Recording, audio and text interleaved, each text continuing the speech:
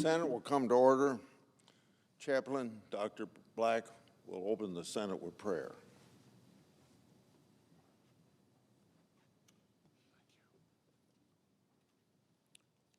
Let us pray. Our Father in heaven, you have created us for your glory. Bless our senators in their work.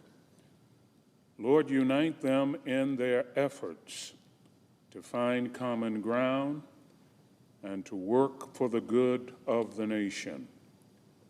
May they seek creative ways of living a life of service that honors you.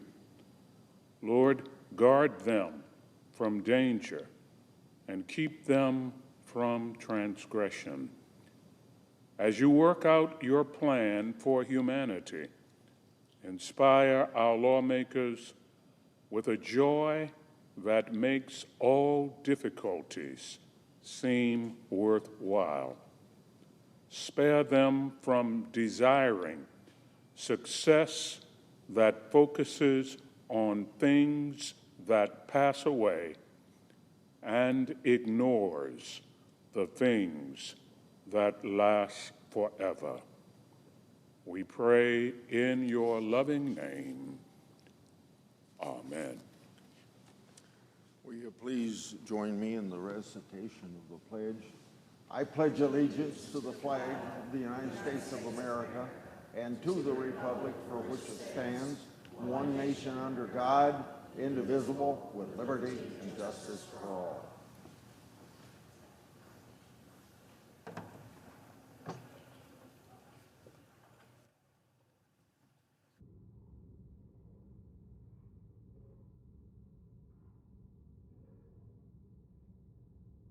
Under the previous order, the leadership time is reserved. Under the previous order, morning business is closed. Under the previous order, the Senate will proceed to executive session to resume consideration of the following nomination, which the clerk will report. Nomination, Department of Transportation, Sean Duffy of Wisconsin to be secretary.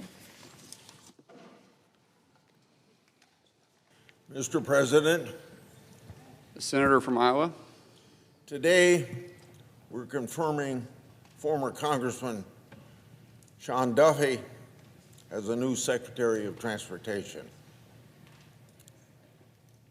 Our nation's infrastructure is essential to the economy, trade, and vitality of each of our 50 states. In Iowa, it is fundamental to moving our agricultural products and manufacturing goods, and of course, our 3 3/10 million people. I have long supported sound, sustainable infrastructure policies that provide certainty to businesses, states, and state and local governments remain strong and support our nation's economic growth and competitiveness. We are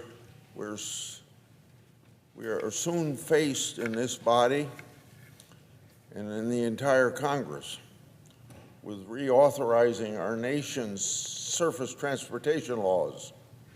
I'm glad that Congressman Duffy understands from representing Northwest Wisconsin that rural America has many infrastructure needs, as many as urban areas. I supported the bipartisan infrastructure bill to provide needed funding to repair, working with him to advance our nation. Now, in the case of Secretary Duffy, even though I didn't meet with him in my office like I do a lot of nominees, I stress today the importance of responding to congressional letters, civics, what we call checks and balances. Congress not only passes laws and appropriate money, but we have a responsibility to make sure that those laws are faithfully executed by whoever's president of the United States. Oversight then allows us, taxpayers, or another way, oversight of Congress ought to implement, we have greater accountability, safety of Boeing aircraft. I fully expect the new secretary to respond to all congressional inquiries in timely and responsive manner. When people come to my office, I remind them of that question they get from every chairman of every committee, that will you answer the letters that we send? Or will you appear before Congress? Or will you take our telephone calls? Every one of them says yes, but that's not entirely how it works out. I use an example of the Justice Department the last 4 years, as I showed soon-to-be Attorney General Pam Bondi, that I wrote 158 letters to the Justice Department, and they, if I got answers, there were partial answers, but most were not responded to. That's not the way that the executive branch of government, either under a Democrat or Republican president, should be handling, or let's say, should be thumbing their nose at the legislative branch of government. So when people say yes to these questions that they're offered by the chairman of the committee, I say to them, it'd be more honest if you'd say maybe instead of saying yes.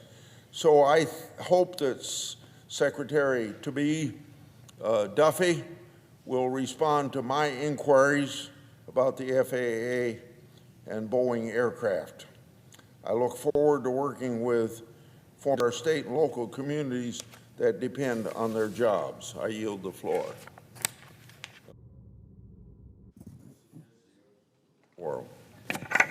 The clerk will call the roll. Ms. Alsobrooks.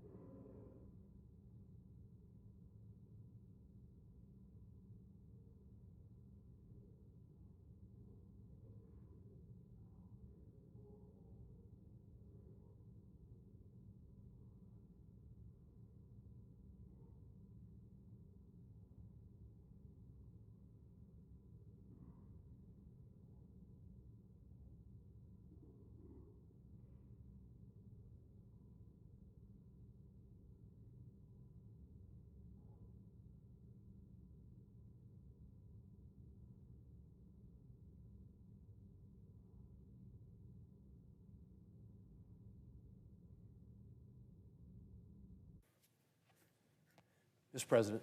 Majority Leader, Mr. President, I ask that the quorum call be suspended. without objection. Thank you, Mr. President.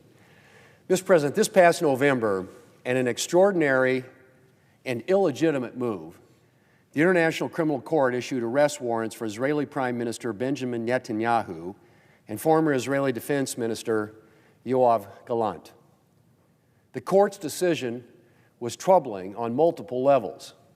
First, the International Criminal Court, or ICC, has no jurisdiction over Israel or its citizens. Neither Israel nor the United States is a party to the treaty establishing the court, and thus the court has zero authority over Israel or its leaders. Second, the court's clear suggestion of moral equivalence between the government of Israel and the Hamas terrorists who attacked Israel and oppressed their own people is beyond the pale. Israel wages war against terrorists. Hamas wages war against innocents. And the only reason Israel has been waging war against Hamas is because Hamas chose to launch a massive attack on innocent civilians that resulted in 1,200 deaths and the taking of approximately 250 hostages, more than 80 of whom are still in captivity today. Mr. President, when it emerged last year that the ICC was planning to seek warrants for Israeli officials, the Republican-controlled House of Representatives brought up legislation to sanction those responsible at the ICC. 42 Democrats voted for it. But the legislation was dead on arrival in the United States Senate, with the Democrat leader refusing to bring it up for a vote. When the ICC released its warrants last November, I promised that if Democrats would not bring ICC sanctions legislation to the floor for a vote, I would. And today, I'm following through on that promise. The bill before us today will sanction foreign individuals who are involved in ICC efforts to investigate, arrest, or prosecute U.S. citizens or citizens of U.S. allies that are not party to the ICC. The bill passed the House again earlier this month with the support of every Republican plus more than 40 Democrats, and I hope we will see a strong bipartisan margin in the Senate as well. First, because this illegitimate targeting of a key U.S. ally should concern all of us. And second, because while the ICC is targeting Israeli leaders today, it could easily set its sights on Americans, and American soldiers in particular, tomorrow. It's happened before, back in 2020. And while the United States will not be turning over any of our military members to the ICC, the issuance of warrants for U.S. soldiers or military leaders could jeopardize American troops' ability to move freely where needed and impede our ability to defend our country and stand with our allies. Mr. President, I want to thank Senator Cotton for all his work on this bill, as well as Senator Risch. And I hope my Democrat colleagues will join Republicans to swiftly get this legislation over the finish line and to the President's desk. Mr. President, I yield the floor, and I suggest the absence of a quorum. Clerk will call the roll. Ms. Alsobrooks.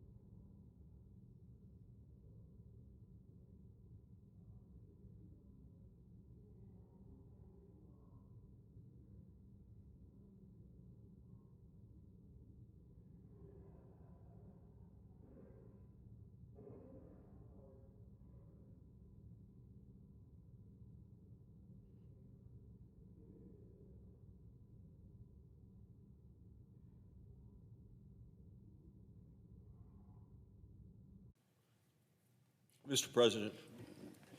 Majority Whip, Thank you, Mr. President. Mr. President, I ask unanimous consent that the quorum call be vitiated. without objection. Thank you, Mr. President. Mr. President, criminals in the world today have an international friend. That friend is called the International Criminal Court. The ICC is headquartered in Europe. It claims unchecked power and power to enforce very loosely defined so-called international law, and they're unaccountable. The ICC is a kangaroo court. U.S. has never ratified this treaty. Neither has Israel. We're not members with this group. This so-called court seems to me to just do the bidding of the country of Iran. It's never issued arrest warrants for leaders of Iran, never tried to prosecute Assad, the former dictator of Syria. The ICC embraces a legal fiction and a moral fraud. And it is the fraud and the fiction that Israel violates human rights and that sovereignty doesn't matter. They also believe that Israel doesn't have a right to defend themselves. Last year, we saw the ICC issue an unjust and unlawful arrest warrant for the Israeli Prime Minister, Benjamin Netanyahu. Israel's former defense minister was also targeted. The charges that the ICC brought were baseless, they were biased, and basically the ICC tends to continue to go after the Jewish state. Have many descriptions of President Netanyahu. They are absurd. They are inaccurate. Let's get to the facts.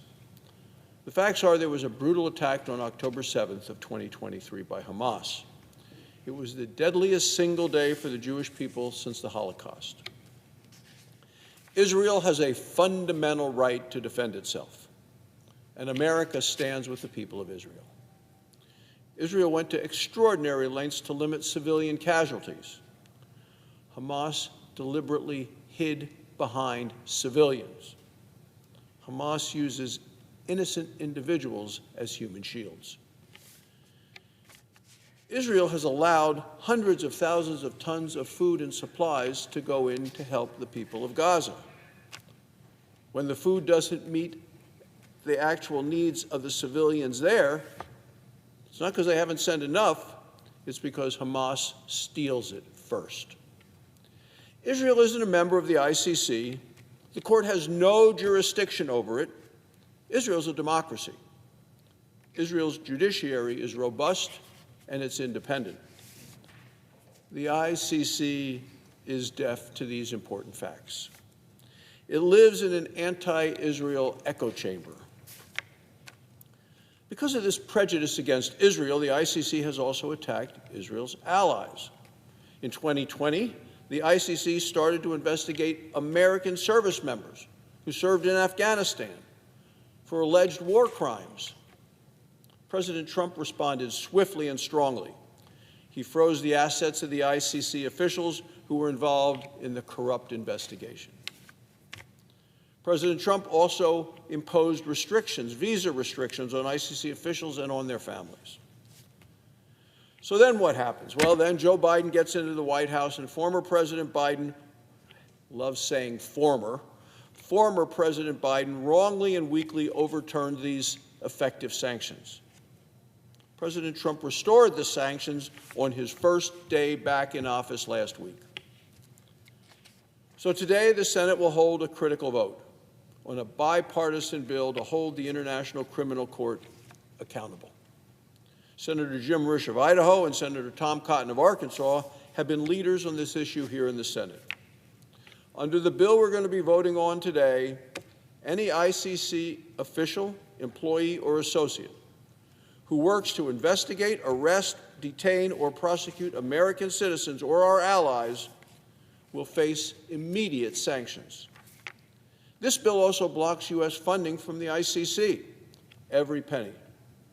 Critically, it ensures American taxpayers are not in any way contributing their hard-earned money to foreign institutions that attack our service members. Passing this bill sends a strong message, an important message, that we in America will not tolerate the ICC's lawfare against Israel. If the ICC attacks America or its allies, the consequences will be swift, will be serious, and will be severe.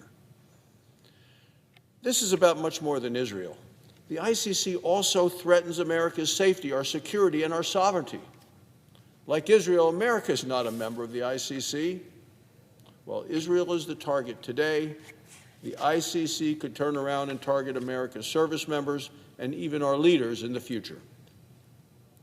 The House of Representatives has passed legislation to sanction the ICC. They've done it several times. Its bipartisan support continues to grow. It grows stronger in the most recent passage. And a majority of Americans support congressional efforts to sanction the ICC. The most recent vote in the House was 243 in favor and only 140 against. 45 House Democrats voted for it. Well, the Senate could have passed ICC sanctions last Congress, but the Democrat leader chose to drag his feet instead.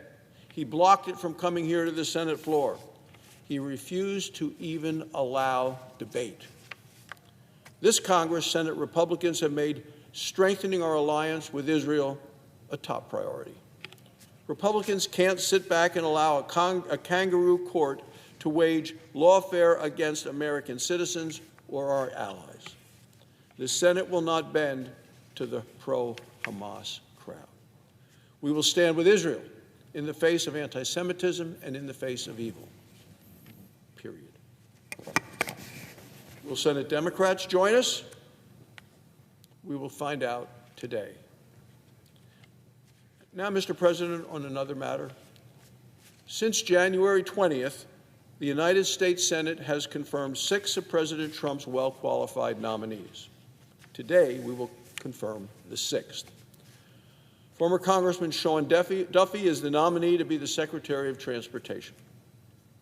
Congressman Duffy received unanimous support in the Commerce Committee. As Secretary of Transportation, Congressman Duffy will be responsible for ensuring Americans have reliable infrastructure and safe travel. His job is critical to America's economic success. From the Erie Canal to the Transcontinental Railroad in the 19th century, from the Panama Canal to the interstate highway system in the 20th century, infrastructure transformed our commercial republic into an economic superpower. Today, our highways, our bridges, our ports, and our airways need improvement as travel and commerce hit record highs. We need to build great things in America again. Families and businesses need confidence that they'll get where they need to go. Sean Duffy is dedicated to moving our nation forward. As Secretary of Transportation, he will lead the department with safety and modernization at the forefront. I look forward, Mr. Chairman, Mr. President, to confirming Congressman Duffy today and working with him during this next administration. Thank you, Mr. President. I yield the floor.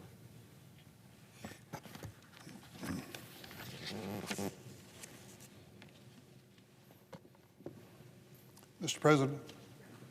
Democrat whip is recognized. Mr. President, we can all agree that the border of the United States should be secure. And of course, we must deport any dangerous individuals who are here unlawfully.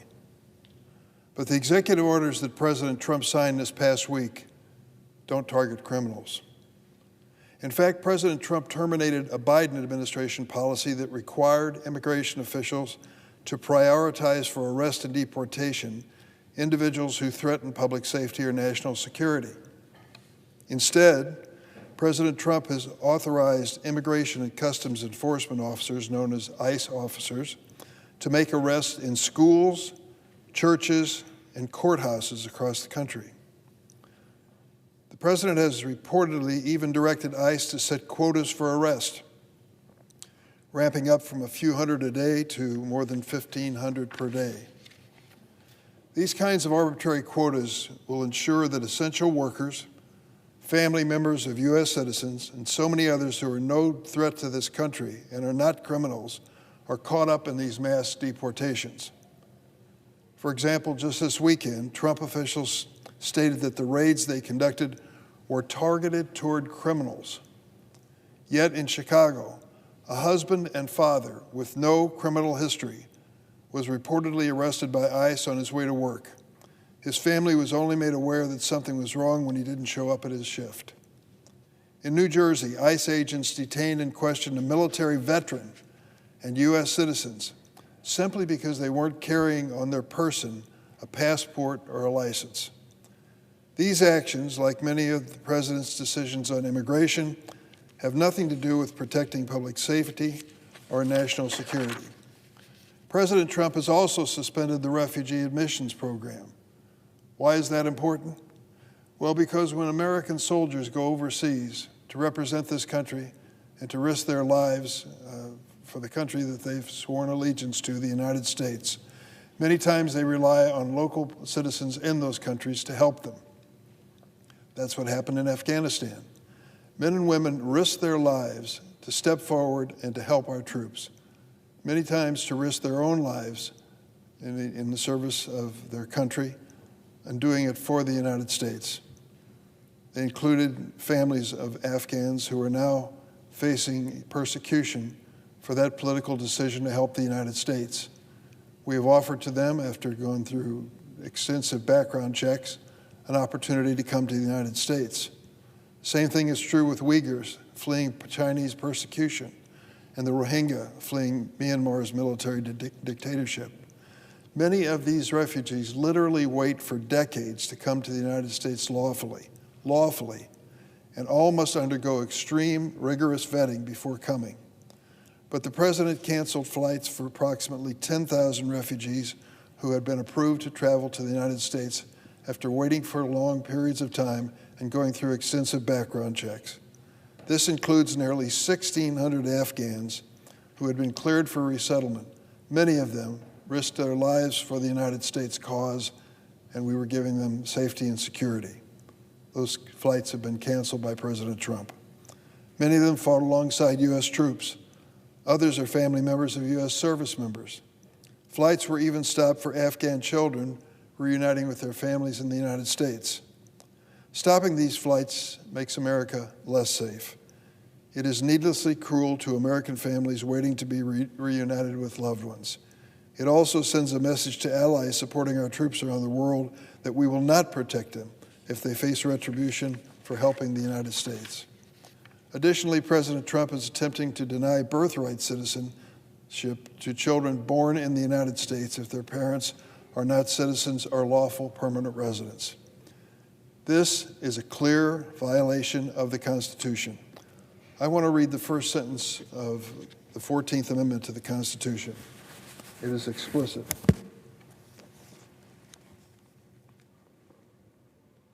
It reads, "All persons born or naturalized in the United States and subject to the jurisdiction thereof are citizens of the United States, of the state wherein they reside." One sentence, as clear as can be.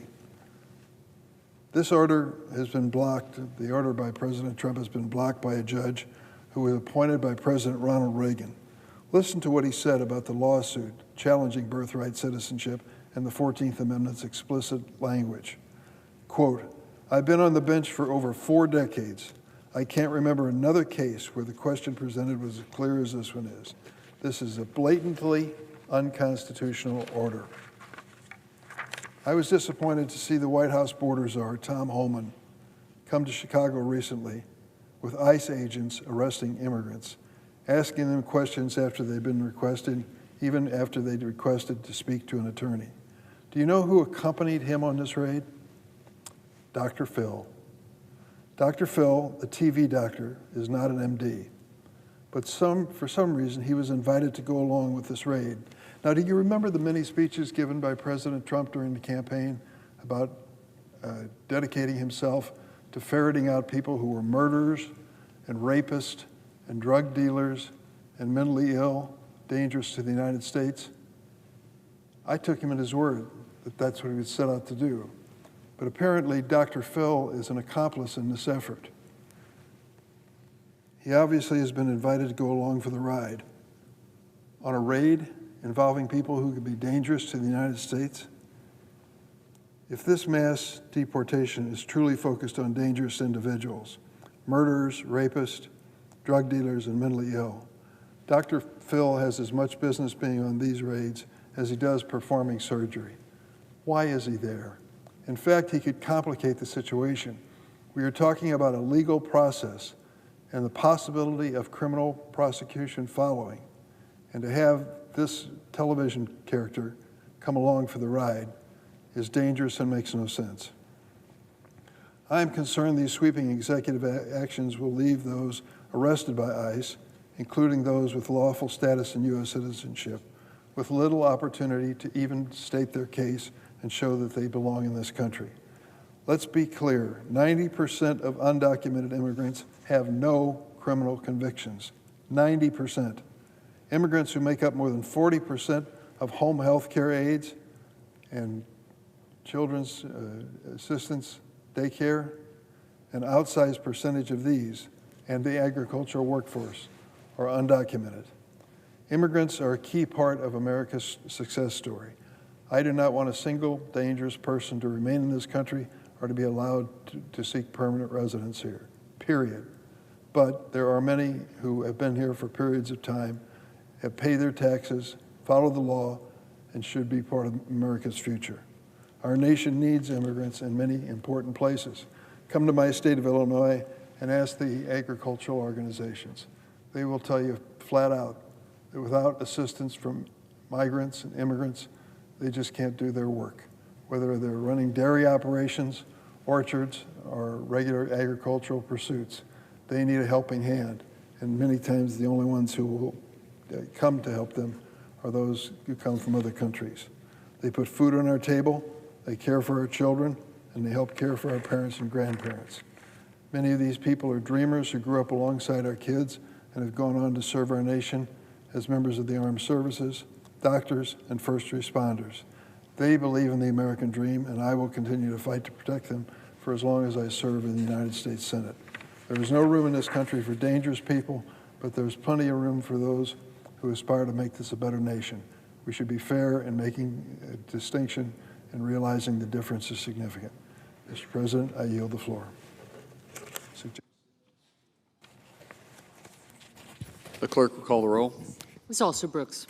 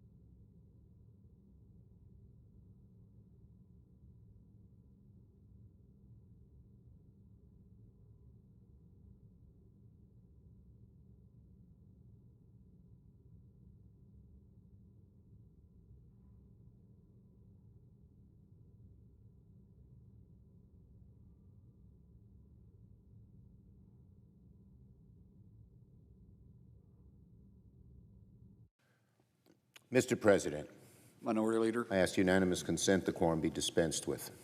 without objection. Mr. President, last night, incredibly and lawlessly, the Trump administration announced a virtual halt to all forms of federal financial assistance. In an instant, one blink of the eye, in the dark of night, Donald Trump has shut off billions, perhaps trillions of dollars that support small businesses, that support families, that support police officers and firefighters, that support hospitals and rural hospitals in particular, that support our localities, our states and cities, our schools, and so much more. Why? Why did Donald Trump do this? Simple: to fund tax cuts for the ultra-wealthy. This decision is lawless, destructive, cruel.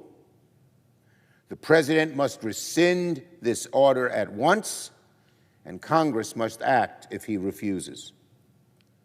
Make no mistake, this is Project 2025, Project 2025 by another name.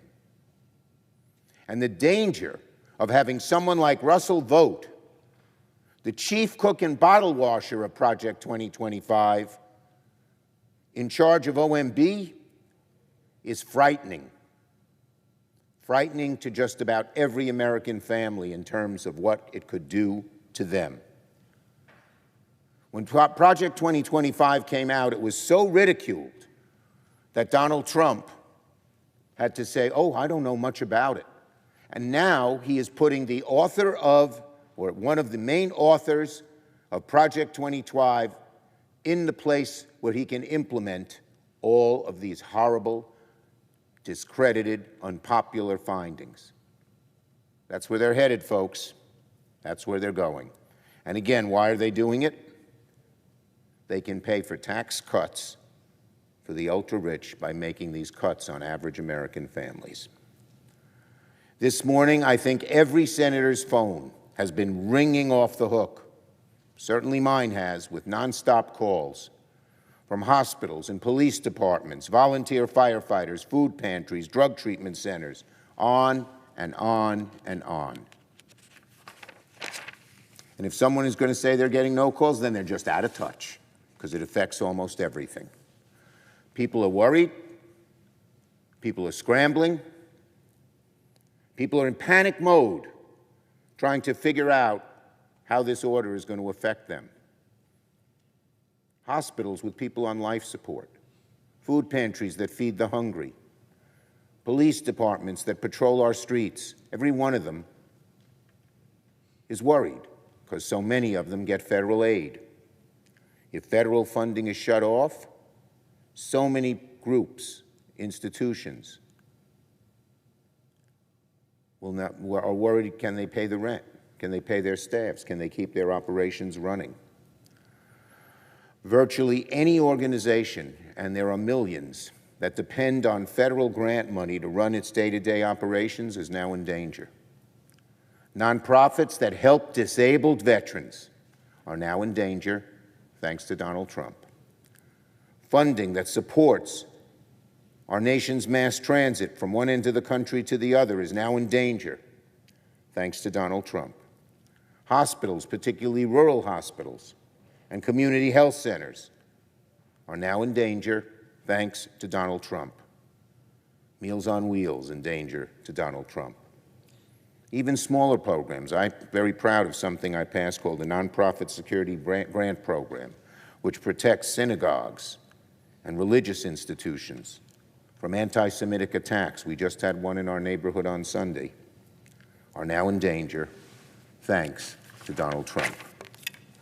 Senior centers, law enforcement, firefighters, water districts, food pantries, all in danger because of Donald Trump.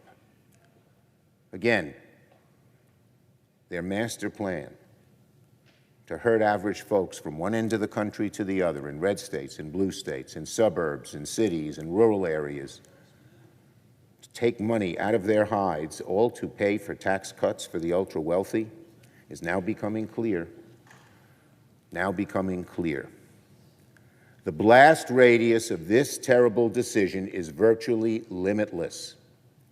It's American families who are going to suffer most. American families should make no mistake. The money being stolen from them will be spent, just not on them. It's going to be spent on tax cuts for the ultra-wealthy and the biggest corporations. President Trump must reverse this course immediately. The Budget Committee should slow down its hearings with Mr. Vogt, till it fully comes out what they all intend to do. The funding President Trump is halting is not optional. Congress has approved these funds and they are law. The President does not, no matter what he thinks, have the authority to ignore the law and ignore Congress. And let me be clear, this is not an isolated act, unfortunately. It comes a week after Trump pardoned violent criminals who sought to overturn our election, days after Trump fired independent watchdogs across the government in a naked attempt to shroud his actions from the American people. I can assure every American that Democrats will pursue all available options, legal and otherwise, to halt this assault. I've talked to the Attorney General of New York State, Tish James, and she and her association, I believe she's the head of the State Attorneys General Association, are going to use all their legal power to stop this illegal act. I implore my Republican colleagues, who know in their hearts and their minds that this is a reckless and unconstitutional action, to speak up, to join us as Americans in defense of the law, but most of all, to protect our communities and to protect the American people from this awful announcement. DeepSeek. When the Soviet Union launched Sputnik 1 into orbit in 1957, it ignited a space race between the two world's greatest powers, and America won. Yesterday, we faced a similar inflection point between China and the United States. This time, the project is not like Sputnik landing on the moon. The prize is something so important: artificial intelligence. The recent news from DeepSeek is being called AI's Sputnik moment for America. DeepSeek unleashed something few could have imagined, an AI chat box that runs more efficiently and was developed at much lower cost than U.S. AI chatbots.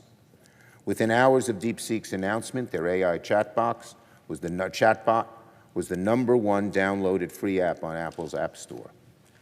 And DeepSeek's announcement makes it all but official. China is catching up with the U.S. on AI. It's a wake-up call that Congress desperately needs. If America falls behind China on AI, we will fall behind everywhere: economically, militarily, scientifically, educationally, everywhere. China's innovation with DeepSeek is jarring, but it's nothing compared to what will happen if China beats the U.S. on the ultimate goal of AGI, artificial general intelligence. We cannot, we must not allow that to happen. This is precisely why I made AI a top priority in the last Congress, with American innovation as my North Star, and I will continue to do so. What we do now on AI, the actions we take, the ways and amounts we invest, the innovation we spur, will definitely define the next decade of this technology. I hope our bipartisan efforts on AI, which made some progress last year, will continue in an even more robust way this year. I stand ready to work with Republicans, this should be bipartisan, to pass legislation and make the investments necessary for the U.S. to win. On RFK Jr., tomorrow Robert F. Kennedy will testify before the Senate Finance Committee on his nomination to become the next Secretary of Health and Human Services. I cannot recall a nominee more dangerous to the health of Americans than Mr. Kennedy. HHS is an agency that depends on science, evidence, and impartiality to ensure the well-being of over 330 million Americans.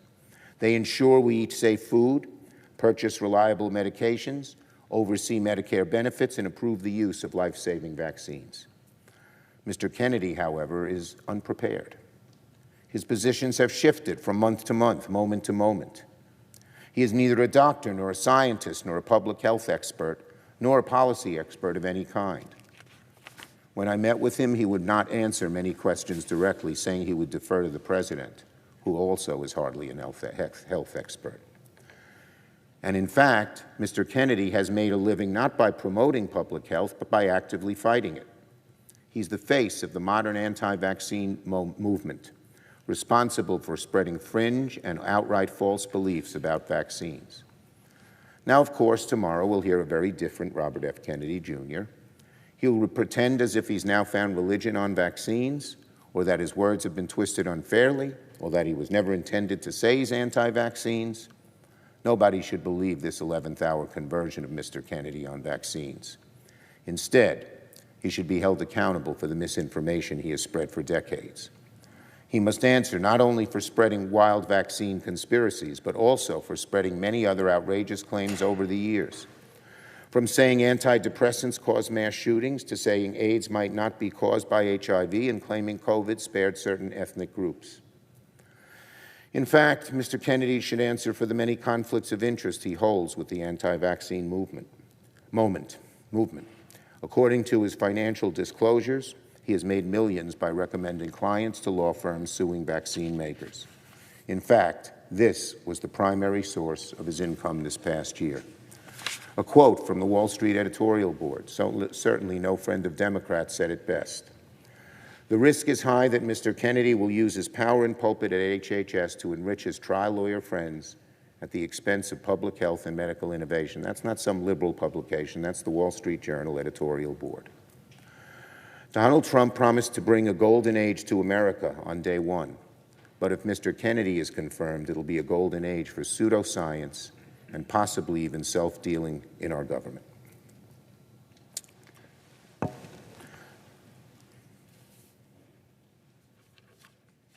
Finally, on January 6th,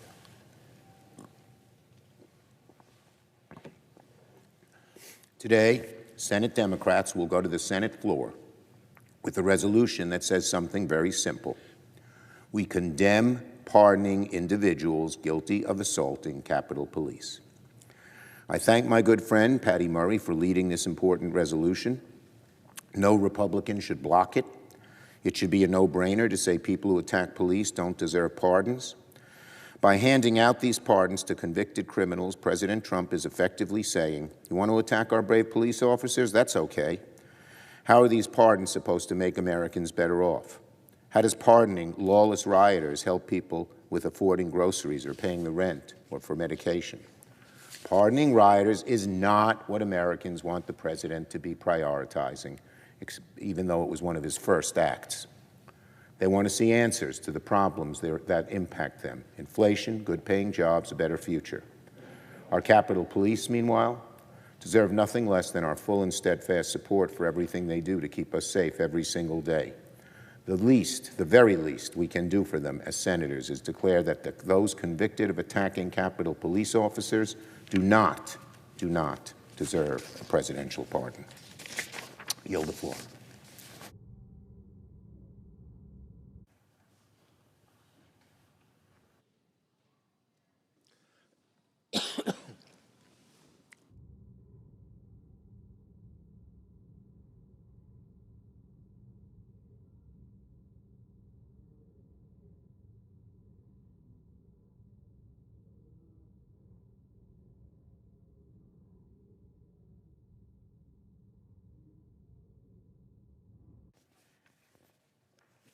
Mr. President.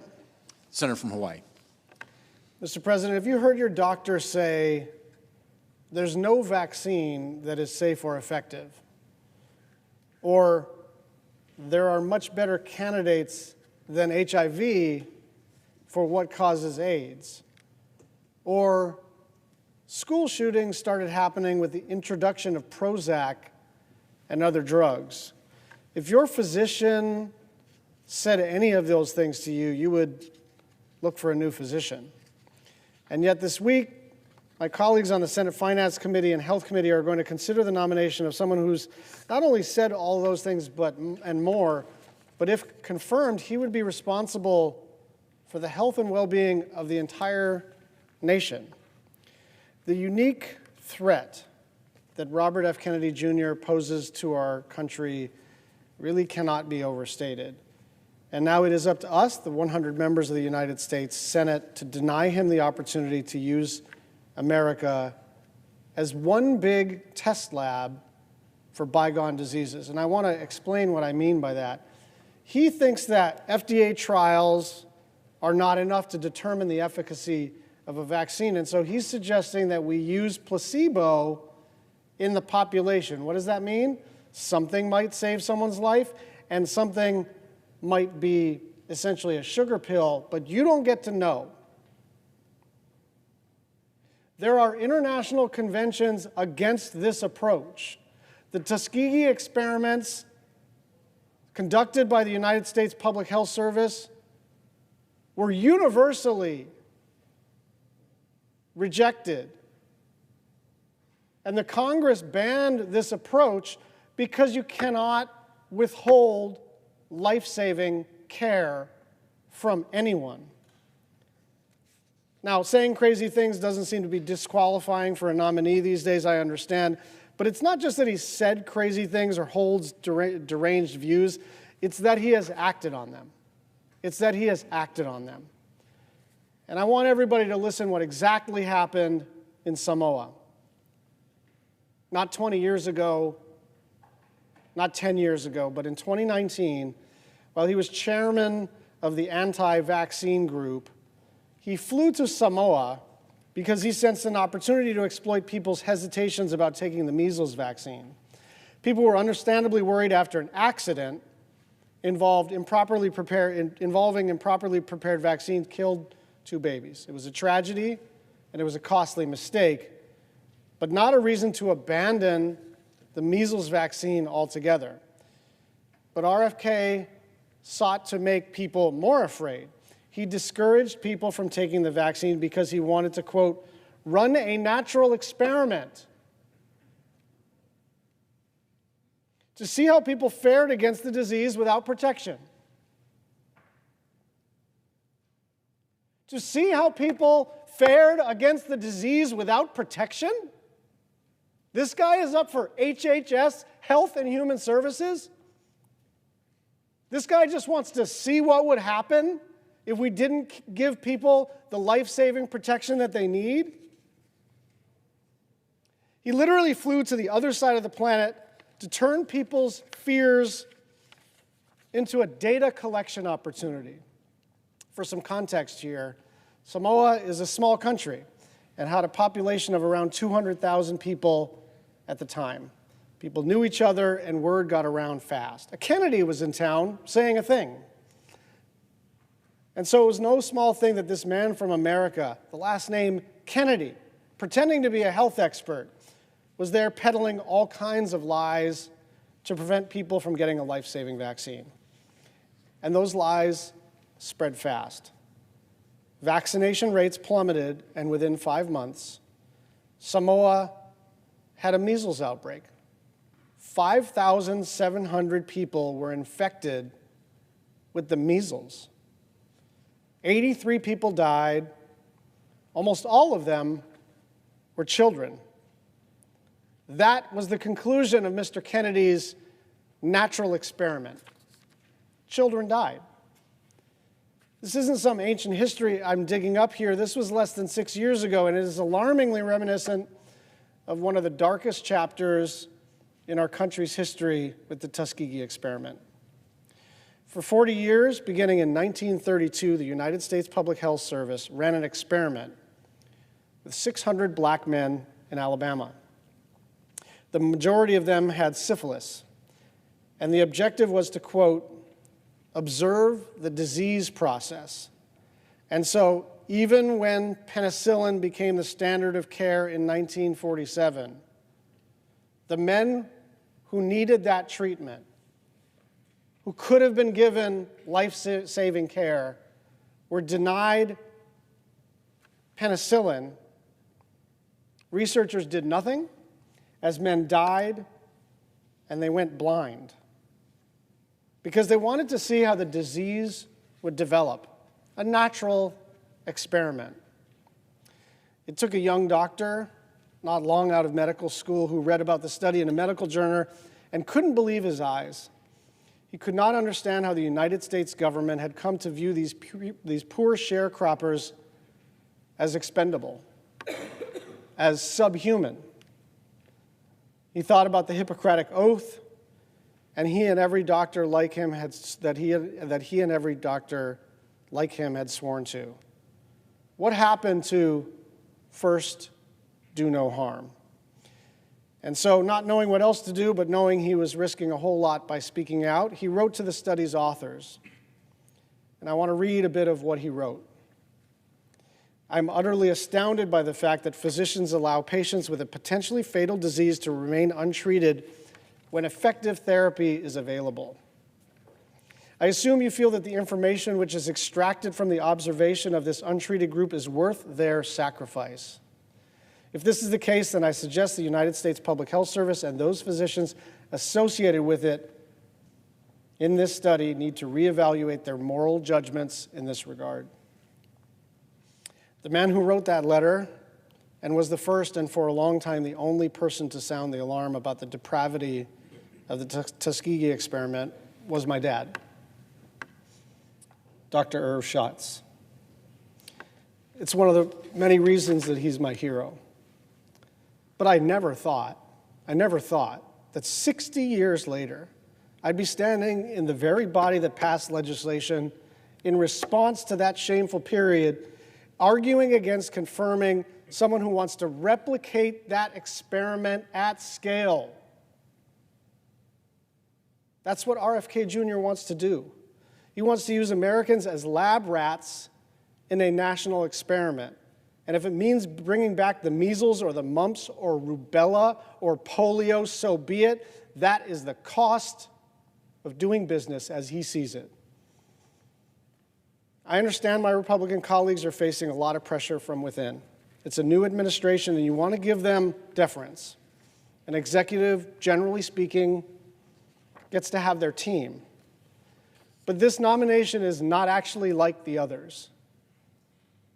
Even if you don't want to take Mr. Kennedy's words so literally, maybe you think he's just wondering aloud, look at his actions. Look at what he's done. Time and time again, he's abandoned every physician's first principle. Do no harm.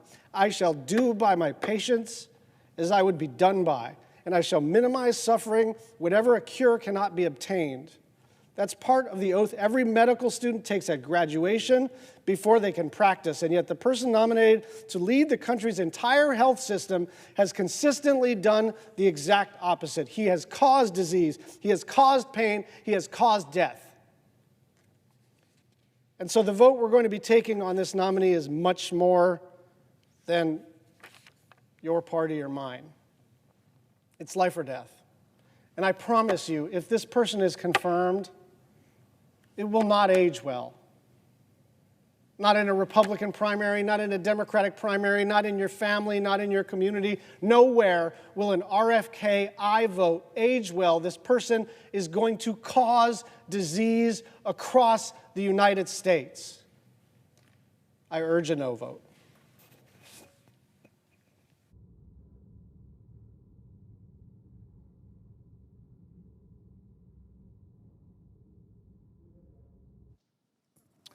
Clerk, call the roll.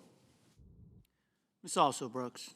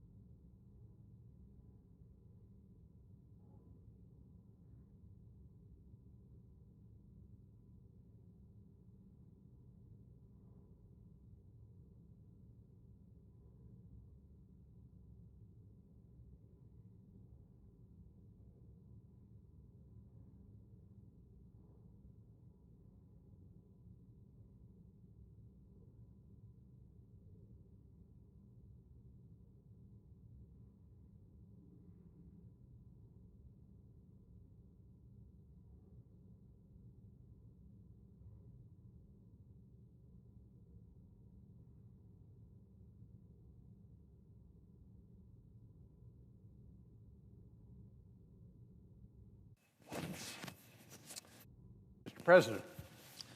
Senator from Texas. Mr. President, I ask unanimous consent that the quorum call be rescinded.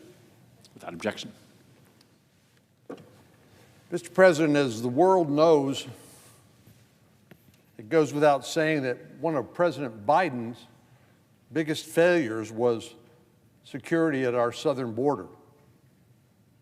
In fact, the situation is so dire that now Democrats, after the November 5th election, are actually finally seeing the light, that they need to do something to recapture the support of the American people. And that was reflected in the first piece of legislation we passed that President Trump will sign into law tomorrow, the Laken Riley Act. 12 of our Democratic colleagues in the Senate, 46 in the House, supported that bill, which I have to think before the November 5th election they would have uniformly voted against. But they realized that they were so out of sync with the American people and our national security interests. I'd love to say they got religion or saw the light. Maybe they just counted the votes. I'm heartened, though, that they have seemed to buck the liberal status quo when it comes to the border and actually helped us pass a law that will strengthen our security and make our communities safer. But let's make no mistake about where this crisis came from that took the life of Laken Riley and so many others. This is one that the Biden administration invited and exacerbated from day one after President Biden took office. On the campaign trail in 2020, President Biden made this pledge, and I'll quote. He said, "I would in fact make sure that we immediately surge to the border all those people who are seeking asylum," close quote. Now that was a big welcome mat or invitation for anybody and everybody across the planet to show up at the border and to claim asylum. And because of the backlog in asylum claims and the fact that they would be released into the interior of the country, basically that was a free ticket into the United States outside of what should be our regular, orderly, lawful immigration system. But President Biden didn't stop there. When he assumed office, he ended all the policies of the previous administration, very successful policies like President Trump's Remain in Mexico policy. He halted the construction of the border wall and instead spent federal dollars to store unused wall materials. And then toward the end of, right before the election or right after the election, we found out they were actually selling these border wall materials for essentially salvage, for pennies on the dollar. And knowing that with President Trump resuming office again, we would have to repurchase those items, it just seemed like a kick in the teeth for the American taxpayer and contemptuous, frankly, of law and order. So we also know that, sort of to add insult to injury, that the Biden administration created the so-called CBP One app. This is an app for your phone. CBP stands for Customs and Border Protection. So basically what happens is people outside of the country who wanted to come here and claim asylum, knowing they would be released into the interior of the country and have to wait for years, maybe as long as a decade before they would appear in front of an immigration judge, they could literally make an appointment to show up at a port of entry using the CBP One app. So here you have the federal government, the U.S. government, facilitating the movement of people into the country that were transported here by criminal organizations that got rich thanks to the Biden administration. And it was not uncommon to see people coming from far-flung parts of the planet. Now, I live in Texas. We have a 1,200-mile border with Mexico. We're accustomed over the years to people from Mexico or Central or even South America coming to the border. but not people from Latvia, from China, from the Middle East. But under the Biden administration, they knew that they were going to be able to come to the United States, and they could actually even schedule an appointment, thanks to the misguided policies of the Biden administration. Even as this crisis continued to grow, President Biden ended the use of the very effective Title 42 authority, which was used during COVID to limit the movement of adult males into the country because of the COVID situation. While this is a national crisis that President Biden created, it is one that has been felt most acutely by the people of Texas, the 31 million people I represent. In the midst of the Biden administration's abject failure to keep the American people safe and to control the movement of people and drugs, including some of the most dangerous criminals you can imagine, it was up to the state of Texas and our leadership, like Governor Abbott, to step up and defend our people and our borders to the best we could. Now, understand, border security is not normally a state function because this is an international border, which means it is a federal responsibility. But what are we supposed to do when the President of the United States and the federal government fail to do their job? Well, the state stepped up, which means not only our leadership, our National Guard, but also Texas taxpayers. In other words, we had to pay the tab to provide for border security such as we could, instead of the federal government picking up the tab as it should have. So Governor Abbott initiated Operation Lone Star, which resulted in more than 500,000 illegal immigrants being apprehended by Texas law enforcement. More than 50,000 criminals were arrested, and more than 240 miles of border barriers were built by the state, not at federal expense, a federal responsibility, but at state expense by state taxpayers. This law enforcement operation also intercepted 500 million doses of fentanyl. Fentanyl, as we now know, is spread throughout the United States, is hidden in counterfeit pills that look like an innocuous pharmaceutical, only to find out that it will kill you at small doses. It took roughly 70,000 lives last year alone, and it's a leading cause of death for young people between the age of 18 and 45. That's what comes over the border, in addition to the millions of people.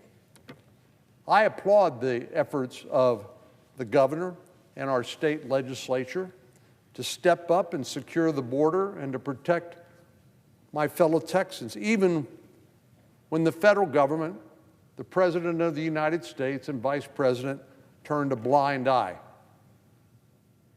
As a result of Operation Lone Star, Texas was able to reduce illegal immigration into the state by 87%. But as I said, these efforts came at a very real cost. The state of Texas spent nearly $4.8 billion on walls and barriers, local grants to counties and cities processing criminal arrests, and moving migrants out of small Texas towns. Deploying the National Guard for building border barriers, guarding and constructing those barriers, and apprehending migrants who were illegally present in the United States cost another $3.6 billion. Then Texas had personnel costs for our state troopers, Department of Public Safety troopers, who were responsible for repelling additional illegal migrants, arresting those who otherwise broke the law, transnational gang members, cartel members, human smugglers, and human traffickers. The federal government didn't do it, So Texas did. That came to an additional $2.25 billion in taxpayer expenditure, money that should have been provided by the federal government for a federal responsibility borne by the taxpayers in my state. The Texas Department of Criminal Justice spent an additional $311.2 million on anti-gang violence. The number of dangerous gangs emanating from Central America or Venezuela are well known. And indeed, these are some of the most dangerous people that have made their way into the United States as a result of the policies of the Biden administration. So Texas had no choice but to deal with anti-gang violence. And then there's the costs associated with the prosecution of these border crimes at Operation Lone Star's criminal processing centers. And then the game wardens. This was an all hands on deck. Even the game wardens in Texas played a role. They patrolled the Rio Grande River to prevent illegal entries. Criminal processing centers required health and safety services, and the list goes on and on and on. This was an all-of-government effort in the state of Texas. Even the Texas Alcoholic Beverage Commission put millions of dollars toward interdicting human trafficking at the border. All told, as a result of the Biden-Harris administration's abject dereliction of its responsibility at an international border to enforce the law cost the state of Texas about $11.1 billion. Now, Texas, unlike many states in the rest of the country, doesn't have an income tax. We fund our government through sales tax and through property tax, and we don't have an income tax. This was a painful expenditure by the Texas legislature and by our leadership. And that figure doesn't even take into account what local counties and cities and other nonprofits were forced to further shoulder when it came to the financial burden. Before President Biden came to office, Texas spent $800 million every 2 years on border security, roughly $400 million a year. That means that taxpayers are on the hook for nearly 14 times what they typically spent on border security due to the failure of the Biden administration. It wasn't just negligence, it was intentional. It was willful. Keeping our nation's borders secure is the responsibility of the federal government. It is not, and it should not be, the responsibility of the individual states. That's part of our constitutional framework. This is a crisis that the Biden administration literally invited by rolling out the welcome mat and refusing to enforce laws that were on the books. What's worse, in the midst of this disaster, the federal government reimbursed others, nonprofits, non-governmental associations, to help facilitate illegal immigration through FEMA's emergency food and shelter program to the tune of hundreds of millions of dollars. So Texas has been stuck with the check for the Biden-Harris failed policies, and that's wrong. Governor Abbott has asked Congress to reimburse Texas for its costs that should have been incurred by the federal government in the first instance. I support this request, and along with our state delegation, we are going to fight to get Texas taxpayers the money they're rightfully owed. The Texas congressional delegation is 40 individuals strong, 38 in the House and 2 here in the Senate. And we believe it's only right and just for the federal government and the Congress to reimburse the state for expenditures it should have never had to make. If the Biden-Harris administration had simply done its job, which is to provide for a secure border. Surely, if the federal government can reimburse non-governmental organizations for rolling out the welcome mat for illegal migrants, it could also cover Texas's expenses for keeping U.S. citizens safe. And the work that was done along the border just did not accrue to the benefit solely of people in Texas. I mentioned the fentanyl crisis. Fentanyl now, unfortunately, has spread to 50 states. But the work that was done at the border, keeping some of the fentanyl out of the country and arresting criminals at the border, that benefited people in all 50 states. Again, another reason why this is a federal responsibility. It's only a matter of basic fairness that the federal government should step up and help address a crisis that it was a problem of its own making. Texas taxpayers should not have to foot the bill alone as a result of President Biden's mishandling of border policy. So I urge all of our colleagues here in the Senate, as well as our colleagues in the House, to work with me and the Texas delegation, all 40 of us, on fulfilling this request by Governor Abbott to reimburse Texas for its expenses that it never should have had to spend and make if President Biden and the federal government had simply done its job. The federal government created this crisis, and it's up to the federal government to pay the tab. Mr. President, I yield the floor. I would note the absence of quorum. Clerk, call the roll. Ms. Also Brooks.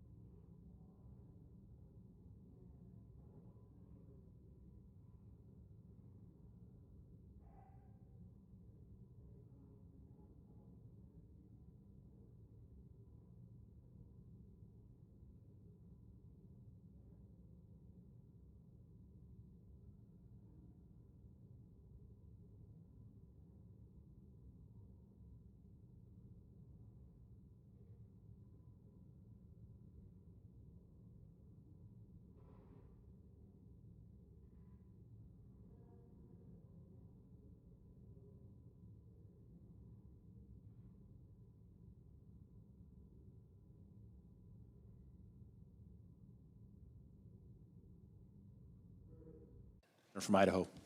Are we in our quorum call? We are. I'd ask quorum call be seated, please. Without objection. Thank you.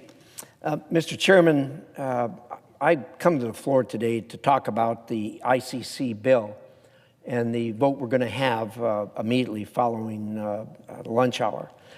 When the International Criminal Court issued arrest warrants for Israeli Prime Minister Benjamin Netanyahu and his former defense minister for defending their country against an unprovoked, brutal attack on their homeland, the ICC was exceeding its mandate. There's no question about that in my mind, and further, there is no question in my mind that it is a clear demonstration of the court's inability to focus on justice and determine what is justice and determine what is right and what is wrong. The ICC does not have jurisdiction over Israel. This clearly political move erased the last illusions of legitimacy for the organization and is just another example of partisanship and anti-Semitism infecting our international organizations like the United Nations, the ICJ, and of course, the ICC. This needs to end. The United States needs to stand in solidarity with our ally Israel, not only by providing them with the assistance they need for their self-defense, but by sanctioning the ICC to compel the organization to change its corrupt behavior and countering this blatant anti-Semitism wherever it appears. I look forward to working with the Trump administration and Secretary of State Rubio, who I believe will be excellent partners in rooting out the corruption in our international organizations, and I urge my colleagues to vote yes on this bill to support our greatest ally in the Middle East, Israel.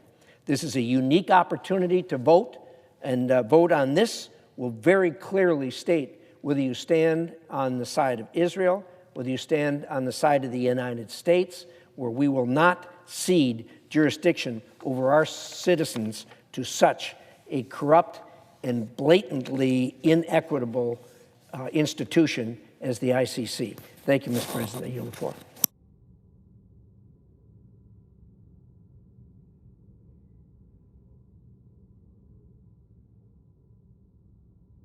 With the absence of quorum. Clerk, call the roll. Ms. Also Brooks.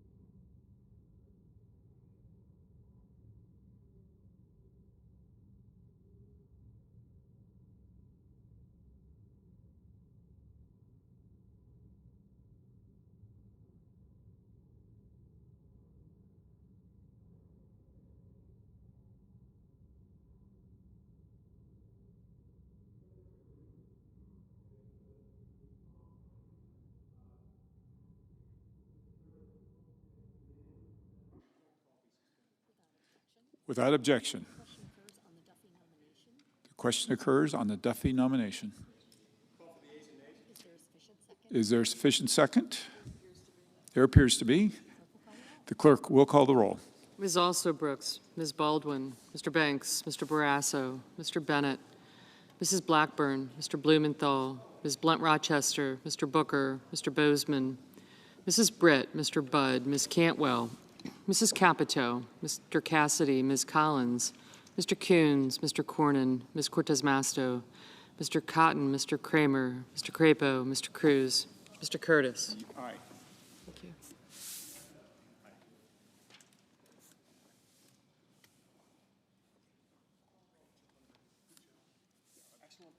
Mr. Daines. Ms. Duckworth. Mr. Durbin. Ms. Ernst. Mr. Fetterman. Mrs. Fisher. Mr. Gallego. Mrs. Gillibrand. Mr. Graham. Mr. Grassley. Mr. Haggerty.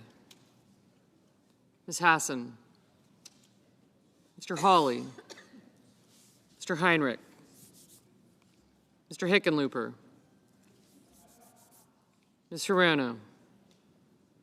Mr. Hoven. Mr. Husted. Mrs. Hyde-Smith. Mr. Johnson. Mr. Justice. Mr. Kane. Mr. Kelly. Mr. Kennedy.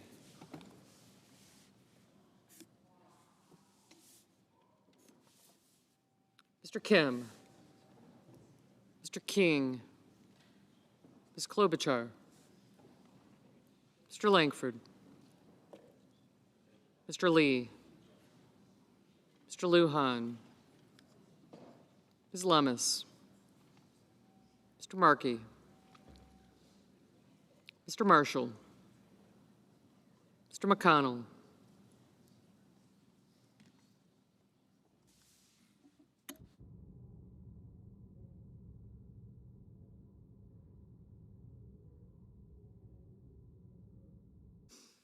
Mr. McCormick.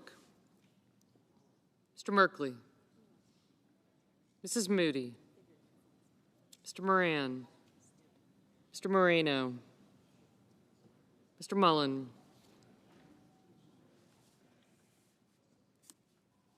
Ms. Murkowski. Mr. Murphy.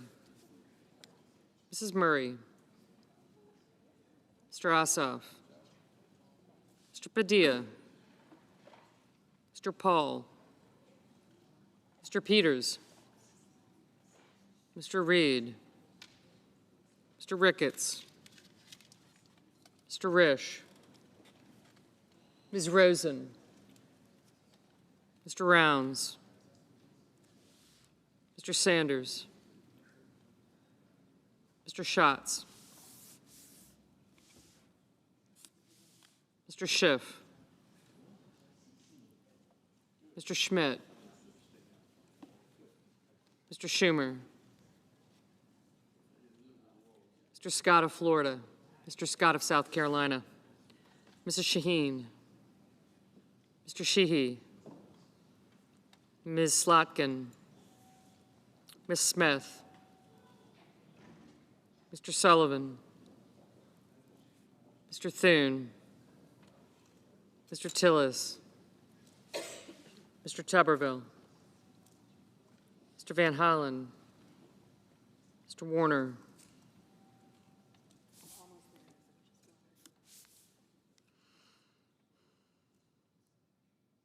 Mr. Warnock, Ms. Warren, Mr. Welch, Mr. Whitehouse, Mr. Wicker, Mr. Wyden.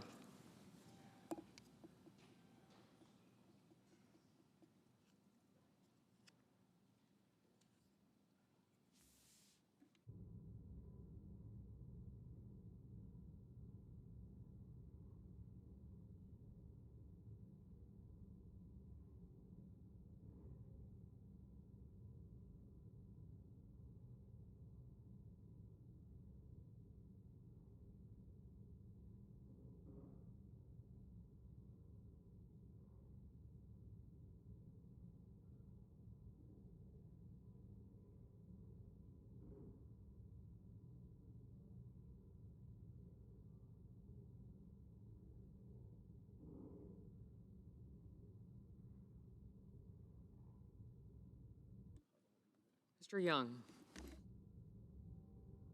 Senators voting in the affirmative: Baldwin, Barrasso, Curtis, Graham, Lee, Risch, and Schmidt.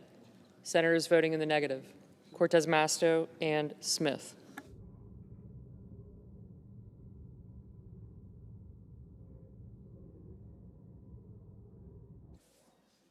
Mr. Husted. Aye.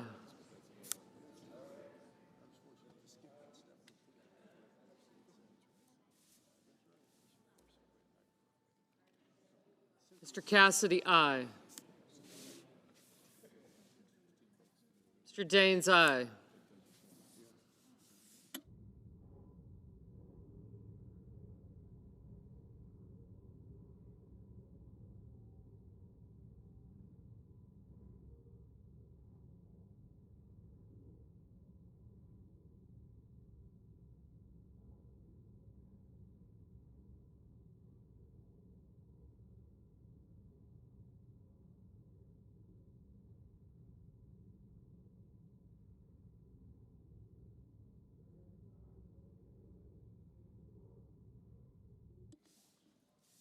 Mr. Whitehouse, aye.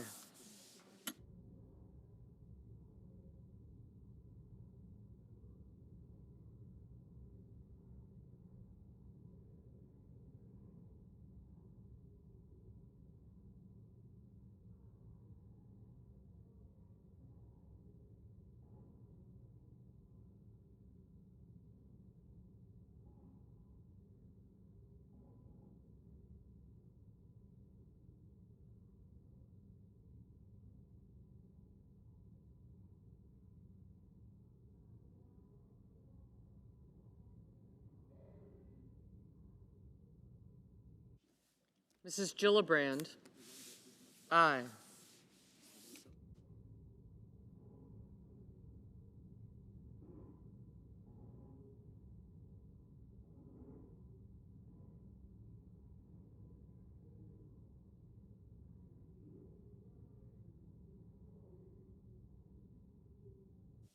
Mrs. Moody, aye. Ms. Cantwell, aye.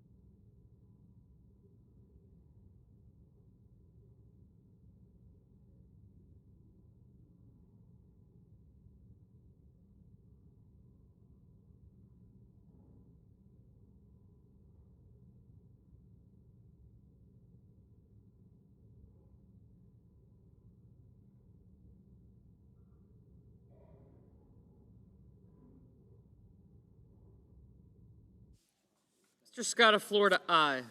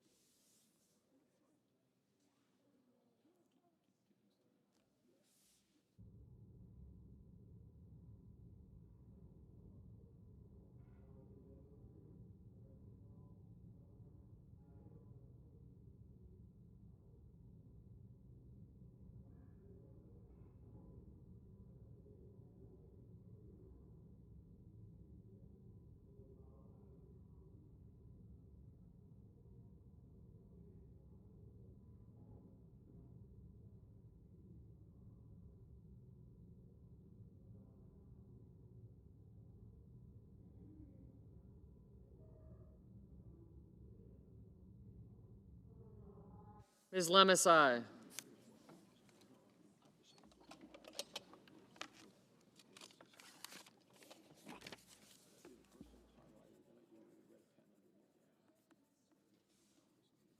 Mr. King, aye.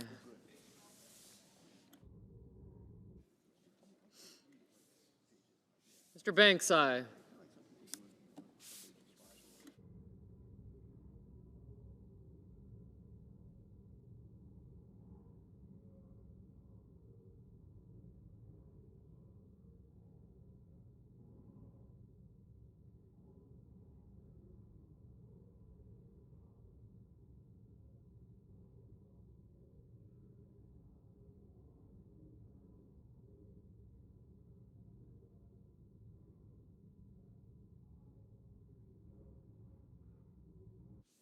Mr. Kelly, aye. Mr. Hickenlooper, aye.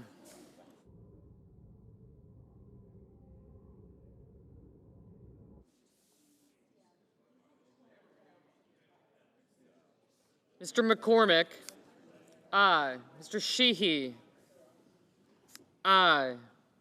Mr. Moreno, aye. Mr. Markey, no. Mr. Tuberville, aye.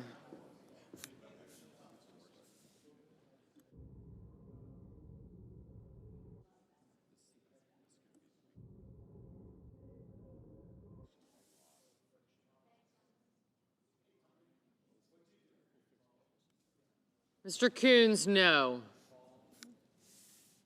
Ms. Blunt Rochester, no.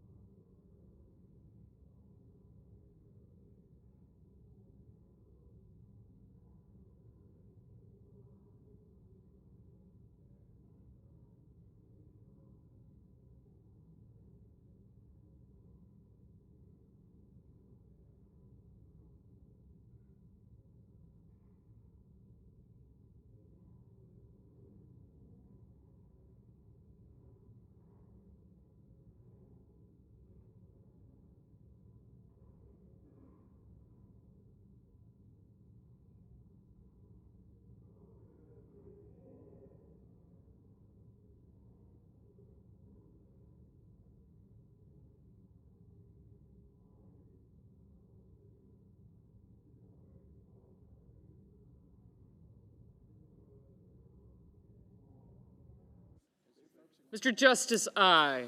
Mr. Cornyn, aye.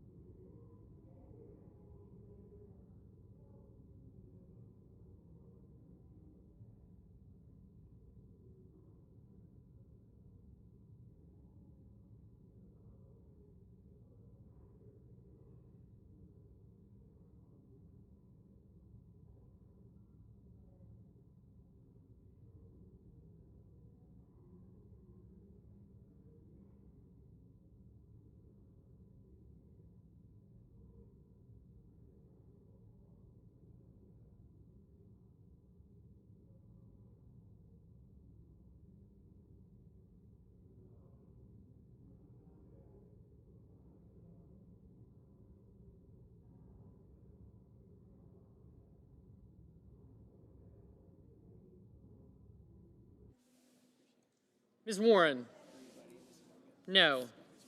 Mr. Budd, aye.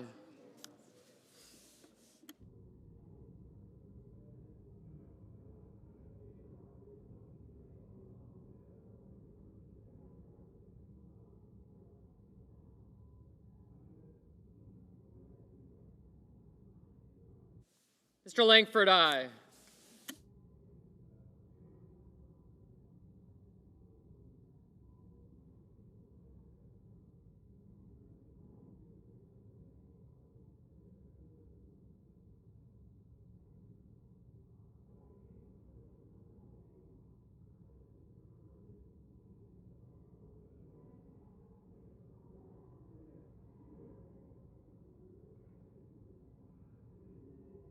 Mr. Bozeman, aye.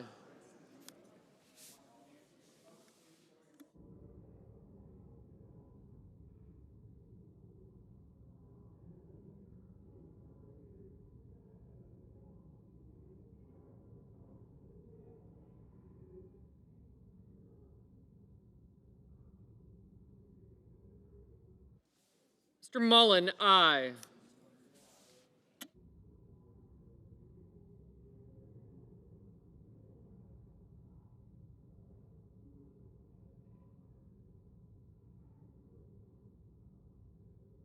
Mr. Johnson, aye.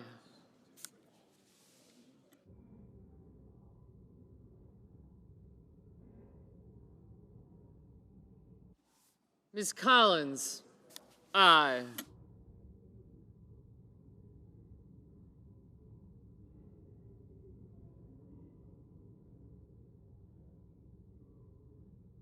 Mrs. Capito, aye.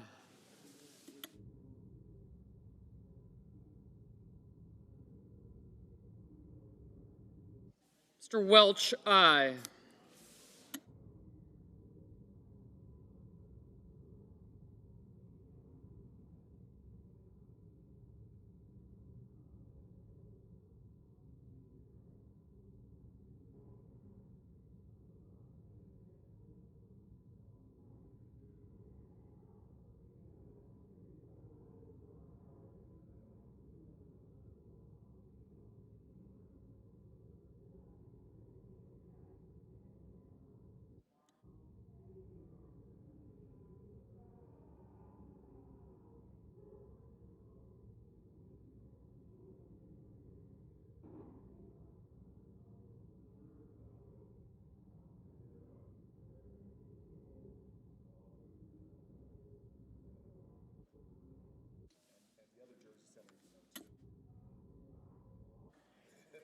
Mr. Kim, no. Mr. Booker, no. Mr. Kennedy, aye. Mr. Merkley, no. Mr. Thune, aye.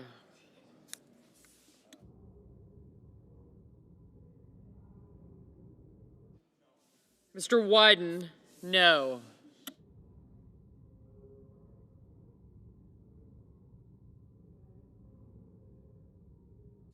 Mr. Rounds, aye. Mr. Sanders, no.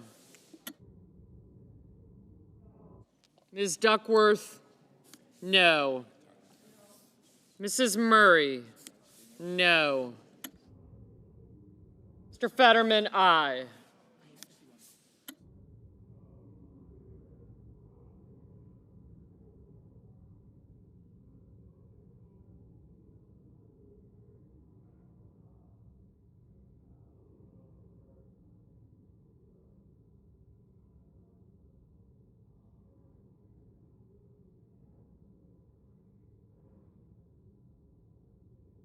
Mr. Hawley, aye.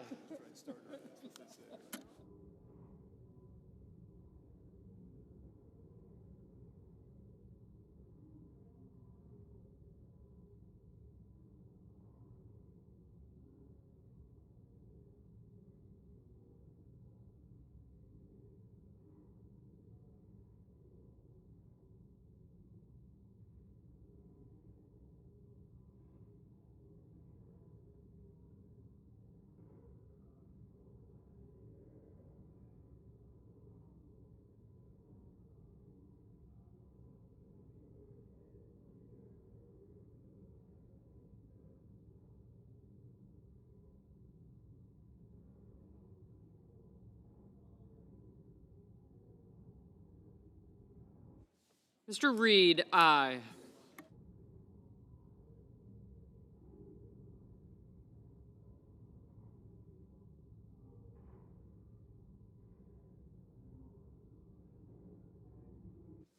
Mr. Van Hollen, no.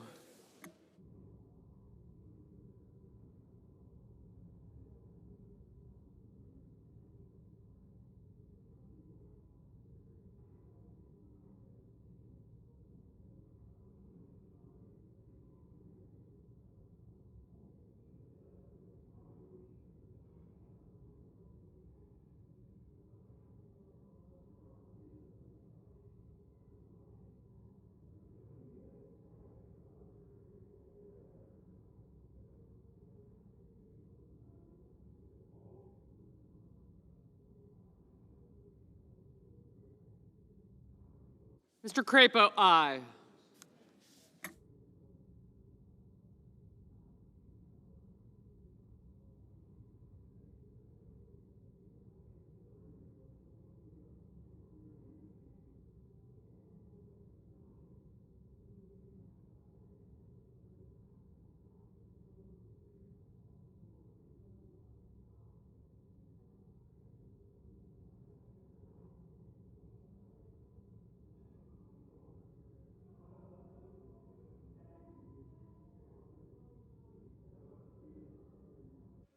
Ms. Ernst, aye.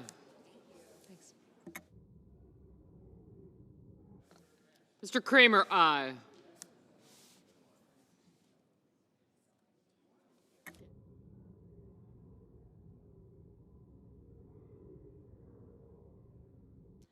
Mr. Grassley, aye. Mrs. Fisher, aye.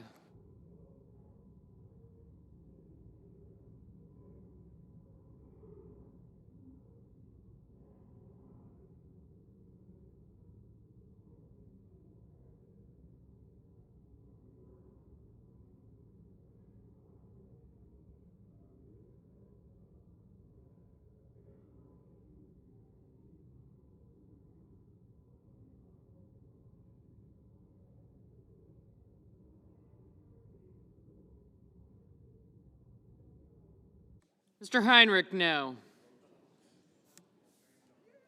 Mr. Lujan, no.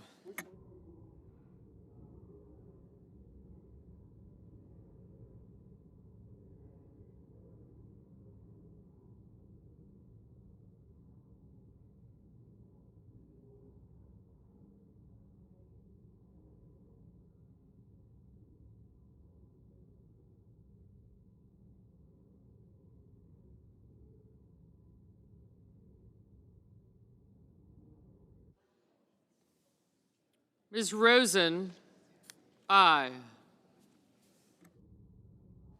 Ms. Hassan, aye.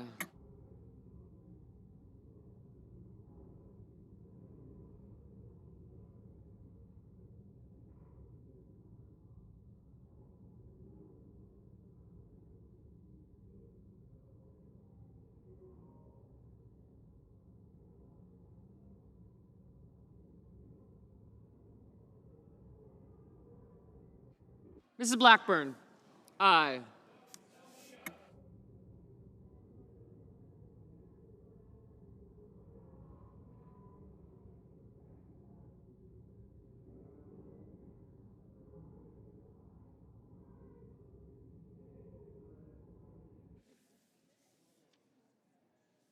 Mr. Young, aye.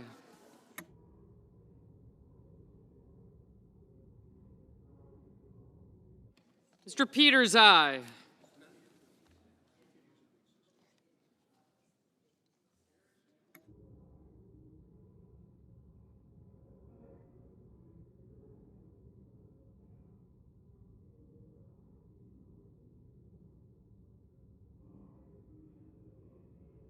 Mr. Moran, aye.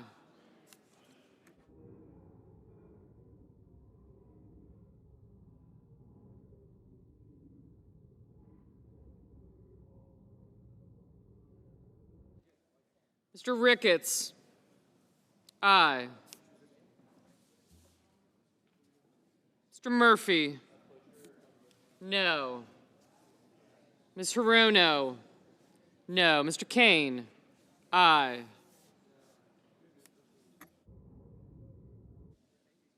Mr. Reed, no.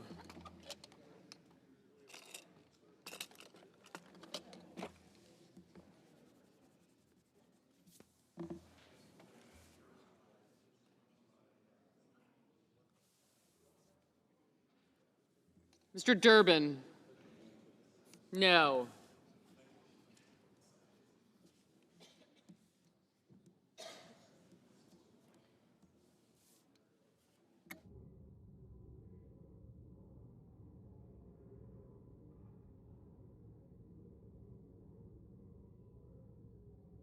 Mr. Gallego, aye. Mr. Marshall, aye.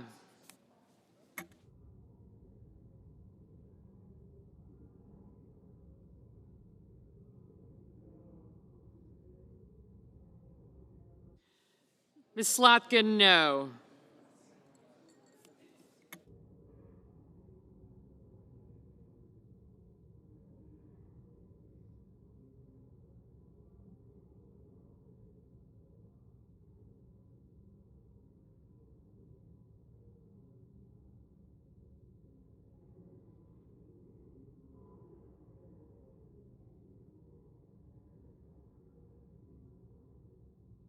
Mr. Cotton, aye.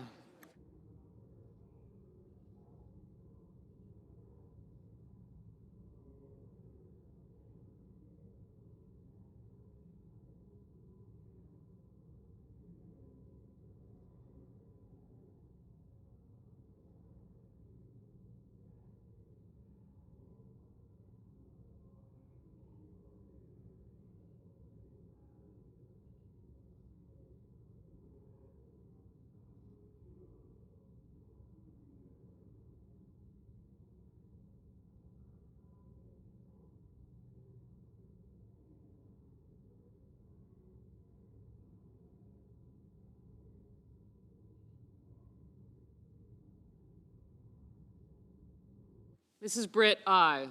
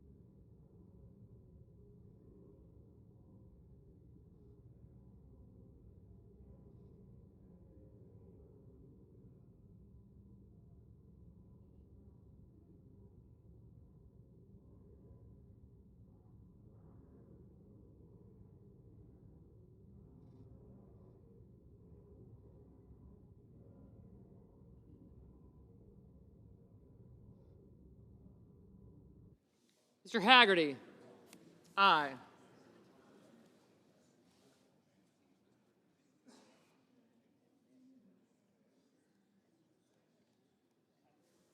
Mr. Tillis, aye.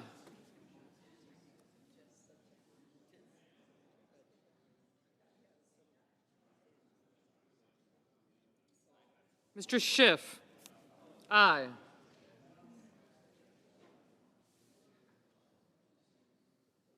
Mr. McConnell, aye.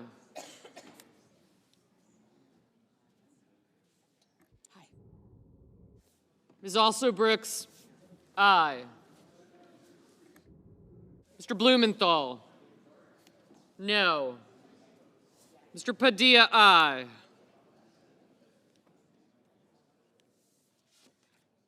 Ms. Klobuchar, aye.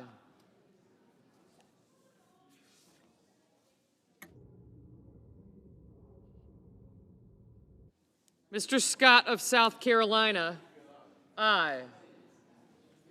Ms. Murkowski, aye.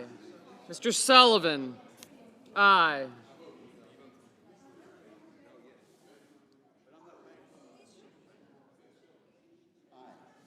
Mr. Wicker, aye.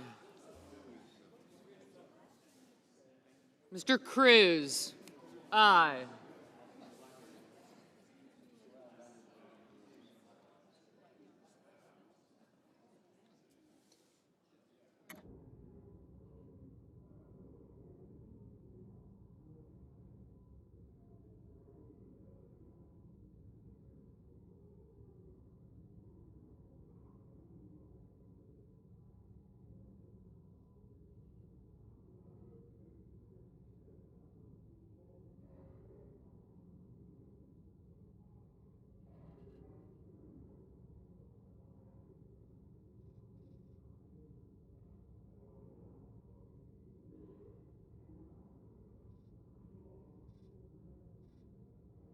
Mr. Hoven, aye.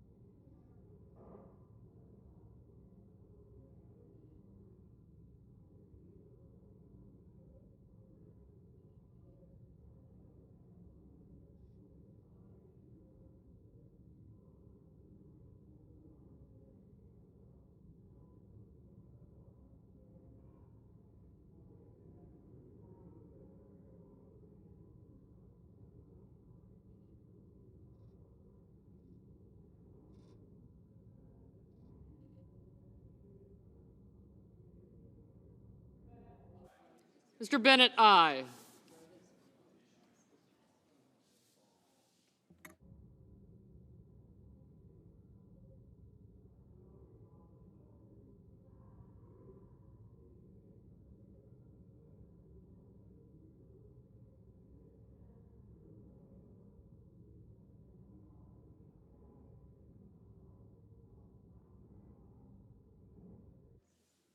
Mr. Schumer, aye.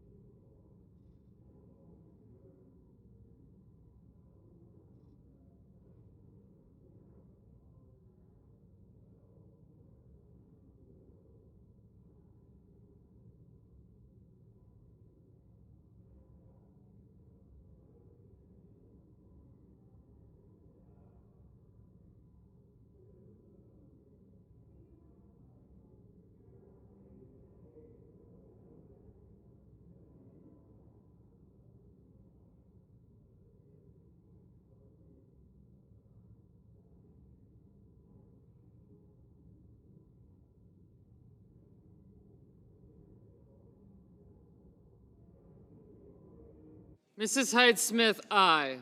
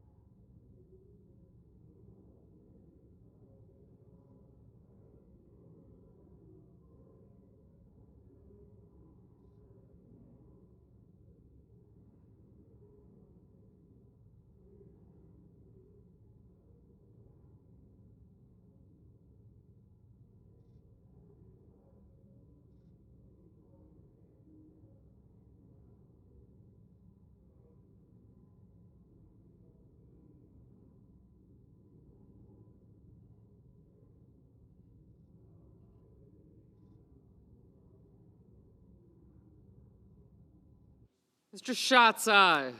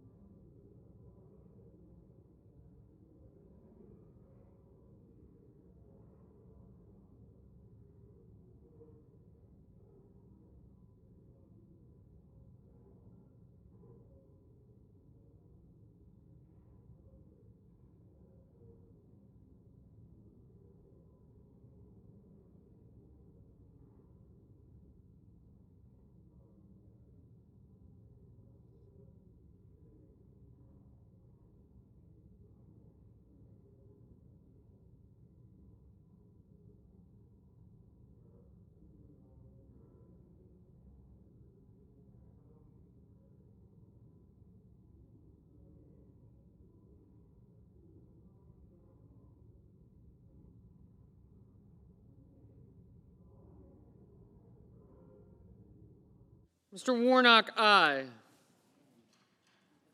Mrs. Shaheen, aye. Mr. Warner, aye.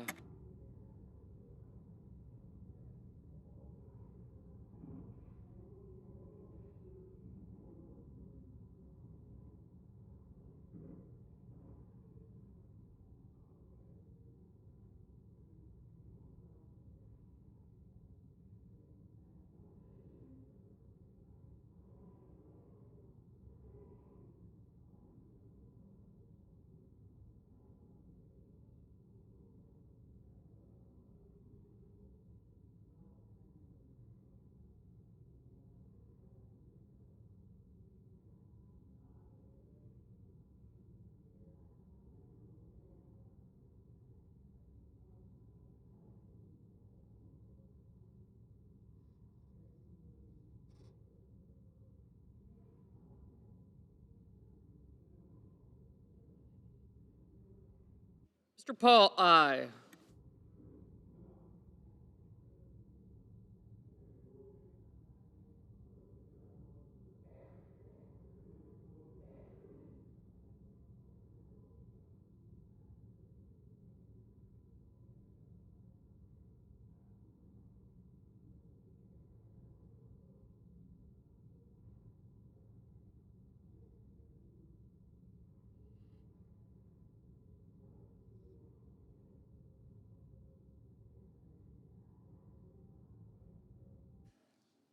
On this vote, the yeas are 77, the nays are 22. The nomination is confirmed.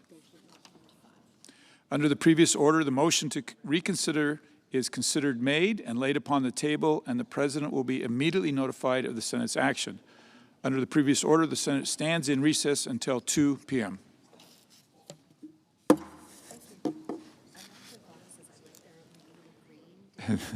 Thank you.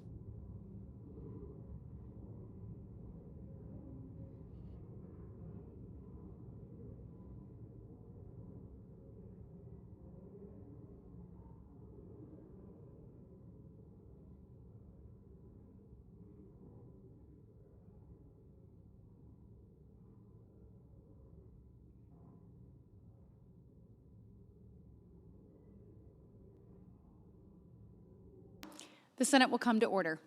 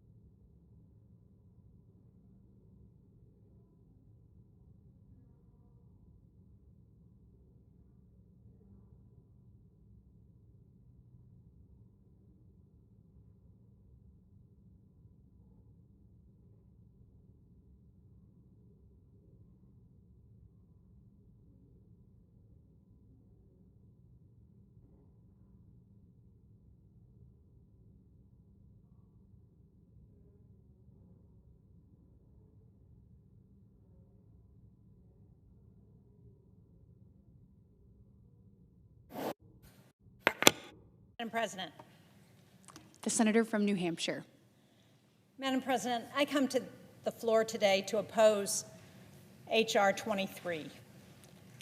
This is a bill that levels unprecedented mandatory sanctions on the International Criminal Court, the ICC. I understand my colleagues' concerns about whether the court has jurisdiction over Israel, and I share those. I agree the court should not focus its resources investigating U.S. service members. I can't believe anybody in this chamber wants to see that. But the way this bill is drafted, sanctioning the ICC will not get them to withdraw the arrest warrants for Israeli officials. It could actually have the opposite effect, hardening the court's position. These sweeping sanctions we are about to consider are an incredibly powerful tool, and making this an issue that frankly goes beyond Israel and the United States and stretching around the world is not going to be helpful to our national security. These sanctions will make it almost impossible for the United States to engage the court on other issues in our national interest, whether that's prosecuting the atrocities in Sudan, or human rights abuses by the Taliban, or in Venezuela, or Russia's war crimes against Ukraine. This bill would target the civil servants who work at the ICC, and not just them, it would target their families. Lower-level workers who provide administrative, paralegal, research, even catering and sanitary services would be affected. It could target their family members just for being related. The bill could also potentially target subsidiaries of major U.S. companies like Microsoft for providing technical services to the ICC, which they may have been performing for a number of years before this bill was passed. And the way it's worded, it's retroactive, it would affect them.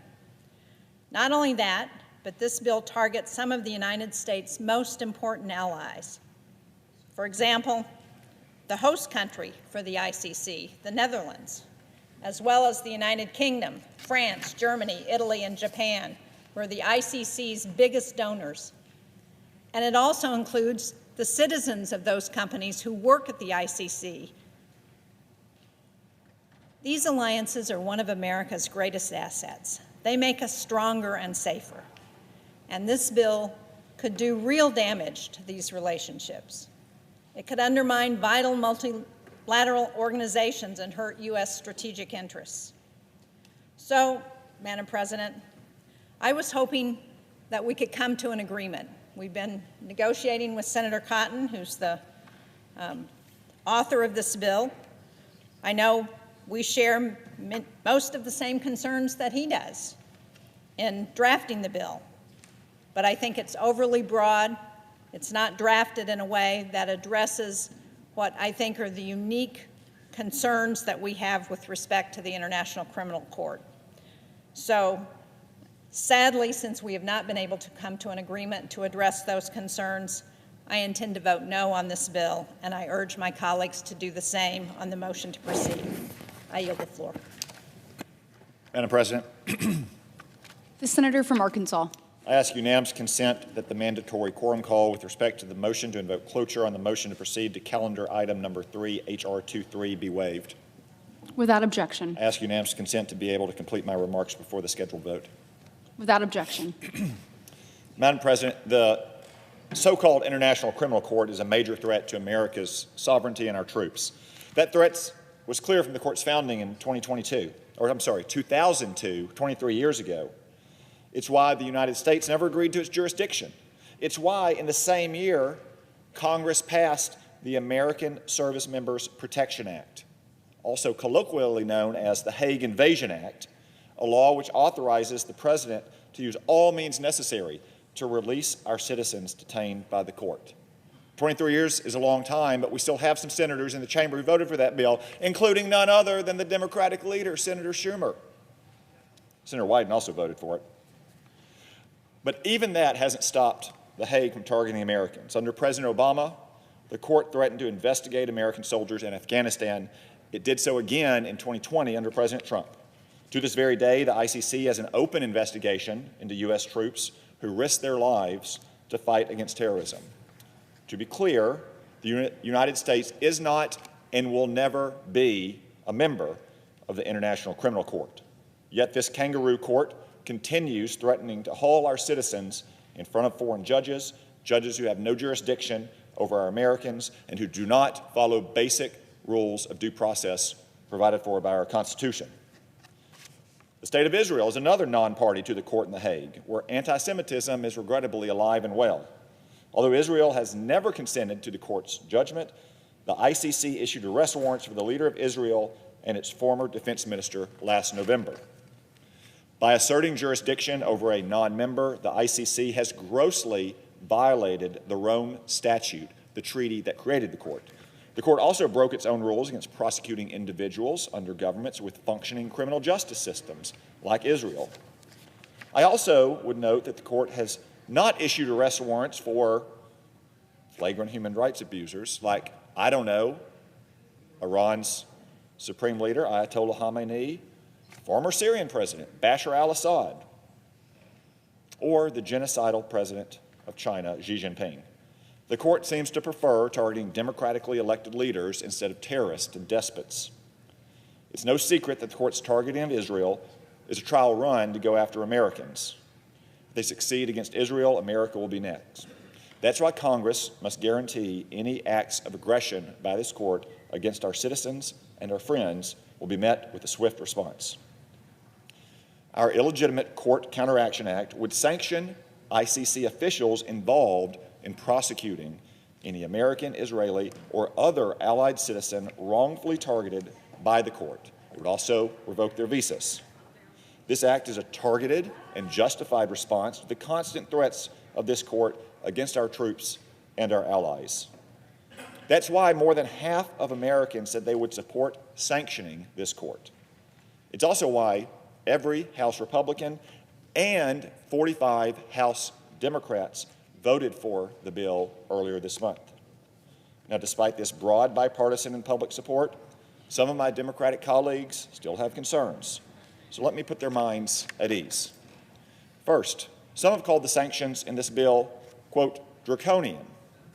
Far from draconian, these same property and visa restrictions were used by the Obama and Biden administration not once, not twice, but 49 times. Others have said the bill could target our allies.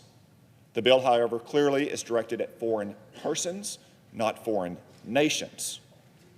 Okay, but still others have said the ICC bill targets, quote, citizens of our allies.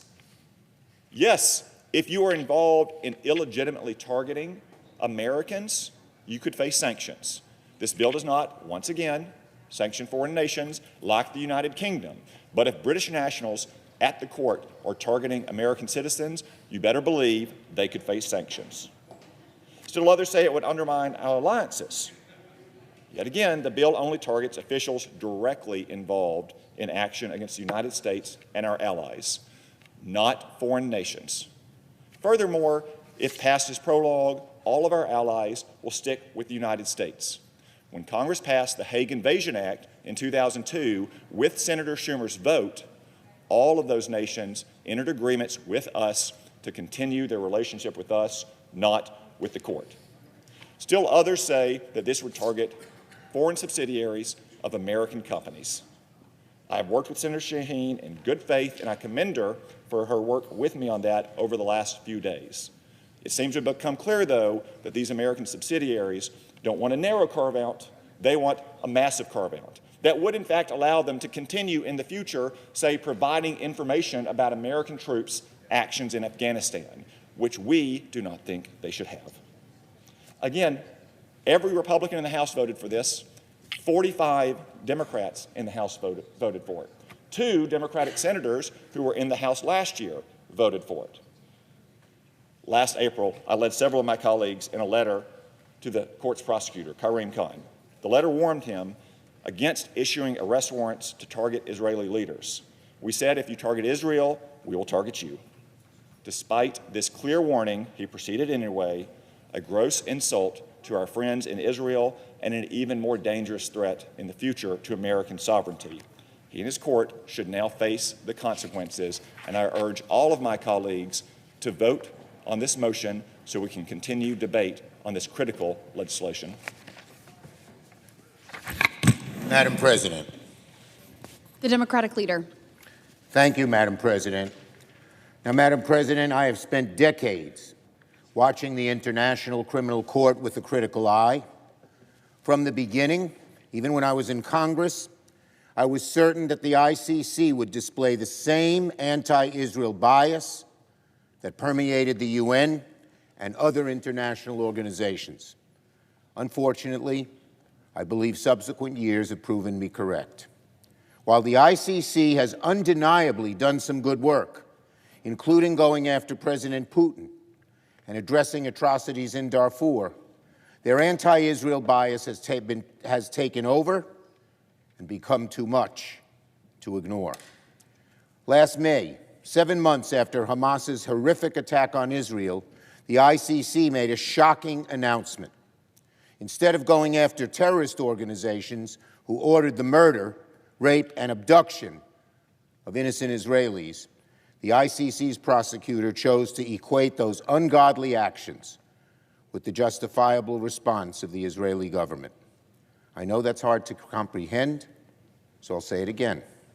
Last May, the ICC equated the Hamas terrorist organization with the Israeli government, betraying an anti-Israel bias that cannot be ignored, a bias that is deeply rooted, sinister, and which fuels the anti-Semitism resurging across the globe, including here in America, the country I love. It's hard for me to comprehend even today. And that false equivalence, I believe, is the reason we are here on the Senate floor considering an ICC sanctions bill. The ICC bill is one I largely support and would like to see become law. However, as much as I oppose the ICC's deep bias against Israel, and as much as I want to see that institution drastically reformed and reshaped, the bill before us is poorly drafted and deeply problematic. It'll have many unintended consequences that undermine its primary goal. The bill as drafted would enable sanctions against American companies who have contracts to support the ICC's technology functions. These American companies do not make investigative or prosecutorial decisions.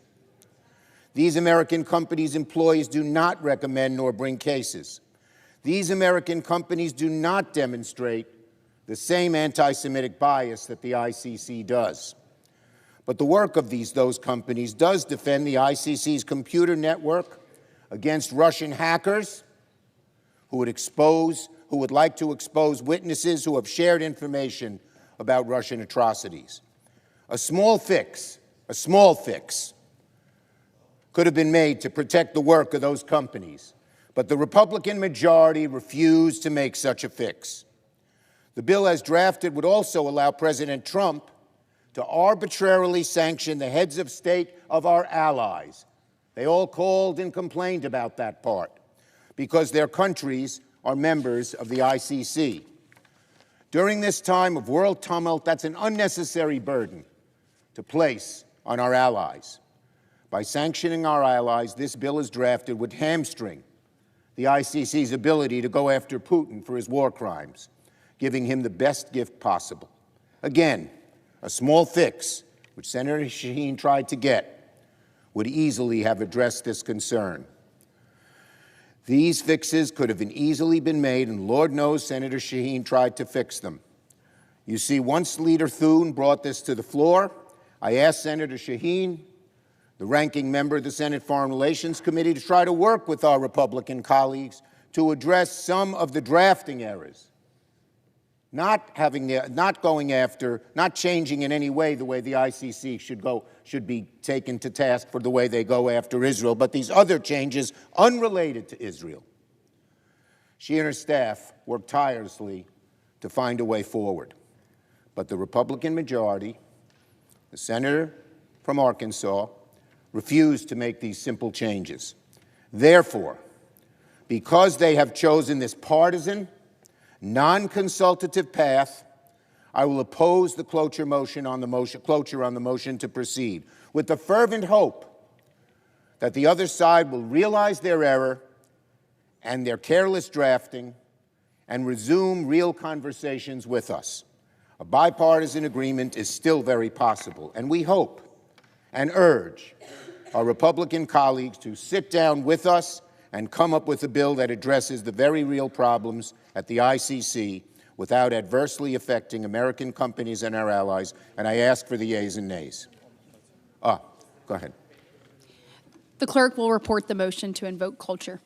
Cloture motion. We, the undersigned senators, in accordance with the provisions of Rule 22 of the Standing Rules of the Senate, do hereby move to bring to a close debate on the motion to proceed to counter number 3, H.R. 23, an act to impose sanctions with respect to the International Criminal Court and so forth, signed by 17 senators. By unanimous consent, the mandatory quorum call has been waived. The question is it the sense of the Senate that debate on the motion to proceed to H.R. 23, an act to impose sanctions with respect to the International Criminal Court engaged in any effort to investigate, arrest, detain, or prosecute any protected person of the United States and its allies shall be brought to a close? The yeas and nays are mandatory under the rule. The clerk will call the roll. Ms. Alsobrooks, Ms. Baldwin, Mr. Banks, Mr. Barrasso, Mr. Bennett.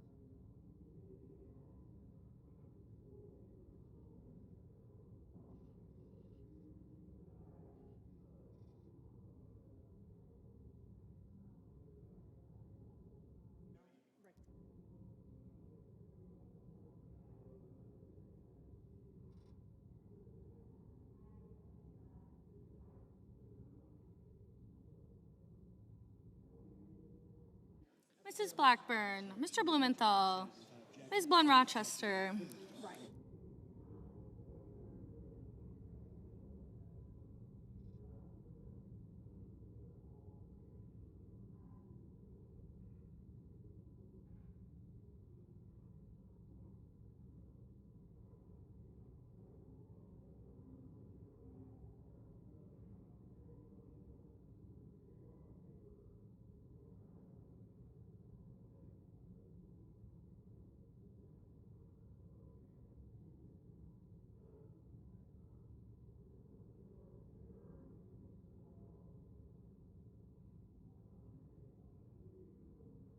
Mr. Booker, Mr. Bozeman, Mrs. Britt,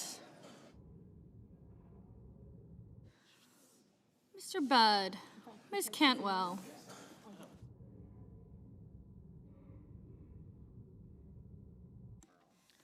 Mrs. Capito, Mr. Cassidy, Ms. Collins, Mr. Coons, Mr. Cornyn, Ms. Cortez Masto,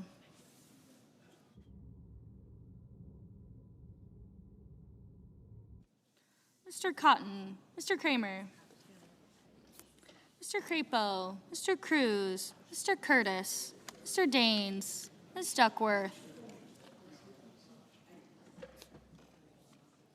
Mr. Durbin, Ms. Ernst, Mr. Fetterman, Mrs. Fisher, Mr. Gallego, Mrs. Gillibrand, Mr. Graham, Mr. Grassley,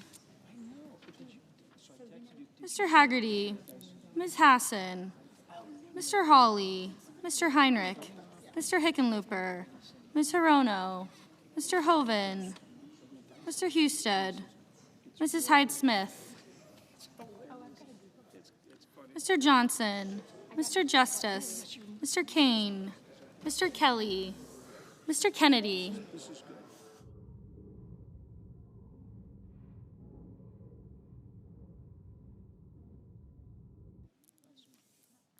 Mr. Kim, Mr. King, Ms. Klobuchar, Mr. Langford, Mr. Lee, Mr. Lujan, Ms. Lummis, Mr. Markey, Mr. Marshall, Mr. McConnell, Mr. McCormick, Mr. Merkley, Mrs. Moody, Mr. Moran, Mr. Moreno,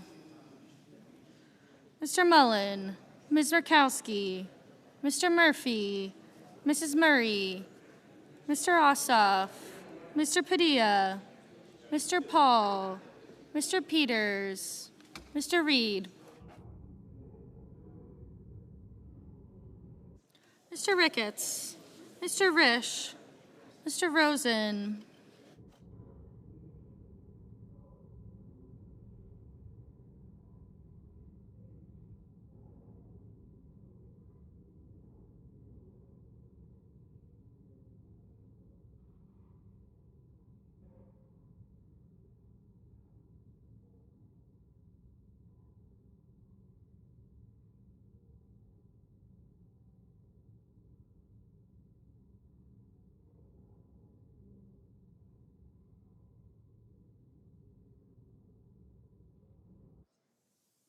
Mr. Rounds, Mr. Sanders, Mr. Schatz, Mr. Schiff, Mr. Schmidt, Mr. Schumer, Mr. Scott of Florida, Mr. Scott of South Carolina, Mrs. Shaheen,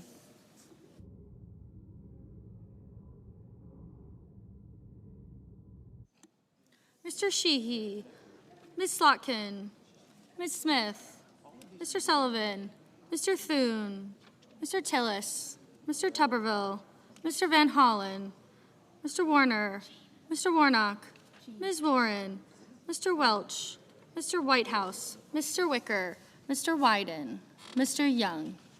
Ray.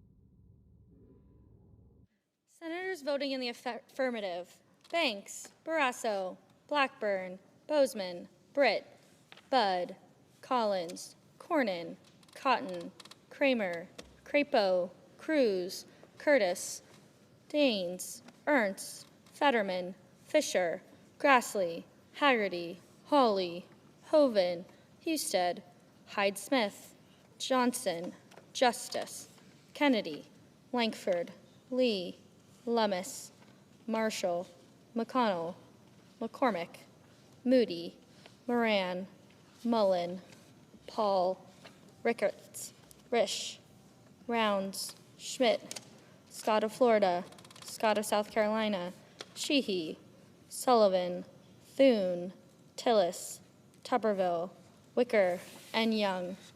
Senators voting in the negative: Bennett, Coons, Hickenlooper, Kane, Kelly, Markey, Sanders, Schatz, Schumer, Shaheen, Smith, Warner, and Wyden.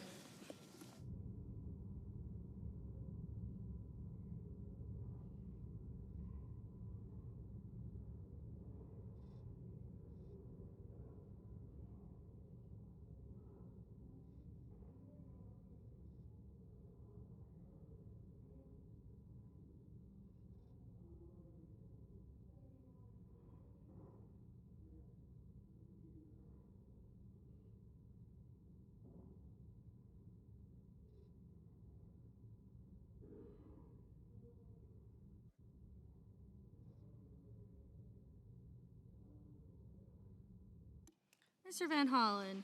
Mr. Van Hollen, no. Ms. Murkowski. Ms. Murkowski, aye.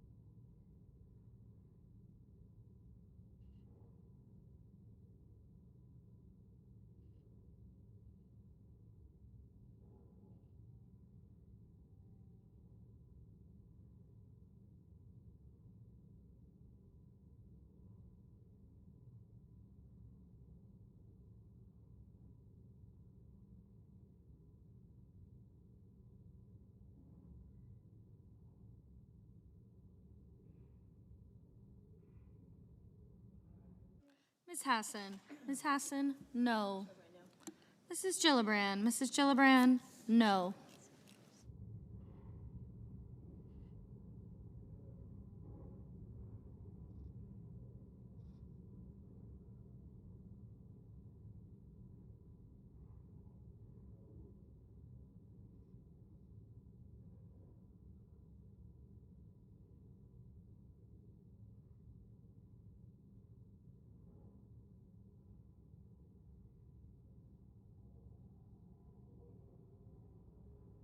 Ms. Duckworth. Ms. Duckworth, no.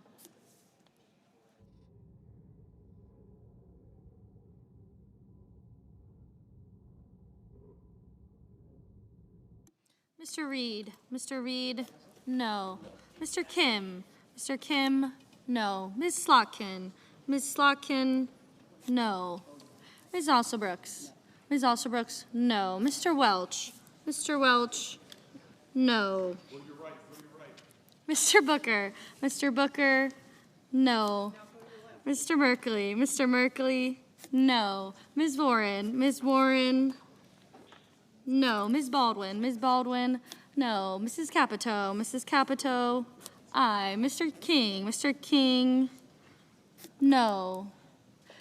Ms. Blunt Rochester. Ms. Blunt Rochester, no. Ms. Hirono. Ms. Hirono, no. Mr. Warnock. Mr. Warnock, no. Mr. Durbin. Mr. Durbin, no. Mrs. Murray. Mrs. Murray, no. Mr. Blumenthal. Mr. Blumenthal, no. Mr. Murphy. Mr. Murphy, no. Mr. Gallego. Mr. Gallego, no. Mr. Peters. Mr. Peters, no. Mr. Padilla. Mr. Padilla, no.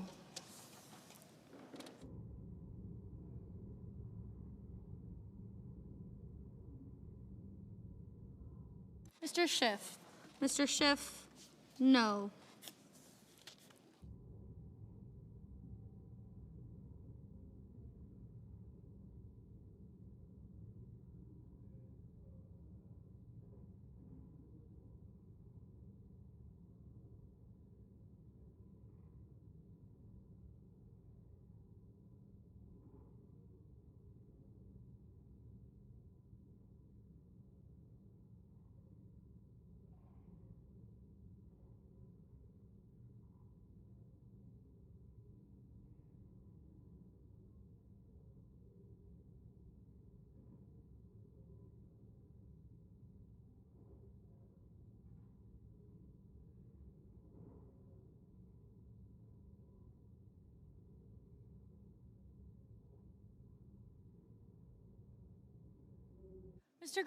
Mr. Graham, aye. Mr. Moreno, aye.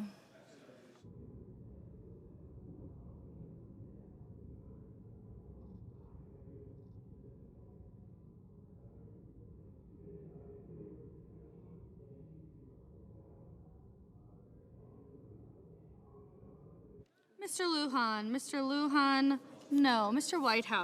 Whitehouse, no.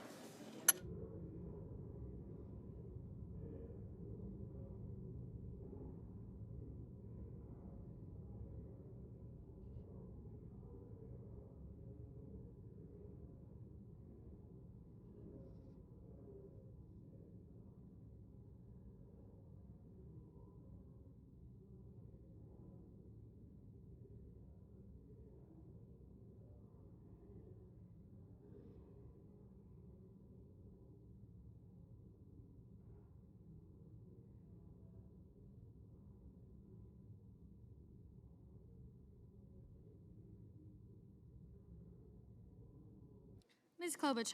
Klobuchar, no.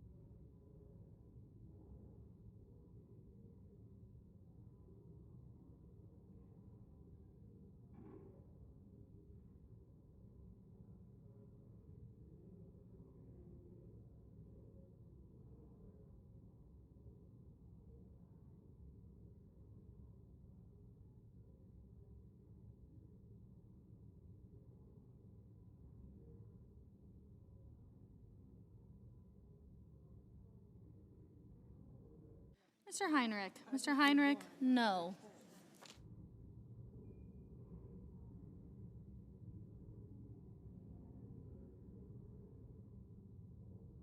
Ms. Rosen, no.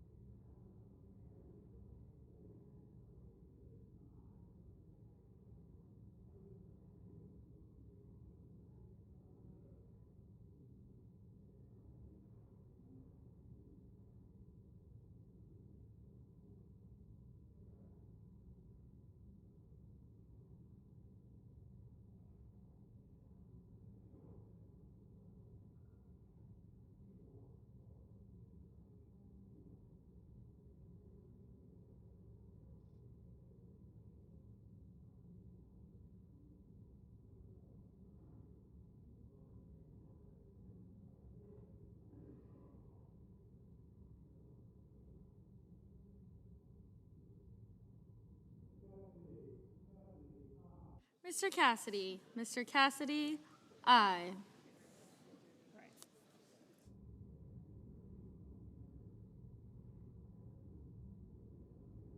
Ms. Cortez Masto. Ms. Cortez Masto, no.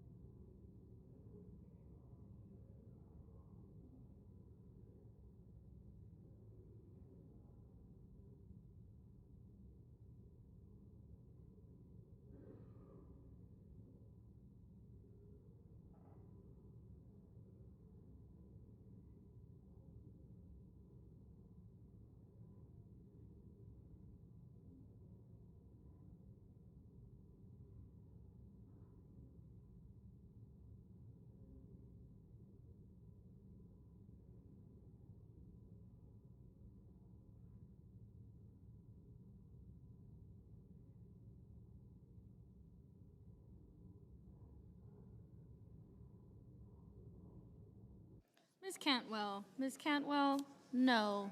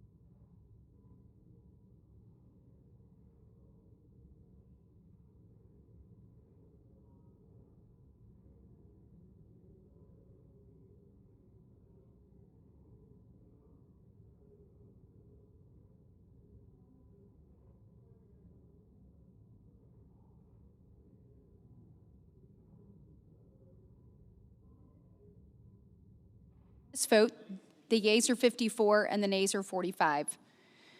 3/5 of the senators duly chosen and sworn not having voted in the affirmative, the motion is not agreed to.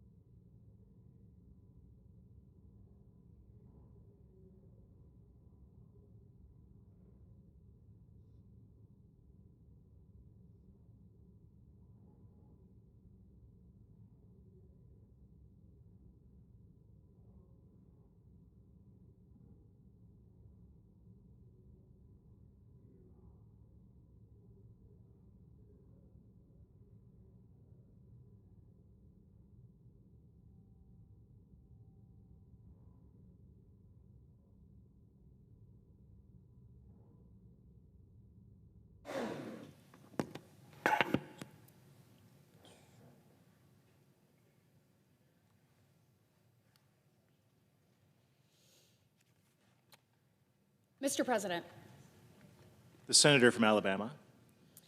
January 2025 has been a turning point for the United States of America. President Donald Trump's inauguration marked the beginning of, as he put it, a new golden age for America. And our new president unveiled a list of executive orders undoing 4 years of decline in his very first week in office. He's already reversed a number of the failed Biden-Harris policies that weakened both security at our border and enforcement in our immigration laws in our nation's interior. He's taken action to end catastrophic catch and release policies. He reinstated Remain in Mexico. And he stopped the abuse of immigration parole. Not only did President Trump turn our country's border and immigration policies around 180 degrees on his very first day, but finally, at long last, Congress is working again. The House and the Senate sent the strongest immigration enforcement legislation to the president's desk since 1996. After nearly a year of working to get the Laken-Riley Act through, it is finally mere hours from becoming actual law. We are finally on our way to ensuring that criminal illegal aliens are off our streets before they can commit the most heinous crimes imaginable. Providing our states the ability to compel the federal government to do its job is something it also includes, and the enforcement of the laws that are actually on the books. Far too often, we hear from grieving parents whose children's life were cut far too short by illegal border crossers, who were poisoned by fentanyl brought across our southern border, or who were suffered abuse at the hands of people who shouldn't have been in our country to begin with. The American people have heard enough of those stories, and on November 5th, they told us they wouldn't take it any longer. The results of the November election were a signal from the people we represent to the lawmakers meant to act on their behalf. They were a verdict from the American people that Washington had for far too long become guilty of overlooking the problems that actually matter to the people we're here working for. With the Laken-Riley Act, we've started to deliver on that verdict, but we're not done yet.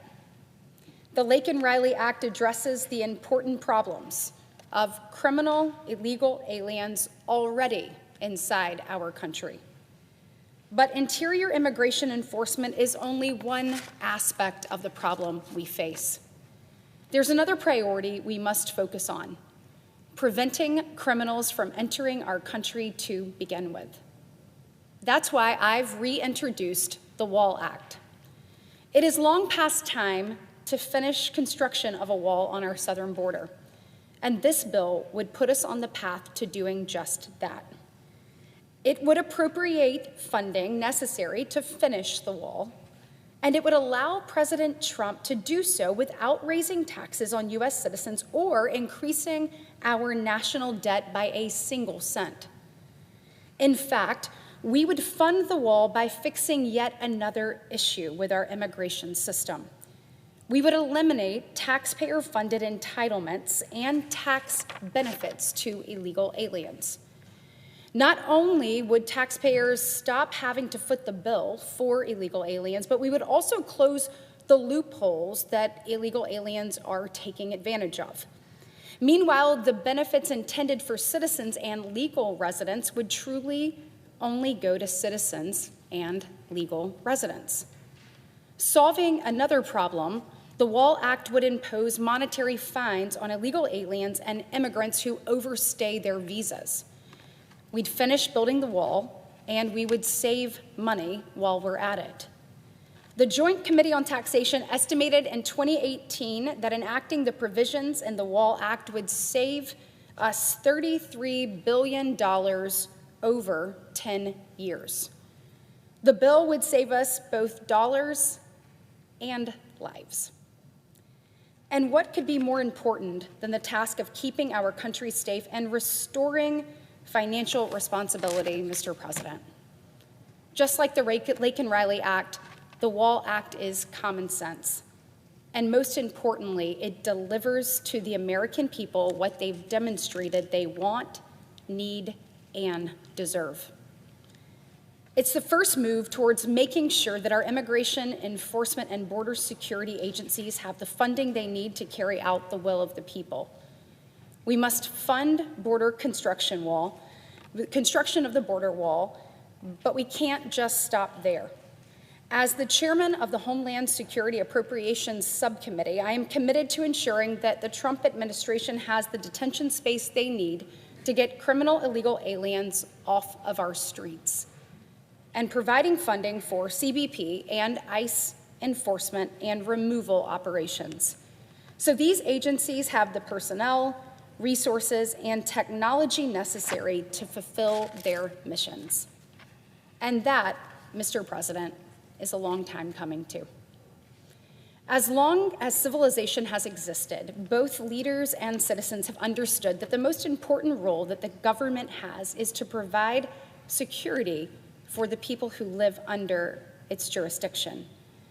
From the White House to both chambers of Congress, the Republican Party is committed to getting our country back on track, to responding to the demands of the American people that they made to us this last November, securing our border, removing criminal illegal aliens from our streets, and providing a safe, orderly nation for the American people. There is no greater responsibility we have, no higher calling we can seek than making America safe again. We've heard the American people's voices and we understand the call. Now let's heed that call and pass the WALL Act. Let's continue to turn our promises made into promises kept. Thank you, Mr. President. I yield the floor.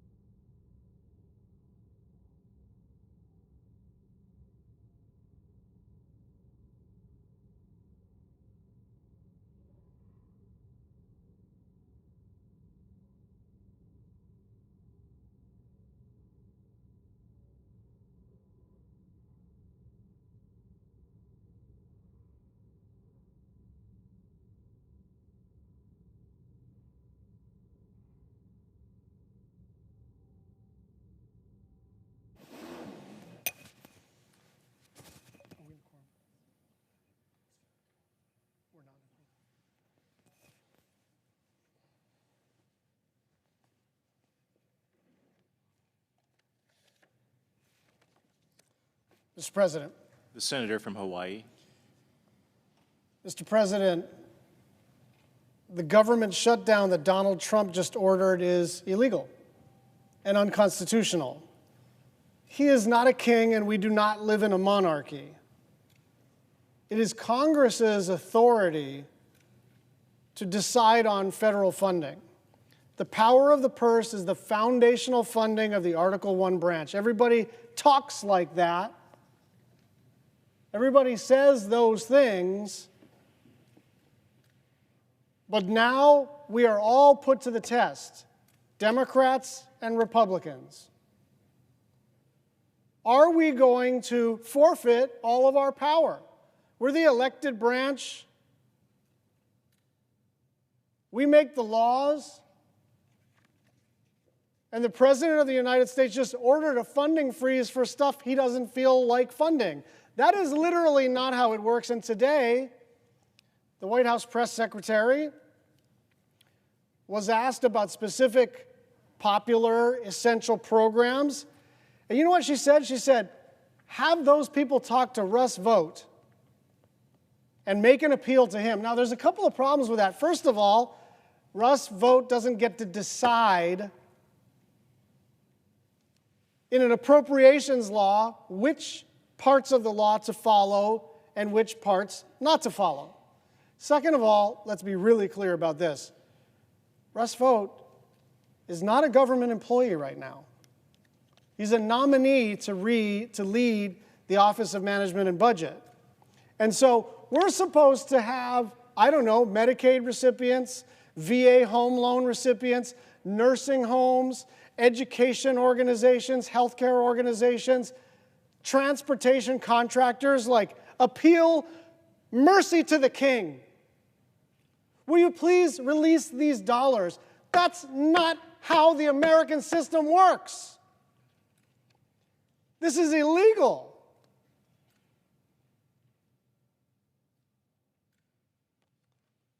There is real pain starting today because of this funding freeze. Schools, child care facilities, fire departments, community health centers, domestic violence shelters, all of them will instantly lose their funding at 5 p.m. today.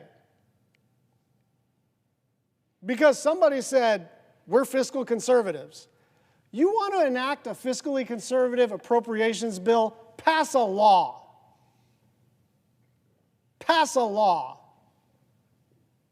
I also would like to select the federal funding, which I agree with, and fund that, and select the funding that I disagree with, and defund that. But I'm not a monarch, and neither is Donald Trump. We're hearing from so many constituents across the country, and I had a bit of a time delay because it's earlier in Hawaii, but all of my colleagues were getting incoming texts and calls and panicked people. This isn't about some arcane government program. This is like basic stuff. People are like staged to do construction and told not to show up for work. Some of these construction projects are in places where you only have a narrow window during which you can even do construction. So a 90-day freeze means wait till next year. I don't care what the law says. Wait till next year. If you're a disaster survivor in North Carolina or Louisiana or California or Texas or Florida or Maui,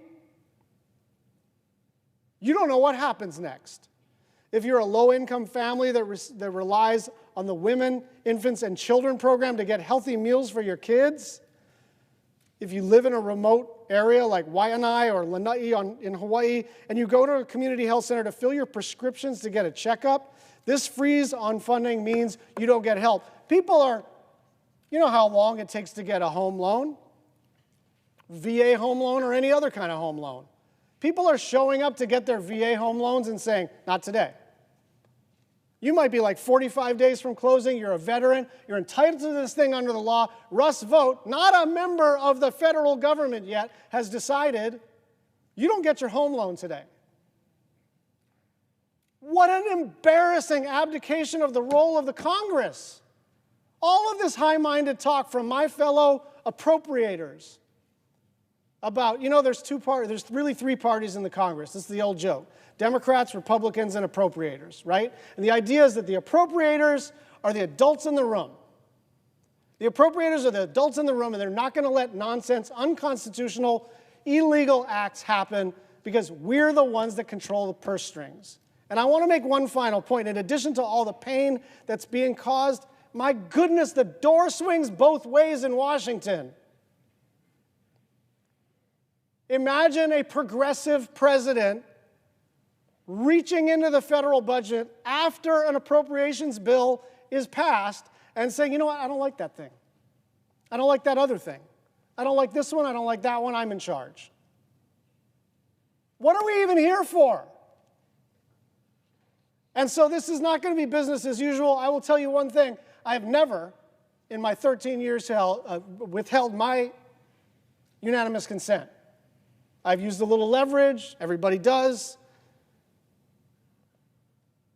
But we better get this straight on a bipartisan basis. Not because I want to score partisan points, not because I want to characterize Donald Trump in one way or the other, but because we all worked so hard and made real sacrifices to get to this place so we could have a position of responsibility to uphold the Constitution of the United States. What is happening today is unconstitutional. It is also against statutory law, but most importantly, it is causing pain across the country. I yield the floor.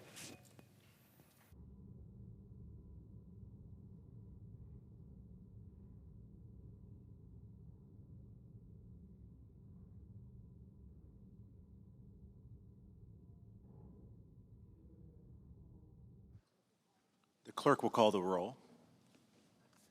Ms. Also Brooks.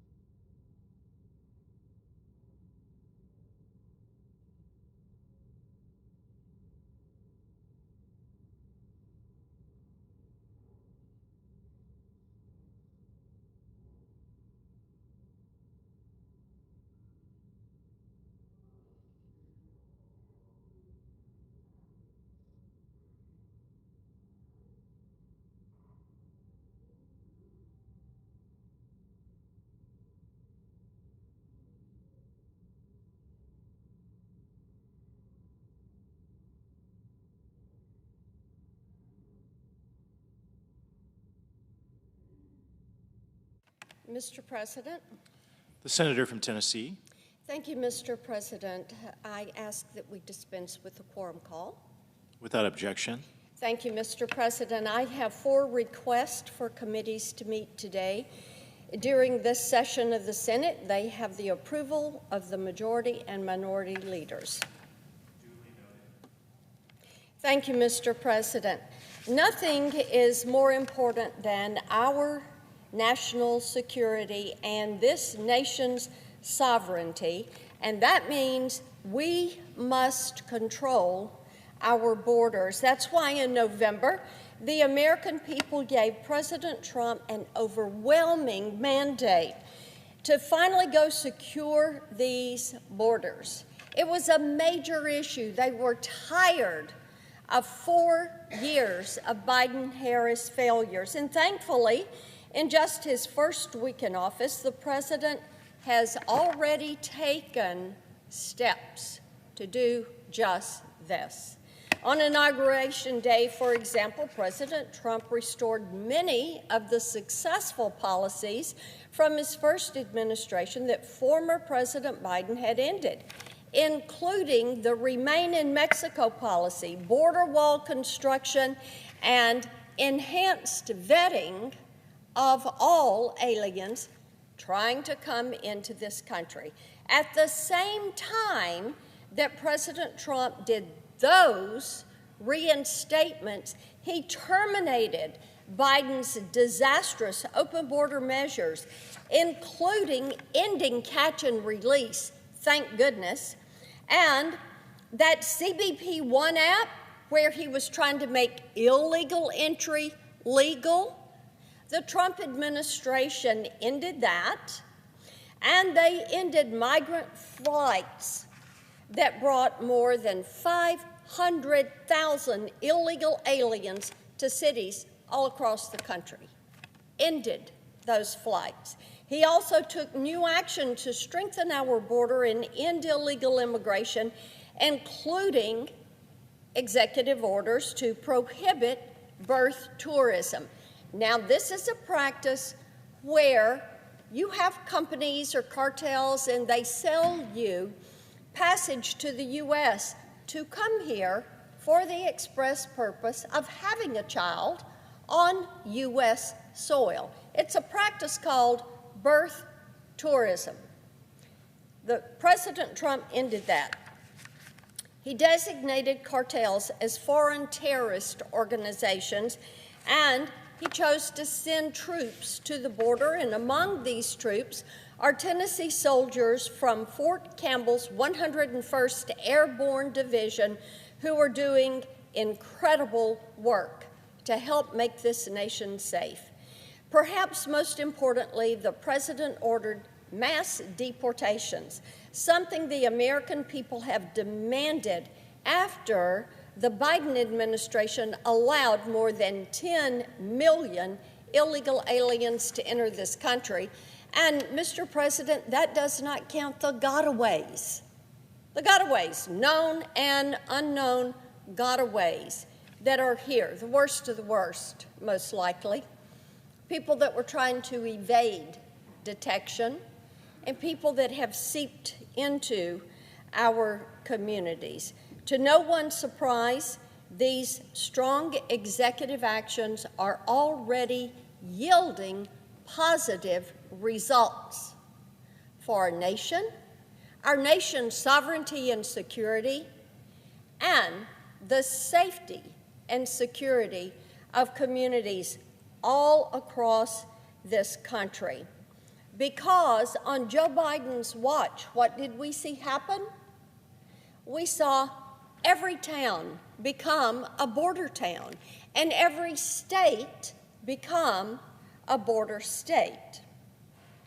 People went to the polls in November and voted saying, enough is enough. We have to restore law and order. And in the last week, and I want you to think about these numbers. Mr. President, I encourage all of our colleagues, look at these numbers from the last week. In this last week, ICE, the Immigration and Customs Enforcement, arrested more than 2,600 illegal aliens. Now, these are criminal illegal aliens. They're including gang members, convicted sex offenders, and murder suspects. 2,600 in 1 week. This tells you they knew where these people were, Mr. President. It's just that their hands were tied by the Biden administration. They could not go get these people that were making our communities less safe. Just on Thursday alone, ICE arrested 2 people in Nashville, Tennessee. What we found out, they were both members of the gang Tren de Aragua, right in Nashville. Both of these aliens, the illegal aliens, have a criminal history of promoting prostitution and entered the country last year after being processed by the Biden administration. While migrant encounters at the border have plummeted over the past week, the Trump administration has also conducted deportation flights to send illegal aliens back to their home countries. Make no mistake, if any country refuses to take in their own citizens, President Trump has made clear that there will be consequences brought to bear. In just the last 24 hours, the government of Colombia learned that lesson, completely reversing its blockade of deportation flights after the president said he would impose tariffs and sanctions. For so many in Tennessee and across the country, this is welcome news. This is what they wanted to see, Mr. President. They were tired of talk. They were tired of appeasement. What they wanted was action to get these criminals out of their communities, to get them behind bars. We can only have national security and know that this country is safe if we have border security. And for too long, Tennesseans, and I think all Americans, have suffered the consequences of this open border. The migrant crime, the fentanyl overdoses, human trafficking, strained public resources, and the list goes on and on. While President Trump will continue to lead the way in securing our border, Congress should play a crucial role in supporting his efforts and make certain that no president can surrender our national sovereignty ever again. That's why in the Senate I've introduced a slate of bills that promote securing our border. Here's an example, the Container Act. This is something that I've had for a while. This would empower communities along our border to construct barriers that would prohibit illegal aliens from crossing into their communities and stop the flow of traffickers and drugs and criminals that have been coming through these communities. When you're on the southern border, you visit ranchers and farmers and communities where they've said, if we could just put a barrier up, the Container Act would give them that opportunity to put up a barrier and protect their areas. The CLEAR Act, meanwhile, would reaffirm the authority of state and local governments to enforce federal immigration laws by apprehending, detaining, and transferring illegal aliens to federal custody. It also says that the federal government has to reimburse that local law enforcement agency for the money that they have spent.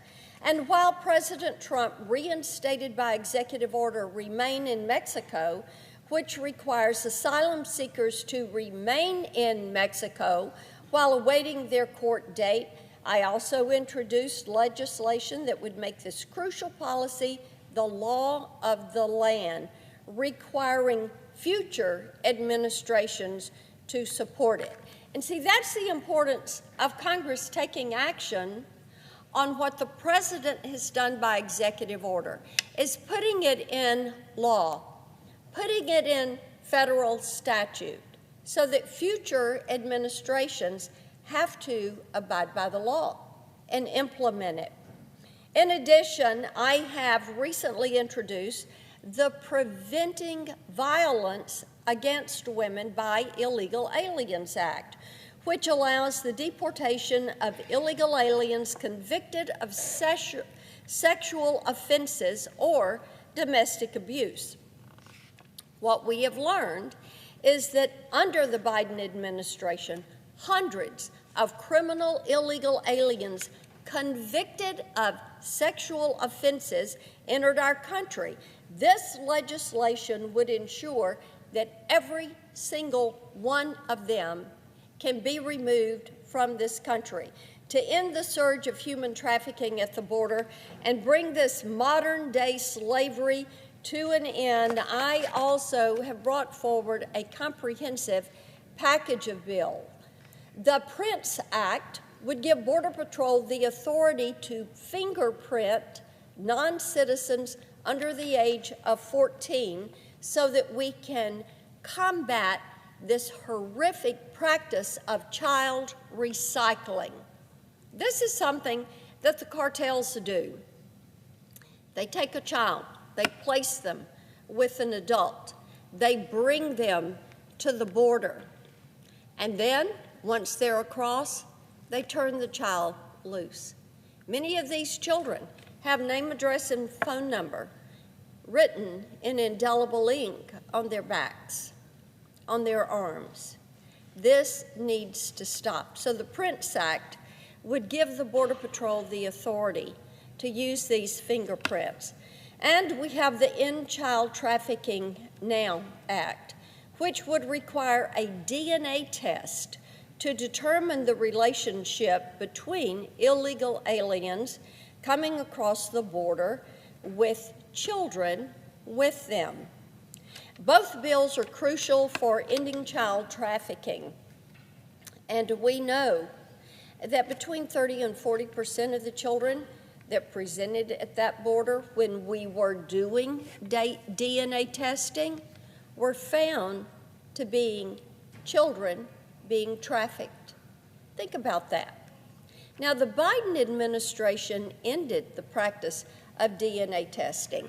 When I inquired as to why they did it, the answer I got was because of the amount of time it took to do the DNA test. Well, it took 45 minutes. 45 minutes. But to the Biden administration, pushing people across the border and into the country was more important. And now we know HHS has lost track of over 300,000 children. It is imperative that we find these children. It is imperative that we end this cross-border human trafficking of children. I also have the Save Girls Act. It's bipartisan. Senator Klobuchar has joined me on that bill, and it would provide states and local governments and nonprofits with the vital resources they need in order to help combat this trafficking of girls and women. I also have a bipartisan bill, the National Human Trafficking Database. It would establish a national human trafficking database at the Department of Justice and incentivize state law enforcement agencies to report crucial data. You know, as we fight human trafficking, one of the things that we have learned from local and state law enforcement, who, by the way, Mr. President, this is a job that landed in their lap to do this because there was not federal enforcement. But we learned that there was no single repository for information about the traffickers, individuals that were being apprehended. So this would establish that database.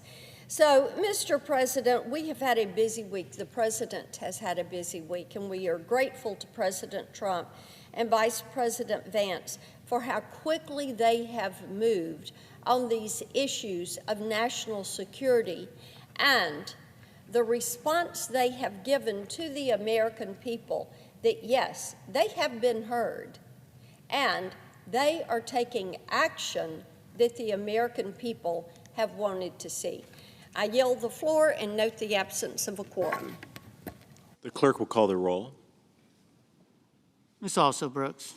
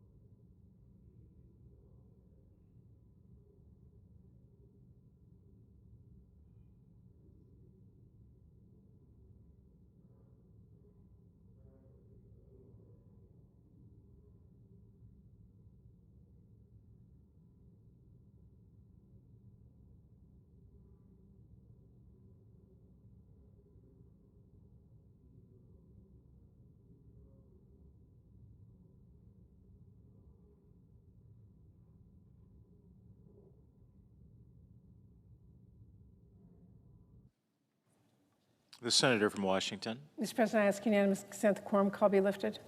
Without objection. Thank you, Mr. President. Mr. President, we are a week into Trump administration, and it can be summed up in one word: lawlessness. Trump is showing every day with nearly every action that he has zero regard for the laws of this country, from pardoning en masse violent insurrectionists to illegally firing government watchdogs charged with unconstitutional executive orders, to asking OMB to halt funding Congress passed, something that is now causing serious chaos and harm to red states and blue states. We are not going to let his strategy of overwhelming chaos win the day. We are fighting each of the actions, and we will not stop asserting our power as an equal branch of the government. But right now, today, we are going to focus on one issue in particular, one that is not just alarming, but actually personal to all of us here in the Senate, because it concerns the Capitol Police each of us walk by every single day. I have made it clear I will not sit back and allow President Trump to rewrite the history of the January 6th insurrection.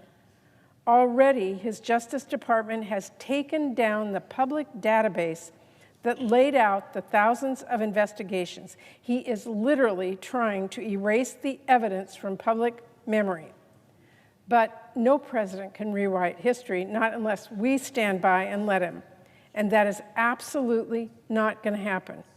We will not forget what really happened here on January 6, 2021. As we all remember, as the American people witnessed in real time, armed insurrectionists, egged on by the sitting president, broke into the U.S. Capitol and violently assaulted Capitol Police officers in their attempt to overturn a free and fair election. You do not have to take my word for it, though like many of my colleagues, I have a first-person account of that day. The reality is well documented in videos, in photos, in case documents from thousands of people charged with felonies after that day, including assault. We know, as a matter of fact, some insurrectionists brought knives, tasers, axes, hatchets, pepper spray, zip ties, and more. We know, as a matter of fact, some assaulted officers with flagpoles, stun guns, fire extinguishers, and bear spray. We know, as a matter of fact, that Capitol Police officers suffered severe injuries as a result, including cracked ribs, smashed spinal discs, brain injuries, and even the loss of an eye. Officers here sacrificed tremendously to keep senators safe, Republicans and Democrats alike. And we have the footage, the photos, police reports that clearly show the crimes and the violence that was committed. So, Mr. President, President Trump's decision to pardon en masse 1,500 people charged in the insurrection is truly an unthinkable attempt to erase the facts of that day and undermine our democracy. But it is especially heinous that he chose to pardon individuals who violently attacked our Capitol Police officers, not to mention commuting the sentences of 14 others, people found guilty of seditious conspiracy, people like Enrique Tarrio, leader of the Proud Boys, and Stuart Rhodes, leader of the Oath Keepers. It is a betrayal of the law enforcement that protected all of us that day, and a dangerous endorsement of political violence, telling criminals that you can beat cops within an inch of their lives as long as it's in service to Donald Trump. Every one of us here owes a tremendous debt of gratitude to our Capitol Police. They protected our lives and they protected our democracy.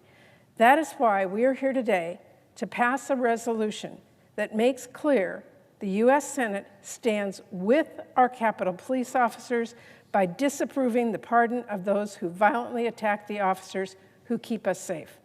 It is a very simple, modest resolution. It reads in its entirety, resolved that the Senate disapproves of any pardons for individuals who were found guilty of assaulting Capitol Police officers. It is that simple. We aren't relitigating every case. This is only about people guilty of assaulting Capitol Police. I made this sure that this was short and clear, something we can pass unanimously, because a message like this really should be unanimous. In fact, Mr. President, just to underscore how straightforward this is, I want to read it in its entirety once again. Resolved, that the Senate disapproves of any pardons for individuals who are found guilty of assaulting Capitol Police officers. That's it, the entire thing. I don't think there's anything here for anyone to disagree with. And I yield to the Democratic leader. Well, thank you. Let me thank Patty Murray for her leadership on this issue. Now, it's becoming clear, it has become clear already, but it's even clearer today. A pattern is emerging from Donald Trump's presidency, a pattern of lawlessness. He has pardoned insurrectionists. He has fired many of the government's independent watchdogs. And today, or last night, he froze billions, perhaps trillions, of federal grant funding to hospitals and firefighters and seniors and Head Start. Under Donald Trump, it's already clear it's a golden age for lawlessness. Today, Democrats will seek passage of a resolution that talks about one aspect of this lawlessness. We simply condemn pardoning rioters who attacked our Capitol Police officers on January 6th. My colleague Patty Murray, who has done such a great job on this, read the whole resolution. How the heck can anyone object to a resolution that says we should condemn pardoning those who assaulted police officers? Where's the law and order crowd? Where's the people who talk about defunding the police? How do you think every police officer feels when one of their brethren is assaulted and then they're pardoned and their own senators, who represent thousands and thousands of police officers, each in their states, won't even stand up for their fellow officer? I just hope our Republican colleagues don't block this resolution. All of us, every one of us, it doesn't matter if you're Democrat or Republican, liberal or conservative, every one of us should be able to agree that people who attack police officers don't deserve presidential pardons. And if Republicans stand in the way of this resolution, what an awful message it sends to our own Capitol Police, who we see every day, who work so hard to keep us safe. Let's be clear, the people who invaded the Capitol on January 6th, whether engaged in violence or not, committed a very serious crime. I saw them. I was within 20, 30 feet of them. And now, because of fear of President Trump, the party on the other side says, never mind. One of the worst days in American history. There's no gray area here, and particularly when it comes to people who attack police officers. By handing out these pardons to convicted criminals, President Trump is effectively saying, you want to attack our brave police officers? That's okay. Pardoning lawless rioters is not what Americans want the president to be prioritizing. They want to see answers to problems that impact them: inflation, good-paying jobs, a better future. And they sure as hell don't want to see OMB taking away monies that have been lawfully allocated that they desperately need in so many aspects of their lives. Our Capitol Police deserve nothing less than our full and steadfast support for everything they do to keep us safe. The very least we can do for them as senators is to come together and declare those convicted of attacking Capitol Police officers, we say clearly with one voice, let's hope, that these people do not deserve a pardon. Yield the floor. The senator from Washington. Mr. President, as if in legislative session, I ask unanimous consent the Senate proceed to the consideration of S-Res 42, my resolution condemning the pardons for individuals who are found guilty of assaulting Capitol Police officers, table with no intervening action or debate. Is there an objection? Mr. President. The Republican whip. Mr. President, reserving the right to object. I heard the senator from Washington State said we are now 1 week into the Trump administration. Mr. President, I'm very grateful we're now 1 week beyond the Biden administration. Democrats do not want a serious debate here about the use of presidential pardon power. If they did want a serious conversation, they would talk about Joe Biden's pardons. Over 8,000 of them, Mr. President. The previous president used his final days in office to grant clemency to 37 of 40 of the worst killers on death row. President Biden said time and time again, oh, he wouldn't pardon his son Hunter. No, no. Not only did he pardon Hunter for the crimes for which he had been convicted, he pardoned him for 10 years of his additional criminal activity, which has not yet been discovered. Then, minutes before leaving office on Inauguration Day, Joe Biden gave preemptive blanket pardons to 5 more members of his own family. If they weren't guilty, why would they need or accept pardons? President Biden commuted the sentences of 2 men who killed a Sussex County police officer. President Biden also commuted the sentence of a killer who executed 2 FBI agents in cold blood. The FBI Agents Association said Biden's pardon was, quote, a cruel betrayal to the families and colleagues of these fallen agents. And that they said that the Biden pardon of this cold-blooded murderer was, quote, a slap in the face of law enforcement. President Biden also commuted the sentence of a drug trafficker involved in the murder of an 8-year-old boy and his mother. The Biden administration actually classified him, believe it or not, as a non-violent offender.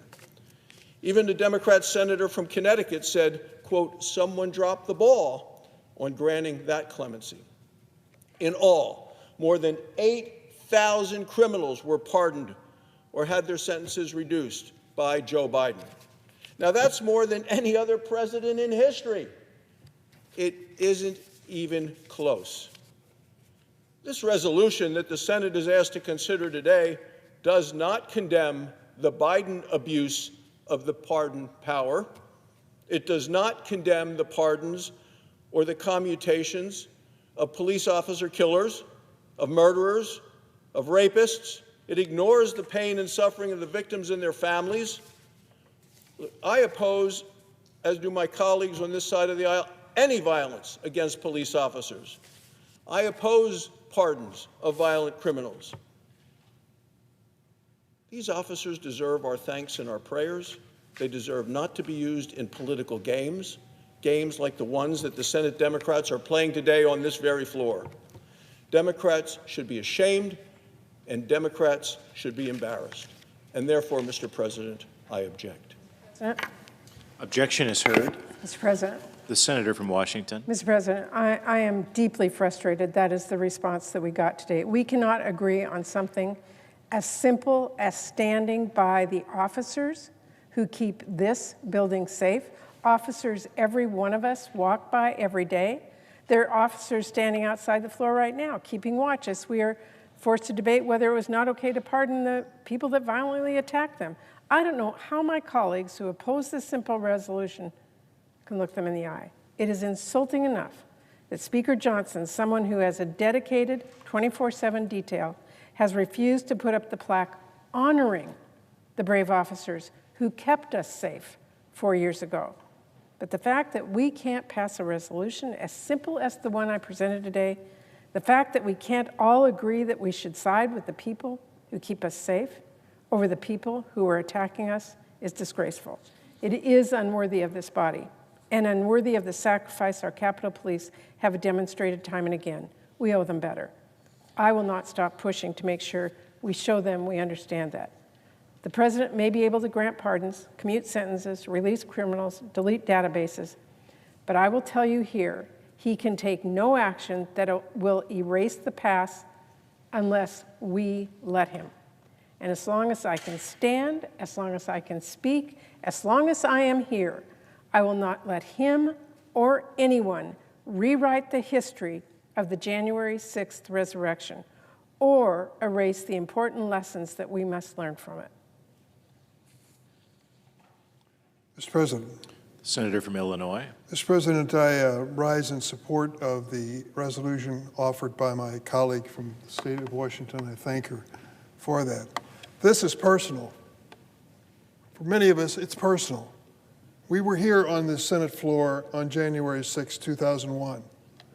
Vice President Pence was presiding. I was sitting at this very desk. And a few minutes after 2 o'clock, the Secret Service came in and literally removed him from his chair. We knew there were demonstrations outside, but we didn't know how serious or how violent they'd become. A few minutes after that, a Capitol policeman stood in front of this chamber and said to all of us, "Stay in this room. Just take your seats. This is going to be a safe room. There'll be many people coming in here, and we'll keep them safe." And we didn't know what was happening outside, but we knew something serious was going on. We waited another 10 minutes. The same Capitol policeman said, "A change of orders. Leave immediately and exit through that door." And we all filed out through that door, headed for one of the buildings on Capitol Hill, where there was a safe space for members of the Senate to meet. I wasn't sure what was going on in the House of Representatives. I still don't know all the details. But the reality was the mob, the insurrectionist mob, was taking over the Capitol. Thousands of people were storming into this building, not for a peaceful demonstration by any means, but sadly for violence and destruction. That day was the worst day I can recall in the history of the Senate in terms of our respect for this building that has become a symbol not only for the United States, but for the world, for peace and democracy. And I thought of those poor Capitol policemen who were asked to defend us with their lives. They were asked to risk their lives for us, and they did. 4 or 5 of them lost their lives as a result of it, and over 140 were seriously injured. Some of the things that were done to them were outrageous. You've seen the videotape. We don't have to speculate on what it was. We saw it as they tore down building structures, as they beat up on these cops, as many of them faced death and knew at the time it was that serious. The grimmest reality of those riots was the subsequent death of 5 of these law enforcement officers and the injuries to approximately 140 others, many of whom still pay that price to this day. Last week, President Trump, who incited the violence, commuted the sentences of 14 individuals and granted full, complete, and unconditional pardons to approximately 1,500 others convicted of offenses related to the January 6th attack. Many of the perpetrators have shown a stunning lack of remorse following their violent assaults on the brave members of the U.S. Capitol Police and D.C. Metropolitan Police who protected my life and the lives of so many others that day. For example, last August, David Dempsey, just a few hours after receiving a 240-month prison sentence for attacking police on January 6th with a flagpole, crutches, pepper spray, pieces of furniture, called into a gathering of supporters from outside the D.C. jail. In reference to Trump's opponents, Mr. Dempsey said, quote, "Don't celebrate too hard, man, because the sentence is only going to last like 6 months." He knew that if President Trump were elected and had the power, he would pardon him, despite what he had done to the Capitol Police.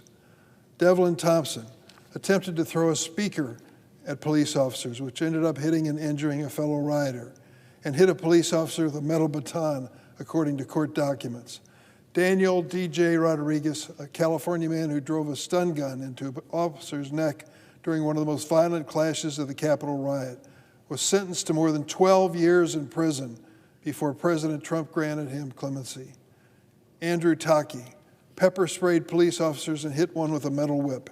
He was supposed to serve 74 months in a federal prison in Beaumont, Texas, but he was pardoned by President Trump. These are just a few of the hundreds of individuals President Trump decided to pardon in this unconscionable executive order. The list of crimes committed by these thugs goes on for pages and pages and pages of court document. Winston Churchill said once, "Those who fail to learn from history are condemned to repeat it." That is why we must continue sounding the alarm on the violence and chaos of that day to ensure it never happens again. We must also be clear that violence for political purposes is never, never acceptable. It has no place in democracy. The men and women who bravely defended the members of this body deserve more, and we should honor them for their heroic efforts, not excuse the thugs who attacked this body and the ideals it represents. President Trump was wrong in pardoning these men who attacked the police. I thank Senator Murray for introducing this resolution condemning President Trump's pardons of January 6th of the insurrectionists who assaulted our brave law enforcement officers. And I'm disgusted that our Republican colleagues won't join us in honoring the men and now women who risk their lives every single day for us. They risk their lives for us. And Senator Murray has asked us to recognize that fact and say violence against them is never acceptable. We couldn't even get a bipartisan vote for that. It's a shame it's reached that point, but it has. I yield the floor. Mr. President. The Senator from Arizona. Mr. President, I stand before you today as the son of 2 police officers.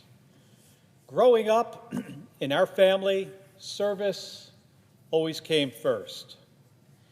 My mom was actually the first woman to become a police officer in our hometown of West Orange, New Jersey.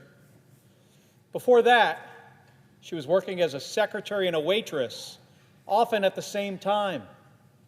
Her becoming a cop meant more money for our family. It literally changed our lives. One day, my mom was seriously injured in the line of duty. When on patrol, she got a call about a burglary at a department store. She rushed to that store to help. The criminal attacked her pretty badly. She was injured, and her injuries forced her to retire. It ended her career. Now, that was a risk that she took for our community as a police officer. These are the same risks we see officers make every single day across our country, all 50 states, all the territories, and here in Washington, D.C. Our New Jersey community and her union, they had her back. The very idea of her attacker being let off the hook would have been outrageous. It would have been shocking. And it's almost impossible to imagine because it simply would have never happened. And yet, that's exactly what did happen when the president, Donald Trump, pardoned hundreds of criminals who violently assaulted Capitol police officers and D.C. police officers on January 6th. That was his priority on day one of his presidency. It wasn't to lower the price of gas or groceries or housing. It was to let violent criminals off the hook for storming this building and attacking the police, leaving many of them bleeding and bruised or worse. In some cases, much, much worse. Now, how does this line up with backing the blue? I don't get it. These pardons are an insult to every man and woman, like my parents, who served and serve our country in law enforcement. President Trump is sending a message that violence against cops is okay when it's done for him. That is a message that all of us must reject unequivocally. I yield the floor.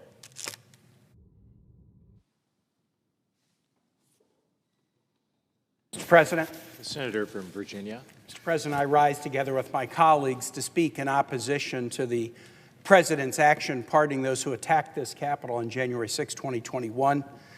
I was here that day. I shared that day with these colleagues, and we all have memories of it, memories that we never would have imagined and hope never to repeat. But I'm not going to talk about my experiences of the day. I'm going to talk about a friend, a Virginian, Howie Liebengood, a Capitol police officer who spent his career protecting this building and who died as a result of that day. And the fact that President Trump would pardon the people who attacked this Capitol, leading to Howie Liebengood's death, is a deep, deep stain on President Trump, and frankly, a stain on this body if we casually tolerate it. Howie Liebengood is a Virginian who grew up in this building. His father was the Sergeant at Arms of the United States Senate. And prior to assuming that role, worked in other roles in the Senate. And Howie and his two siblings grew up coming to the Capitol and treating it like it was sort of their playground and their yard, running through the halls, meeting senators, hearing their dad tell stories about what it was like to serve this Article I branch as a patriotic American public servant. When Howie came of age, he started a career that he enjoyed and worked together with his father for a number of years as a NASCAR driver. And he worked on the NASCAR circuit, kind of working his way up from minor league races to more significant races. But after a number of years of doing that, look, he was a child of the United States Senate. He was a child of this Capitol.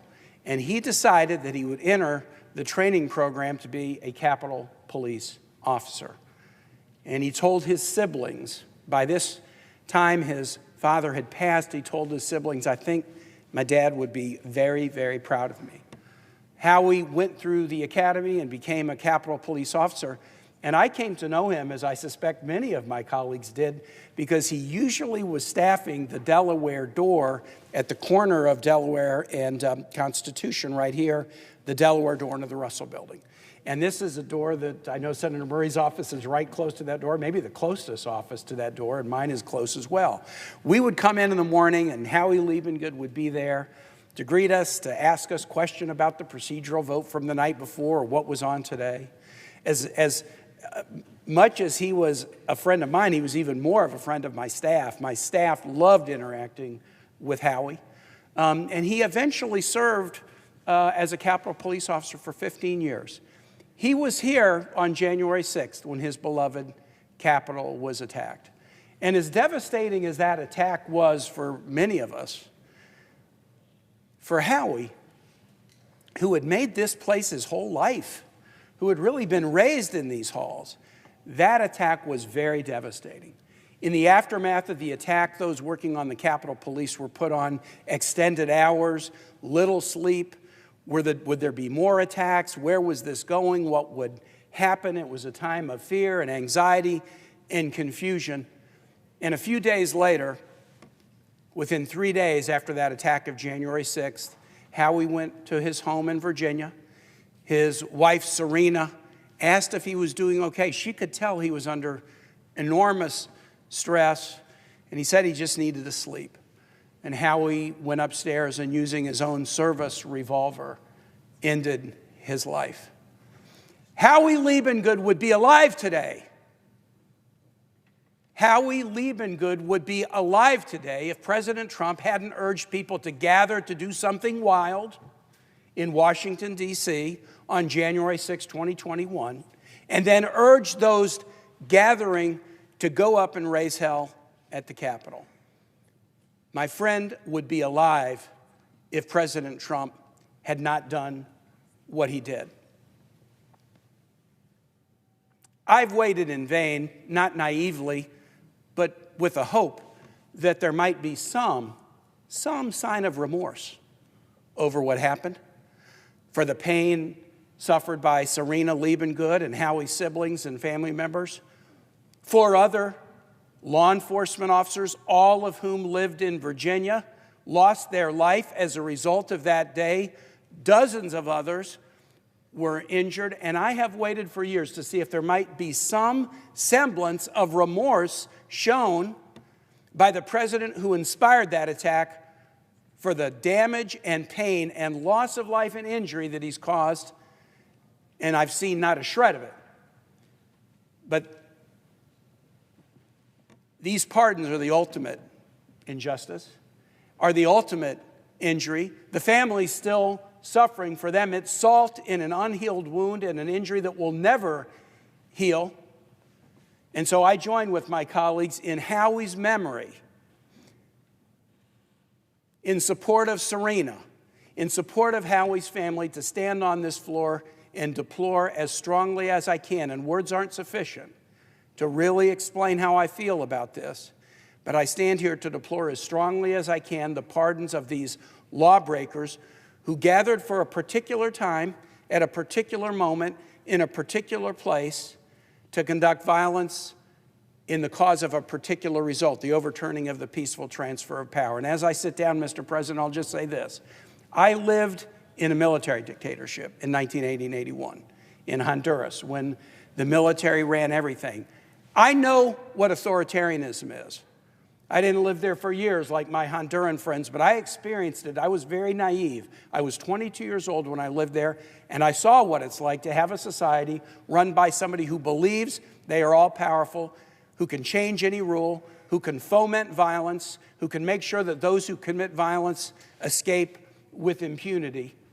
I know what this is like, and we are in danger of moving into the same kind of authoritarian behavior when we casually pardon and excuse those who perpetrate violence to overturn our democracy.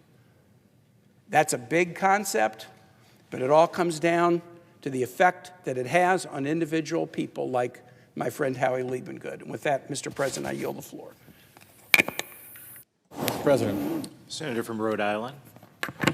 Mr. President, many of us who were here on January 6th have pretty indelible memories.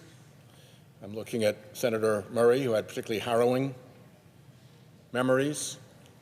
One of mine is I was one of the last people out of the Senate.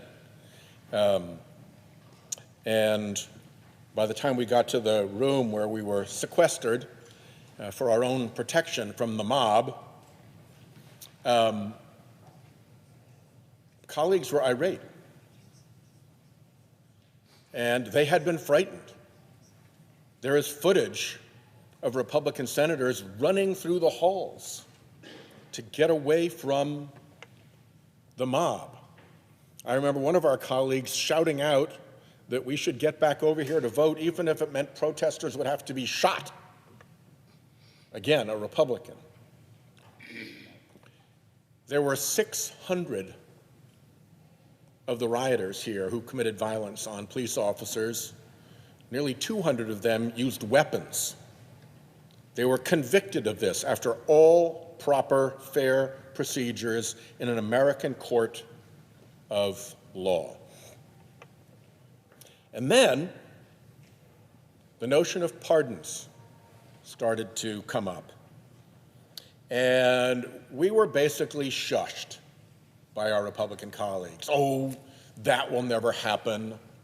The vice president said, if you committed violence on January 6th, you shouldn't be pardoned. In fact, he said, obviously, you shouldn't be pardoned. And another colleague in the Judiciary Committee chastised Democrats for asking the Attorney General nominee, what would she do with respect to the violent January 6th protesters? Would she recommend that the president pardon them? And we were chastised for the absurdity of that question. That is an, quote, absurd and unfair hypothetical to even ask. Over in the House, Jim Jordan said that he didn't think anybody violent was going to be pardoned. I think, he said, he's going to focus on all the people who didn't commit any violence. Another colleague on the Judiciary Committee said he was against any such pardons for people who assaulted cops, threw stuff at cops, broke down doors, broke windows. We heard this cascade of denial from the other side about these pardons. It was unfathomable that he would do this. It was wrong that he would do this. It was absurd that he would do this. And then he did it. And what happened? Well, two things happened. One, over 1,000 people who have demonstrated their willingness to commit acts of political violence at the behest of Donald Trump were set loose on the streets. We haven't heard the last of them. There may be another call to arms. Will be wild, be there. We haven't heard the last of them. But just the leading edge, in only the week since we've been there, one's already been arrested for a violent confrontation with police officers. Another was killed in a shooting incident when he refused to be arrested and engaged police officers with a weapon. And a third is in Rhode Island in our ACI, in our Adult Correctional Institute, for having challenged police officers in an armed standoff. Now, he was in prison when he was pardoned. Nobody in this pardon operation thought to understand that this guy actually was convicted again of violence against police officers and sentenced to a long term of imprisonment in my state. So we know there's going to be more violence from these people. We know that Trump now has an on-call assault team that he can use to launch political violence just the way he did on January 6th. And this is a dangerous situation. This ought to be the easiest vote in the world. How you can even walk through these halls and look at our Capitol Police officers in the eye, the ones who were there, the ones who took their lives in their hands to steer the mob away from vulnerable senators. How you can look them in the eye if you haven't supported this, I don't know. There is a word in the English language, subservience. I think we need a new word called Trump-servience, in which things you know you shouldn't do, you do anyway because you're either frightened of Trump or want to suck up to him. This is not a great moment. And there is an effort, frankly, to erase that incident. For a long time, oh, just peaceful protesters. This was all just, happy people coming in to visit the Capitol, fun and games. Yeah, so fun that we had senators running down the aisles to get away from them. So fun that to get back into this building, we had armed SWAT officers with automatic weapons lining the entire pathway back from where we were secured into this chamber. Just remember what our colleagues were saying in that time period. But the effort to erase this moment goes on. It occurred just recently in the Judiciary Committee when the Attorney General nominee said that there had been a peaceful transfer of power. Like January 6th never happened. I asked a question for the record, asked her to explain that. She said, well, on Inauguration Day it was peaceful. You remember why it was peaceful on Inauguration Day? Because we had the Capitol of the United States surrounded by more soldiers, more police officers, more fencing, more snipers, more law enforcement and military safety people than had probably been the case since the Civil War.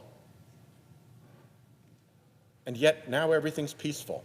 We cannot forget what happened here. It is wrong to forget what happened here. It is an insult to this Capitol to forget what happened here. It is an insult to the men and women of the Capitol Police Department and the DC Police Department and the others who came in to fill in when they were overwhelmed by these brutal rioters. So I'm glad that Senator Murray did this. I appreciate very much the opportunity to speak on their behalf, both for the sake of those police officers and for the sake of the truth and for the sake of our history here. This deserves to be remembered. I yield the floor.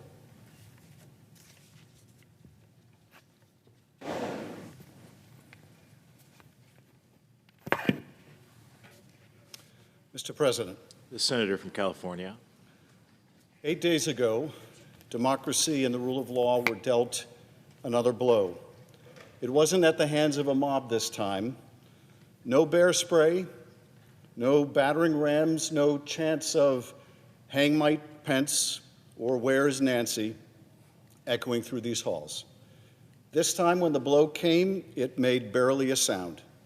No screaming rioters in military garb and Viking helmets, only a president in a suit and tie with the demure flourish of a pen. 8 days ago, President Trump pardoned over 1,500 people who assaulted this Capitol, brutalized police officers, and sought to overthrow a free and fair election. Among them were the ringleaders of the Proud Boys and the Oath Keepers, violent, unrepentant white nationalists who orchestrated an insurrection. Some who were convicted of seditious conspiracy, others of beating police officers, of dragging them into a mob, of bear spraying them, of crushing them in a revolving door. Horrifying, sickening stuff. And with the flick of a wrist, their benefactor, their inspiration, Donald Trump erased their crimes and handed them something unthinkable in a democratic society: absolution in the form of pardons and clemency. This was not mercy, this was madness. 1,550 pardons, 1,550 acts of absolution for those who committed violence against our Constitution and against those who swore to defend it. 1,550 get-out-of-jail-free cards handed to individuals who tried to overturn a free and fair election. And make no mistake, these pardons were a promise that if you commit violence in Donald Trump's name, you'll be protected, you'll be hailed, even glorified for your violence. A promise that no matter how egregious your actions on behalf of this president may be, accountability will not find you. A promise that America will now have to live with the fear that January 6th may not be the last of the violence in service of this president. Mr. President, Senator Kaine was saying, we have seen what happens when democracies falter, when leaders resort to violence, and when those who are meant to stop them lose their will, when those who defy the rule of law are exalted instead of prosecuted. History is littered with the wreckage of nations whose leaders decided that violence for them was more important than justice, more important than the law, more important than the people. And sadly, these pardons are not the last action the president will take to bend and subvert the rule of law to his will. Already we've seen this president and his Justice Department fire those who led a completely justified investigation into him, which led to indictments, and if allowed to proceed to a jury, would likely have led to his conviction. We've seen his Justice Department announce an investigation into the investigators and those who prosecuted important cases against January 6th violent criminals. We've seen this Justice Department, his Justice Department, reassign those who were viewed as not loyal enough. And we will see a lot more before the week, the month, and the year are out, much more. And if we are to remain a democracy, we had better see much more done to stop it. In this body, in this vital check on the power of the executive, we must see more done to stop it. We must draw a line here. We must draw a line now. The Vice President argued that these pardons are about liberty. They are not. I ask you, what does liberty look like to the police officer who was beaten with a pole that once held the flag he was sworn to defend? What does liberty look like to the congressional staff who barricaded themselves in their offices listening to the chaos outside? What does liberty look like to the families of those who died as a result of the violence that day? Liberty and justice don't come from pardoning the perpetrators of violence. It comes from ensuring that violence is not repeated, condoned, absolved. The question before us is simple, one that our founders answered correctly, and that today we must answer again. Are we a nation of laws? Or are we a nation of men? Or more specifically, of one man, above accountability, beyond reproach, because make no mistake, we cannot be both.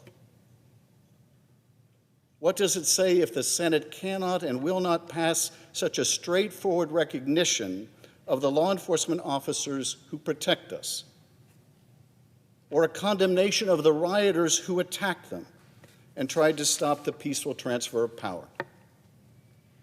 It says that we are willing to see our cherished legacy die with a whimper, one sordid absolution after another. It is really that simple. I urge my colleagues to join me, to join us in condemning this most grotesque abuse of power. Condemn these pardons. I yield back.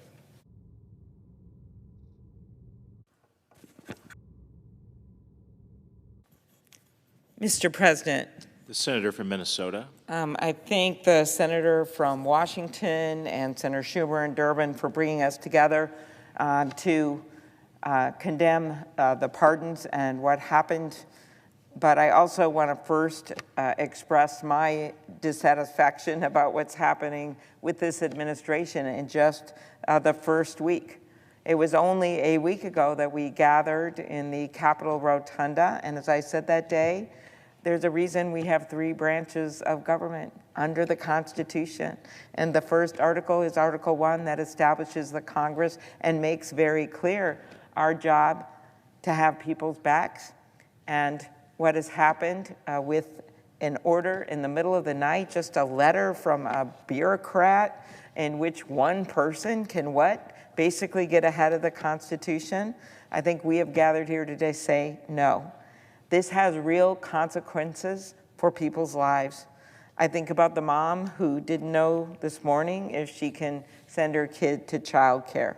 I think about the teenager, and I was contacted about this in a cancer study, hoping that it's going to save his life. I think about the woman in an abusive relationship who has nowhere to go because her local domestic violence shelter couldn't take her in.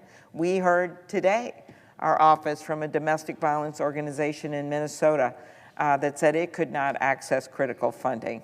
We think about the first responders, the firefighters all over our country. We think about what we saw them doing in Los Angeles over the past month. Grants that pay for their equipment, funding that pays for them to allow them to hire firefighters. This is not acceptable. It is not the executive branch's decision to make. It is Congress's job to direct funding through laws passed by both chambers. Often, in fact, the laws we're dealing with here clearly had bipartisan support. That's how they got in when we had one House that was Republican and one House that was Democratic. Now that switched, they're both Republican, but the money and the funding, that was supported by both parties. The American people have sent us here to represent our constituents, and that is what we are doing. So this chaos that we've seen today with multiple groups and people not knowing what was happening reminds me that the last Trump administration, we saw the same thing. Just a few days ago, the president issued blanket pardons for the insurrectionists who desecrated this very building on January 6, 2021. It is a shocking display of disrespect for the law, enforcement heroes who defended our democracy. And I will say I have been critical of pardons from presidents of both parties. I think we desperately need pardon reform. While it is the power of the president, when you look at what governors do across the country, they actually have commissions set up that make recommendations on pardons. You could still have the power to pardon, but you could make recommendations and more thoroughly look at these cases on a case-by-case basis. So January 6th and the assault on our democracy, many of us were there. I was the one with Senator Blunt, the former senator of Missouri. We were the leads on the Rules Committee. And we were the ones at 3:30 in the morning, when everyone had gone home, that made that walk with Vice President Pence. It was just the 3 of us and 3 pairs of young women holding the mahogany boxes with the electoral ballots that one of the young pages had the wherewithal and the parliamentarian staff to get out of the chamber before it was evaded. And in the morning when we made that walk, it was a celebration, pomp and circumstance, everyone following behind us. And then that night at 3:30 in the morning, we had officers with scratches on their faces, over 100 of them injured. And we made that walk over broken glass and by pillars spray painted with racist vulgarities. But we made that walk and democracy prevailed.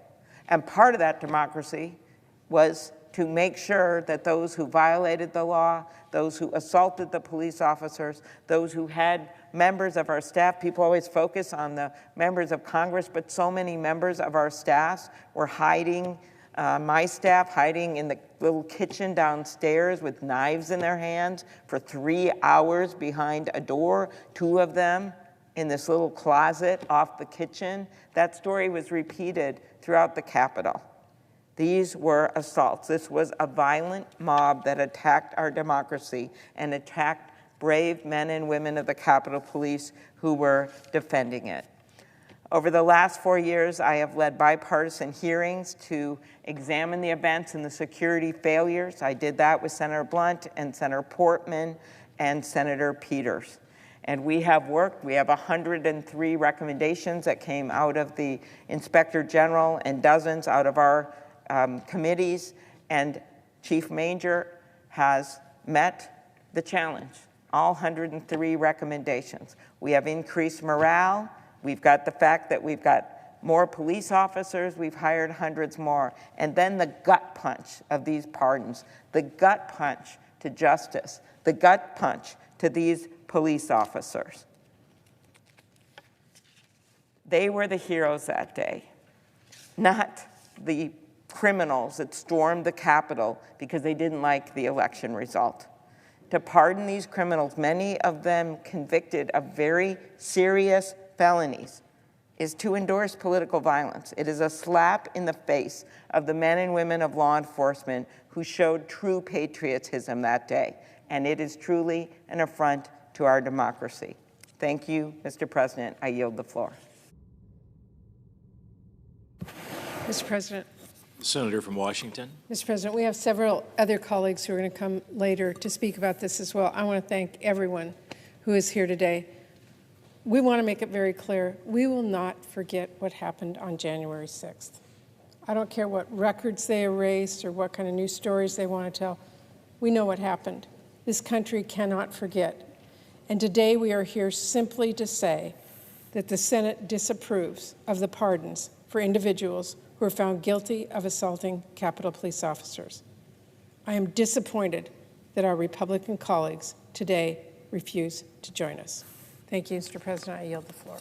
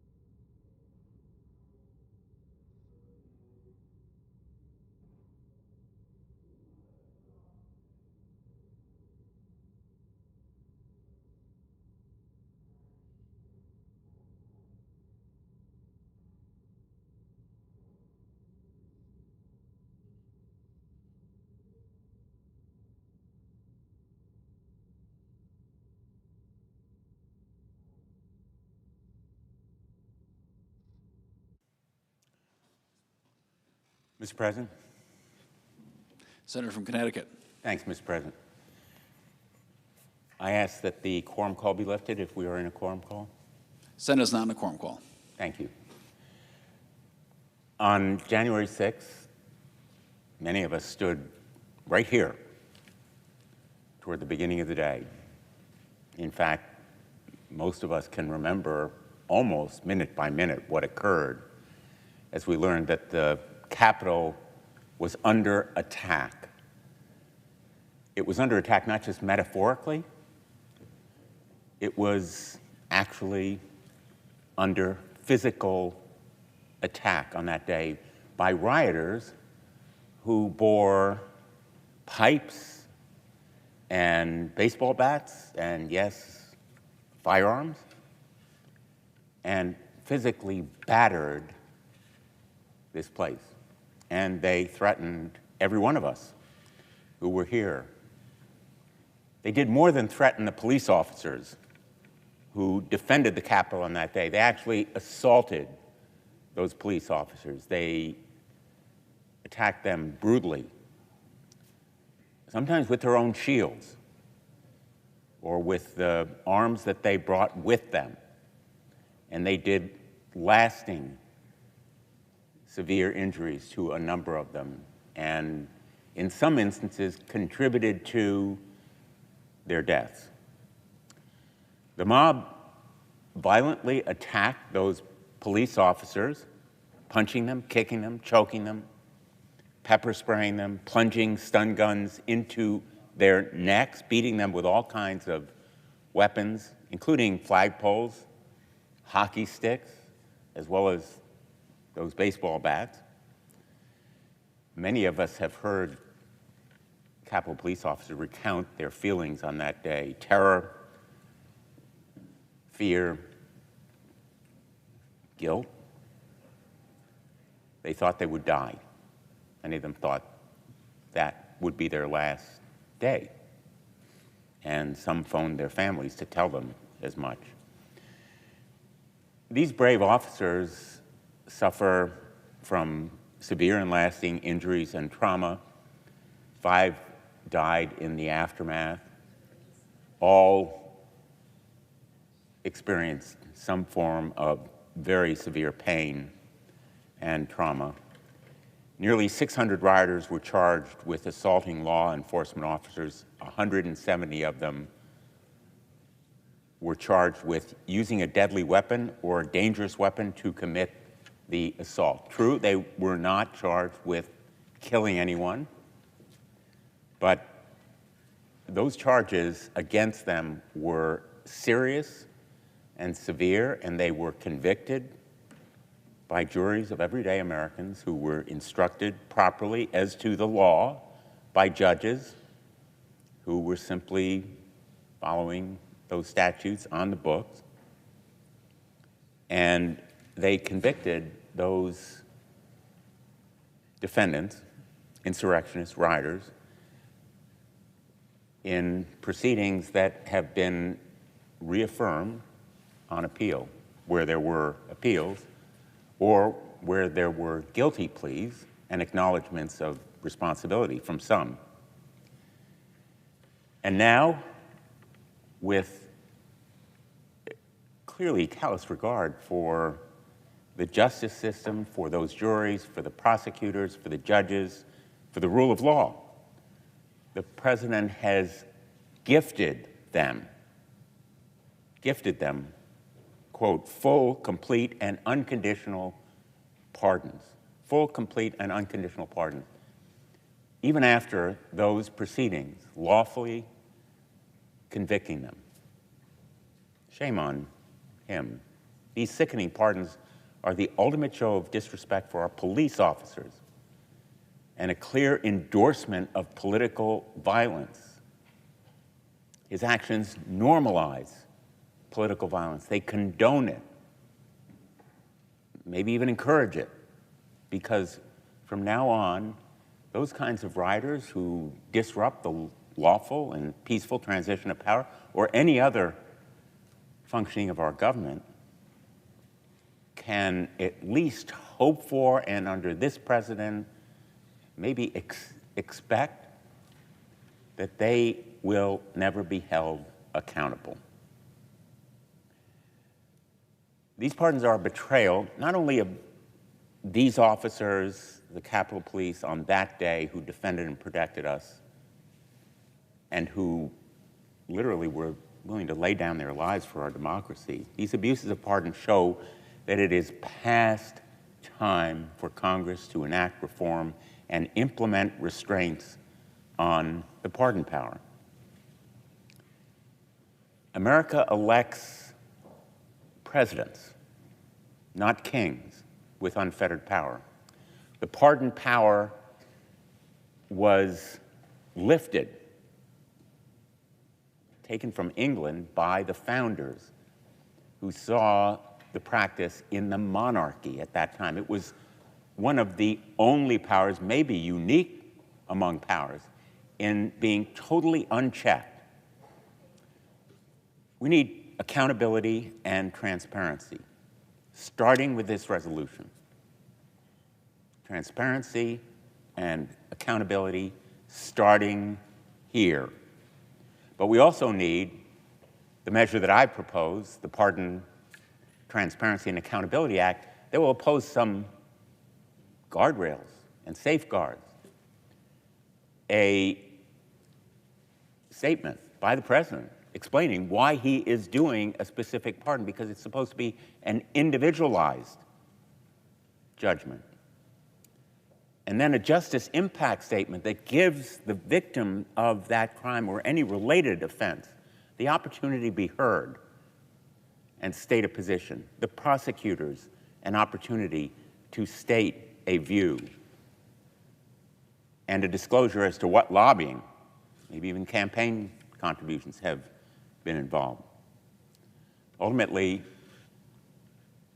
and I know we're speaking to history here, there needs to be a change in the Constitution, an amendment that, in effect, shares that pardon power with other branches of government. It may be that pardons are appropriate, whether as an exercise of mercy or ultimate justice, a recognition of rehabilitation for whatever reason.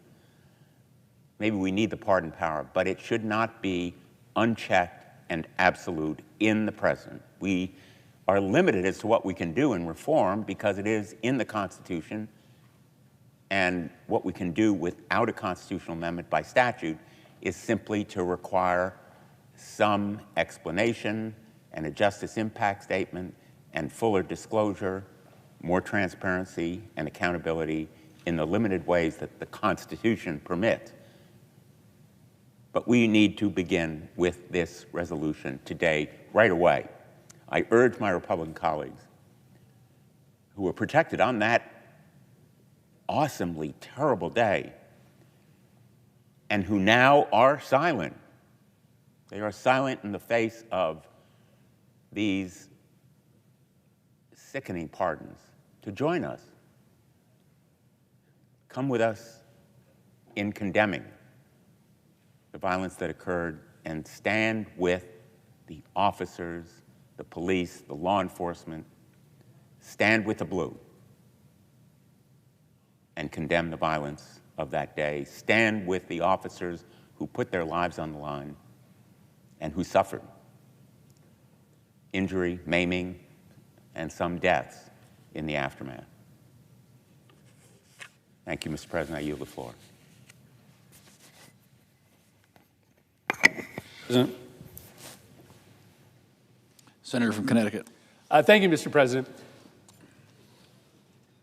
You know, the murder rate in the United States, the global murder rate today, is infinitesimal, a fraction of what it was 200 years ago, 400 years ago, 600 years ago, a fraction of what it likely was in the Bronze Age or in the days when native tribes patrolled this land. What we've seen over the course of global history is that human beings have decided that instead of advancing our social power or our economic power or our political power through violence, instead we are going to have law and order. We're going to have economies that reward merit. We're going to punish people who disobey those laws to protect the rest of us. And that's served us really, really well. Today, you are fundamentally less likely to be attacked, to be murdered by a neighbor, by somebody that you have a contest with, than you were centuries ago. Donald Trump is throwing that out the window. Donald Trump is throwing out the window the idea that we only advance ourselves politically or economically or socially through nonviolent means. Because what happened last week is that Donald Trump said to this country, if you use violence on my behalf, you're off the hook. If you beat the hell out of police officers, if you pound them over the head with metal poles, if you yank them by the neck and drag them into a crowd, hold them down so that people can stomp on them, if you taser police officers to the point that they suffer a heart attack, as long as you are doing that to advance my political power, you're off the hook. The people that walked out of jail last week were convicted of viciously violent crimes. And yes, there were plenty of people who were convicted who didn't engage in that horrific violence. But I was here in this chamber that day. I remember all of my Republican colleagues running out the door just like Democrats did. I don't remember any of my Republican colleagues staying in the chamber to greet the tourists. Everybody knew that our safety was in jeopardy. Democrats certainly knew our safety was in jeopardy because, as we found out, many of those protesters were looking for Democrats. One of the most violent protesters who was let out of jail last week in the middle of his sentence after he had beaten up police officers, went to the gallows, went to the noose that was constructed and posted on social media, "Too bad, no Democrats here." If you beat up a police officer for reasons other than perpetuating Donald Trump's power, you're still in jail. The only people who beat up police officers in the year 2021 that got let out of jail last week, the only ones were the ones that beat up police officers to help Donald Trump. That sends a clear signal that your violence is excused if it's for Donald Trump's political purposes. And that puts all of our lives in jeopardy. That puts our democracy in jeopardy when violence is excused. And what we are learning in the days following that unconscionable executive order, pardoning the rioters, not some of the rioters, everybody, is that it's part of a plan. Listen, I've done a lot of work across the aisle. I have such respect for my Republican colleagues. I spent hours, weeks, days sitting in rooms negotiating immigration bills and voting bills and public safety bills. But man, you are watching this president try to seize power right now, try to make us irrelevant, try to suppress political dissent. What happened last night is part of a story. The president can't be the only person in charge of who gets money or not in this country. That's corrupt, because then the president can dole out money to his political friends or the friends of his billionaire friends, can dole out money to states with senators that are loyal to him, and can punish companies that are competitors with his billionaire friends, or punish states represented by people who are disloyal to him. That's not how our democracy works. We're in charge of making sure that taxpayer money is spread out evenly, that has nothing to do with loyalty or disloyalty to the leader. A couple days ago, all the inspector generals just got fired. That's illegal, but they all got fired. Why? Because if you're going to engage in corruption inside these agencies, you don't want anybody to be watching. And so you got to put this next to each other. You got to understand the story. If you're trying to transition our democracy to a government in which only one person is in charge, you permit people to engage in violence on your behalf so as to intimidate the opposition into being silent. And I'm just going to tell you, if you don't believe this, there are a lot of folks who don't support Donald Trump, who are not going to show up to rallies, who are not going to participate in politics, because they just learned that if they do and somebody hurts them, that person might be let off the hook. You excuse violence, you arrange government so that you can operate in darkness, and you rig the rules so that nobody's in charge of dispensing money except for you. Violence is a legitimate tool of politics. One person in charge of doling out money, government decisions made in secret. That's not a democracy. That is a recipe for corruption. For corruption. And so, yes, I am fuming mad about how my Republican colleagues talk about law and order and then mostly, with a few exceptions, either remain silent when the most violent January 6th protesters get pardoned or celebrate those pardons. But I also want to be clear that it stands in a context of actions taken during this first week that are undermining our democracy to the point of putting it on the brink of possible extinction as a means for fundamental corruption to take place inside our government. That should be unacceptable. That is unacceptable. And I'm thankful to Senator Murray and others for bringing us down to the floor to raise this alarm bell. I yield the floor.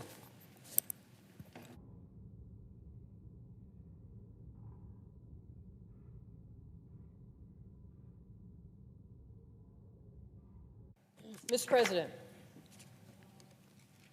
Senator from Nevada. Thank you, Mr. President. You know, I'm so appreciative of my colleagues coming down here to talk about not only the January 6th pardons, what President Trump has done, but to stand with the men and women in law enforcement.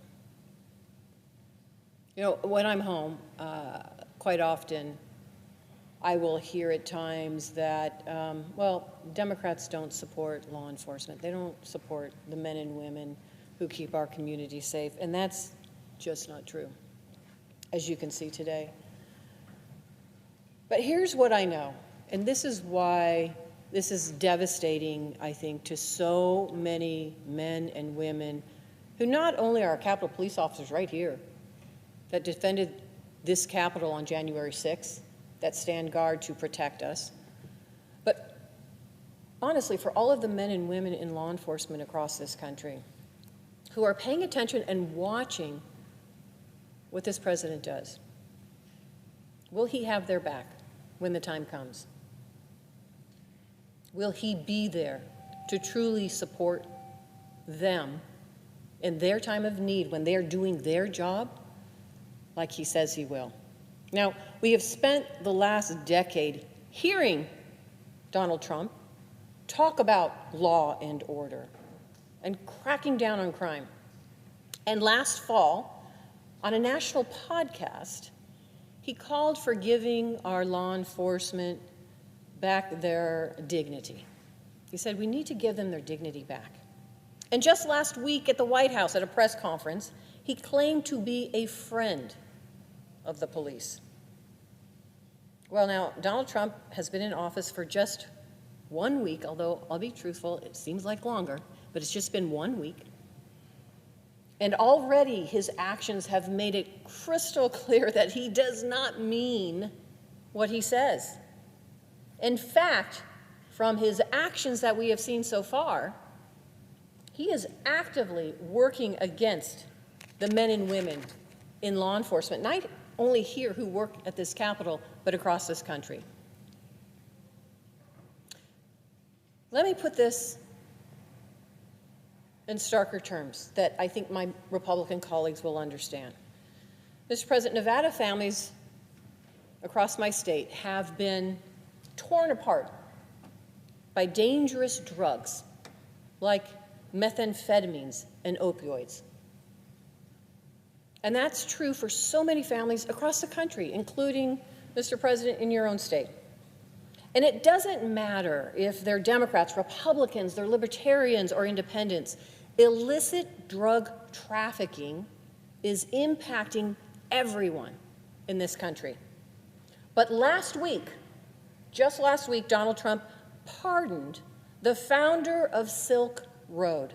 What is Silk Road? It is an underground internet site that oversaw the trafficking of $200 million in illegal drugs and other illicit trade. The founder of this Silk Road was convicted by a jury of his peers and sentenced to life in prison for participating in a criminal organization and distributing narcotics on the internet. In fact, we know, after that trial, that some Americans died after purchasing those illicit drugs on that website. A website that was specifically designed to skirt the law and support criminal activity. But now, this founder, the founder of that website, who was sentenced to life in prison, is walking free because Donald Trump pardoned him.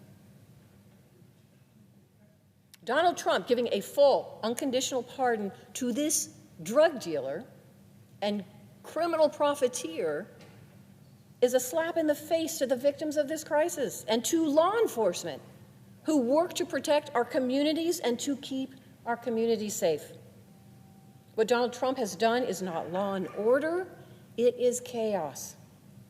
And it's not just with one pardon. Donald Trump has pardoned more than 130 individuals, 130, who were convicted of assaulting police officers, and some of them right here at the Capitol. Like my colleagues you've heard, I was here that day. I will never forget it.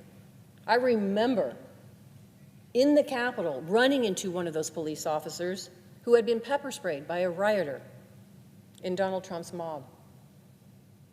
And at the same time, while he was washing out his eyes, he was reassuring us senators that, don't worry, I've got your back and I am standing guard. And he ran back out to the front of the Capitol. He was doing his job that day. But you know what else happened that day? As we all saw, we saw it on TV, or those of us that were here, we either saw it personally or later found out, that those rioters and those insurrectionists, they actually came to the Capitol with weapons and zip ties. Now, if nobody knows what a zip tie is, that's a handcuff. What were these rioters doing with weapons and zip ties coming into our Capitol? They used WD-40 and bear spray on our officers. Perfect example, the officer I saw that morning. And they assaulted our officers with American flags. American flags. They were beating them with these poles of these American flags. This is not some political conspiracy that Donald Trump would like to rewrite. These were insurrectionists, we all know. They posted online. You saw those videos. If you didn't watch it real time on TV, you saw those videos. We saw them shoving, punching, attacking our law enforcement. And now, instead of serving their time and facing the consequences for the dangerous action that they committed against our officers, Donald Trump is telling them that not only were they wrongfully punished, but in fact, their behavior on that day is encouraged by him. Listen, think about this. It's encouraged by him as long as they're doing his bidding. As long as they're doing his bidding, he does not have the back of our law enforcement officers. Criminals convicted of attacking law enforcement are now giving TV interviews. You've heard from some of my colleagues. They're giving interviews saying that President Trump's pardons have vindicated their actions. This is an endorsement of political violence. These actions, what President Trump has done, is an endorsement of political violence. And quite honestly, it is an insult to the men and women who risk their lives every day to keep our families safe. Why do I know that? You don't have to trust what I'm saying. Let me just ask you this. I cannot imagine anyone here in this room, when you have a problem, you have a concern, the safety of your family or friends at home or wherever you are, what's the first call you make to 911 to get a law enforcement officer to come and stand and protect you?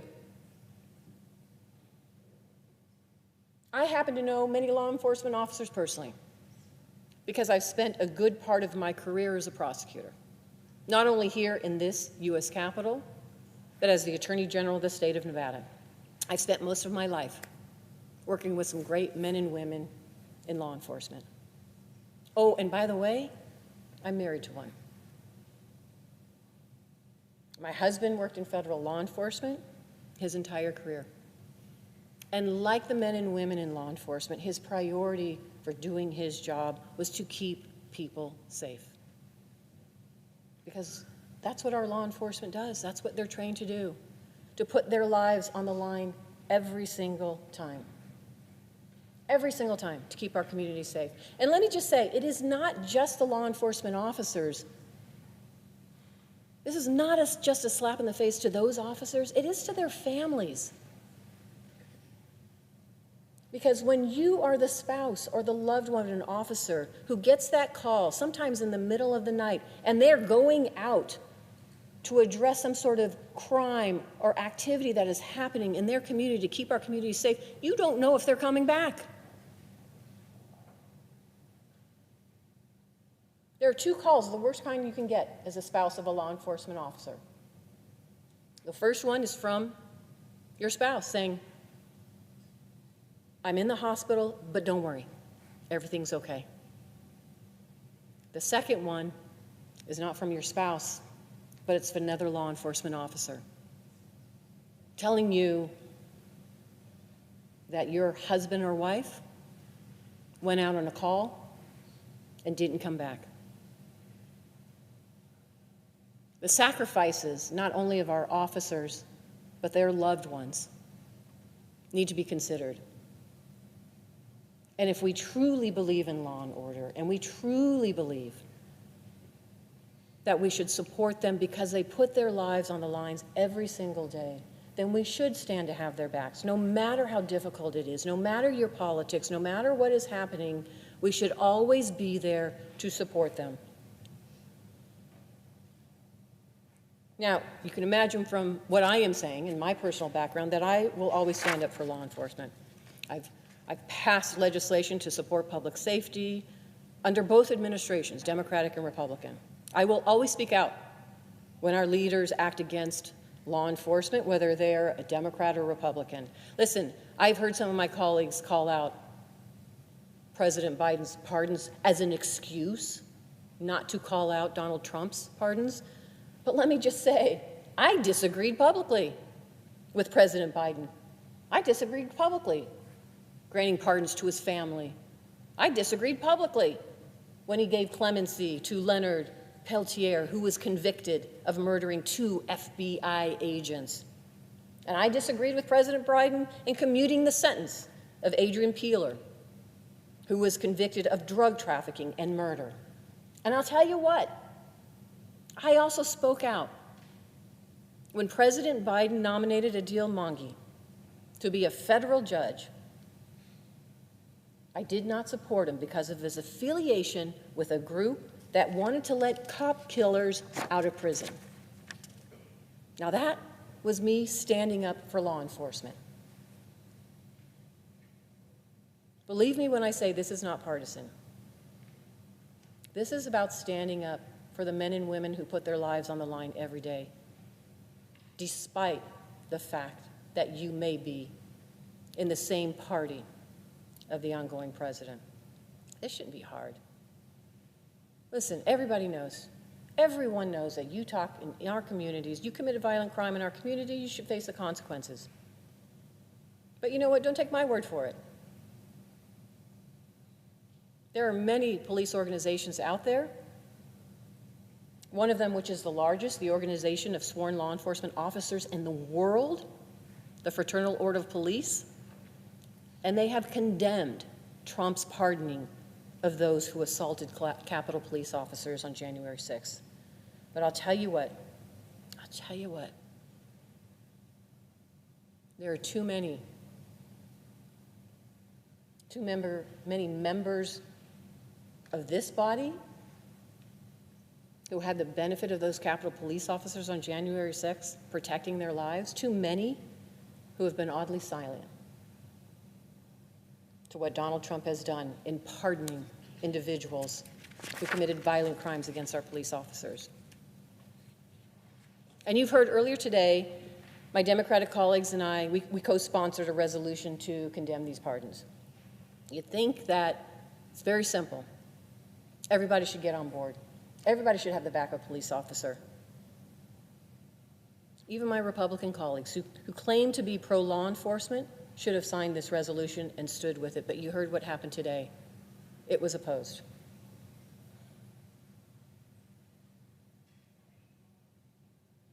The only thing I can tell you, Mr. President, in this day and age,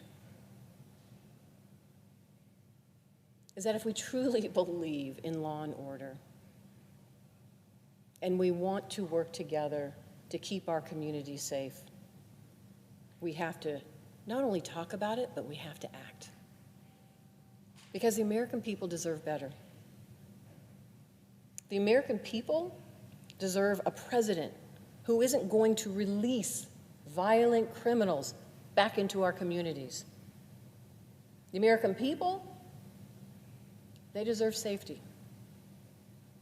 And our law enforcement who maintain that safety, they need to know we have their backs. With that, Mr. President, I yield the floor.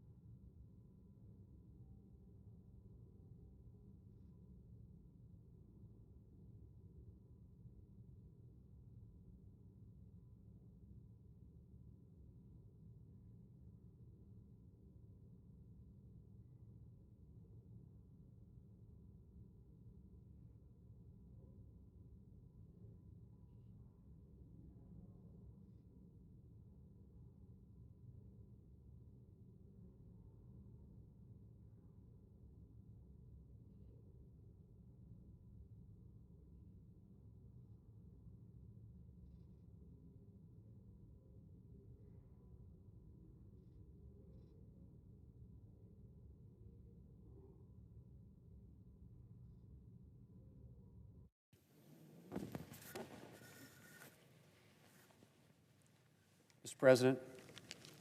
Majority Leader. Mr. President, I ask unanimous consent that the Senate resume legislative session, being a period of morning business with senators permitted to speak therein for up to 10 minutes each.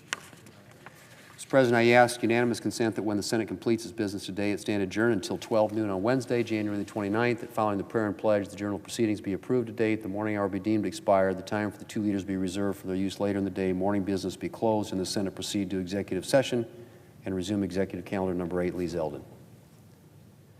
Further, that if any nominations are confirmed during Wednesday's session, the motion to reconsider be considered made and laid upon the table, and the President be immediately notified of the Senate's action. Without objection, so ordered. Mr. President, if there is no further business to come before the Senate, I ask that it stand adjourned under the previous order following the remarks of Senator Kennedy and my Democrat colleagues. Without objection. All right. Thank you. Thank you.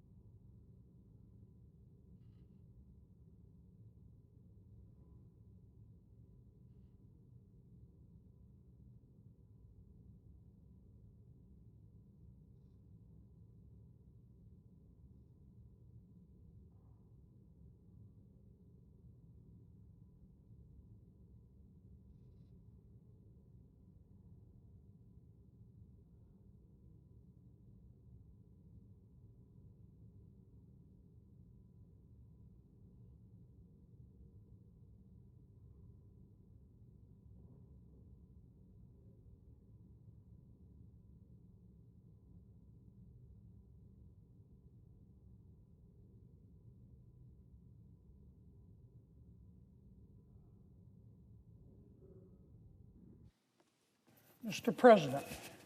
Senator from Louisiana. Thank you, Mr. President. With me this evening, Mr. President, is Mr. Nick Ayers, who is one of my colleagues in my office,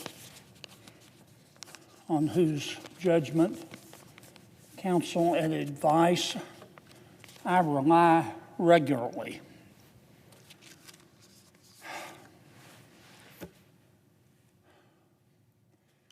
Mr. President, as you know, on any given day, the halls of the Senate office buildings and the Capitol itself are teeming with people. We have a lot of visitors, which is a great thing. We have a lot of staff members, very able. We obviously have 100 senators. And we have many, did I mention many, members of the press. And today, many of those folks, not the tourists,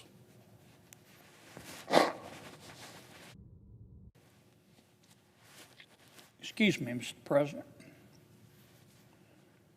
Today, many of those folks, not the members of the public, our visitors, our people who are visiting us, but some staff members, some senators, and some members of the media have been catatonic. Catatonic. They've been foaming at the mouth. And it all has to do with a simple memorandum issued by the Office of Management and Budget dealing with spending. And I want to talk about that for a few minutes, Mr. President, and try to put it in perspective. I thought about starting my talk today off by saying, if it weren't for double standards around this place, there wouldn't be any standards at all. And actually, that's true, but that's too cynical for the point I want to make today. The point I want to make today is that in Congress, we're headed for a multiple vehicle pileup. A multiple vehicle pileup, which I will describe in a moment. And it's going to be messy. And dealing with it is going to be messy. And we've got to deal with it in accordance with the Constitution and our laws as passed by Congress. But we're also going to have to try to do some things a different way. And it's not going to be altogether pretty. Now, we can all debate. I haven't met a dummy yet in the United States Senate. Some people would disagree with that, but that's been my experience. Every single member of this body is very clever. And they can get us bogged down in procedure and debate forever about how many lawyers can dance on the head of a pin. And all that's important. I've done it myself before. But we're also dealing with reality. Did I mention we're dealing with a multiple vehicle pileup? Mr. President, I remember back when President Obama was president,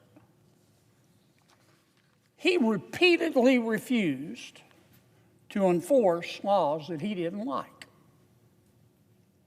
When certain provisions, I remember it like it was yesterday, when certain provisions of the Affordable Care Act proved to be controversial, it was law. But some of those provisions of law that he passed were controversial.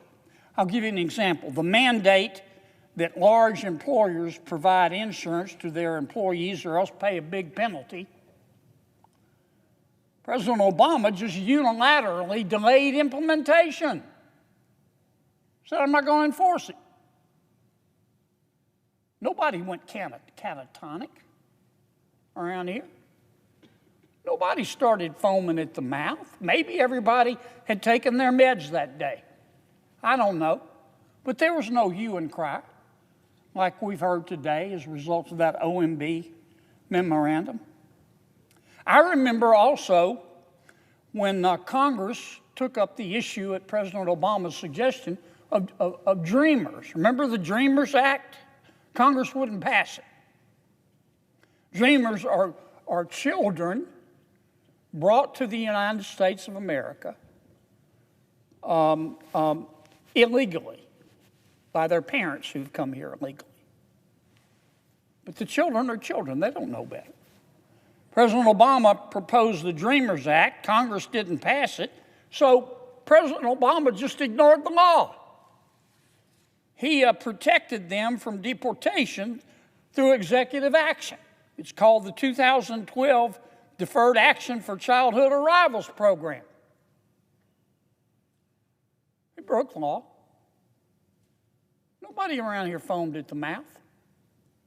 Nobody around here went catatonic, included but not limited to the media. I remember when President Biden did a very similar thing. He sought to preserve and fortify DACA, as we call it. And he also took a number of steps unilaterally to weaken immigration enforcement. We know that. That's why the border under President Biden was an open bleeding wound. He refused to follow the law. Nobody foamed at the mouth around here. Members of the press didn't become catatonic. I don't remember anyone, Democrat or Republican, calling for President Obama's impeachment after a federal court criticized his administration for spending money unlawfully. You remember that? President Obama decided to pay subsidies to health insurers in 2014. Decided to give them money. This is one problem. Congress hadn't appropriated the money. The GOP House, the Republican-controlled House, sued him. Federal judge ruled against President Obama. But the money was spent. I remember when the GAO concluded that the Obama Health and Human Services Department in 2016 illegally spent money. Congress didn't appropriate it by paying insurers instead of sending the money to the Department of Treasury. Nobody around here foamed at the mouth, including members of the press. Nobody around here went catatonic. Now, I didn't come here today, Mr. President, to debate the Take Care Clause of the United States Constitution. We're all familiar with it. The President has a constitutional duty to, quote, take care that the laws be faithfully executed. That's the law. It's in our Constitution, bigger than Dallas, right there. And I believe in it. I didn't come here today to debate it. I didn't come here today to debate the 1974 Impoundment Control Act, which the courts have ruled to be constitutional, which says that Congress gets to appropriate the money and the president has to spend it. I don't want to get into all that.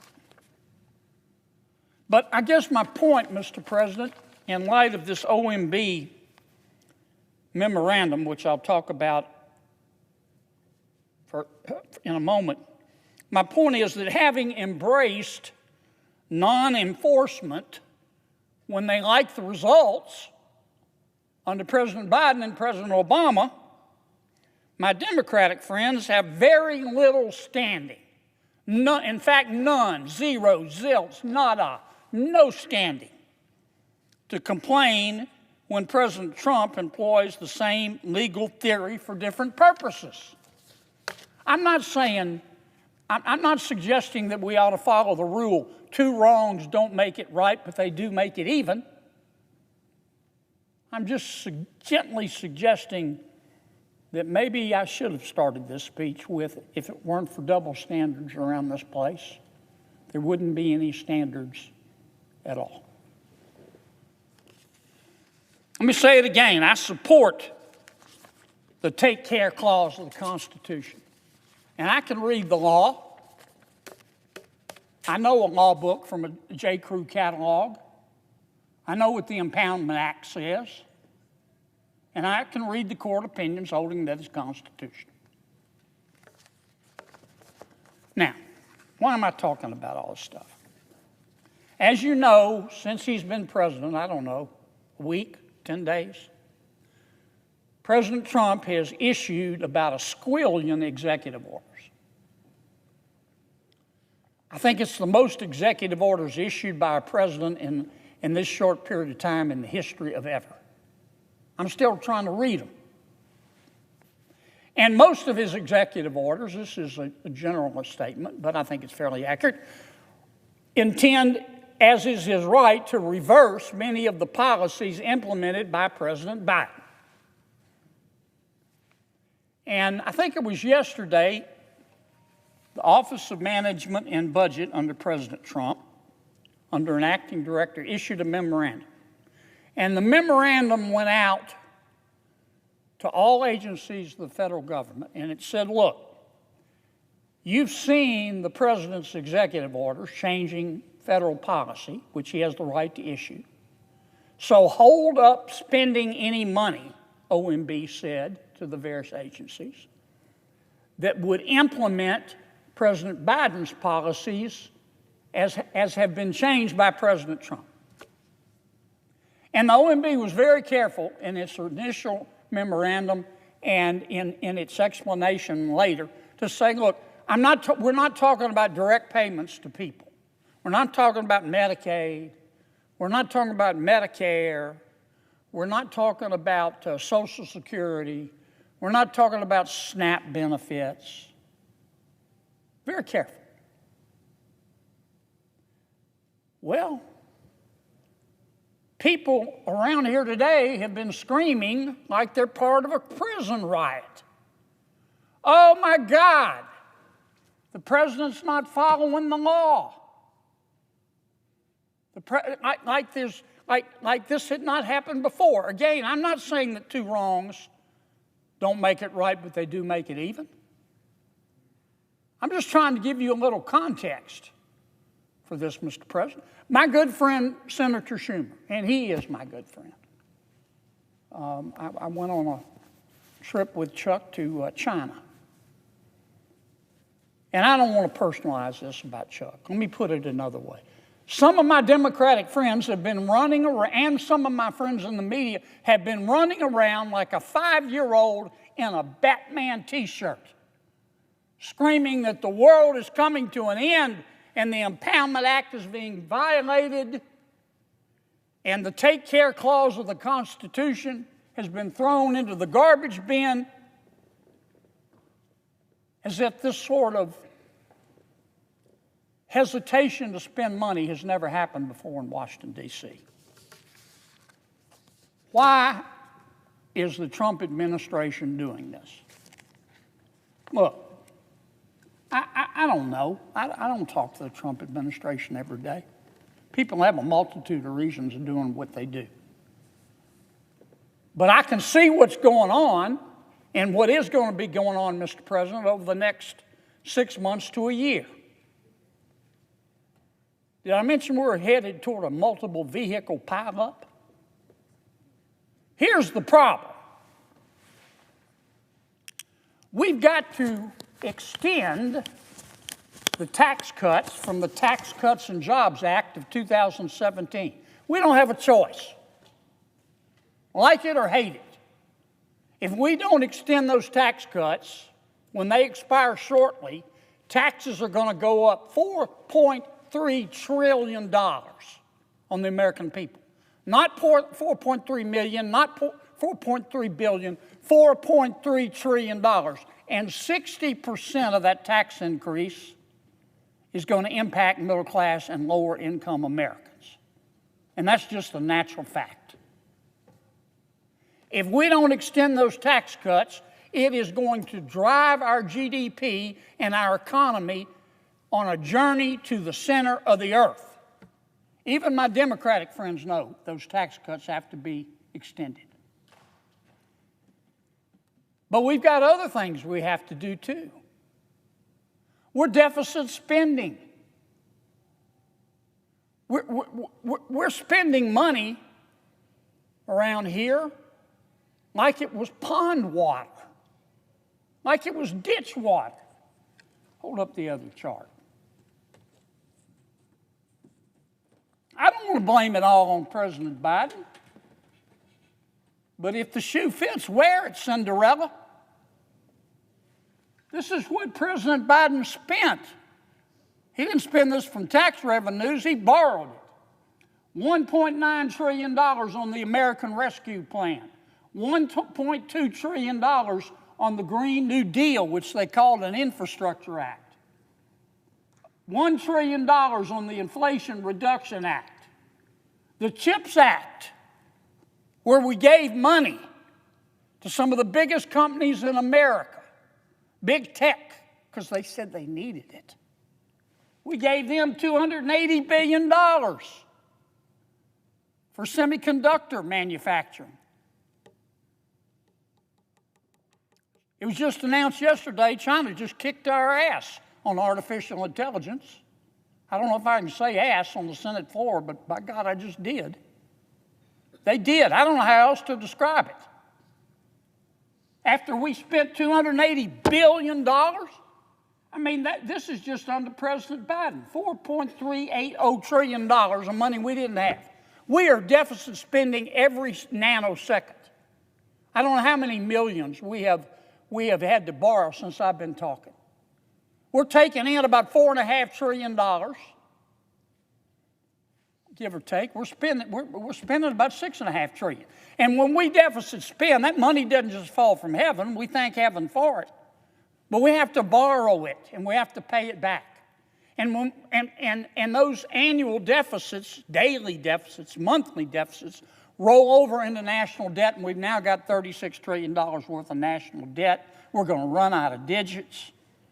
That's the most debt we've ever had, well over 100% of GDP. So we've got to renew the tax cuts, which is going to cause short-term, before it stimulates the economy, short-term loss of revenue, and we got to stop the deficit spending, and we got to reduce our debt. But there's more. There's more. We've got to increase defense spending. Because President Xi is working with President Putin, who's working with the Ayatollah in Iran, and their goal is to have Putin dominate Eastern and Central Europe, to have Iran dominate the Middle East, have China dominate the Indo-Pacific and the South China Sea, and be free to roam in Sub-Saharan Africa and Latin America and South America. I don't want America to be the world's policeman, but I don't want President Xi or President Putin or the Ayatollah in Iran to be the world's policeman either. And weakness invites the wolves. And we've got to start spending more money on defense. Now, you don't have to be Einstein's cousin to figure out that all the things that I just described that we've got to do in the next year to 6 months could be called competing interests. Tax cuts, stop deficit spending, reduce the debt, but find more money for defense. Something's got to give. And all this is a long-winded way of saying we're going to have to reduce spending. We're going to have to do it. The numbers are the numbers. Since 2019, the American population has grown 2%. We're not having babies. 2%. And that's after all the illegal immigration. You know what has happened to our budget? It's gone up 55%. I know we had a pandemic. We had to save the economy.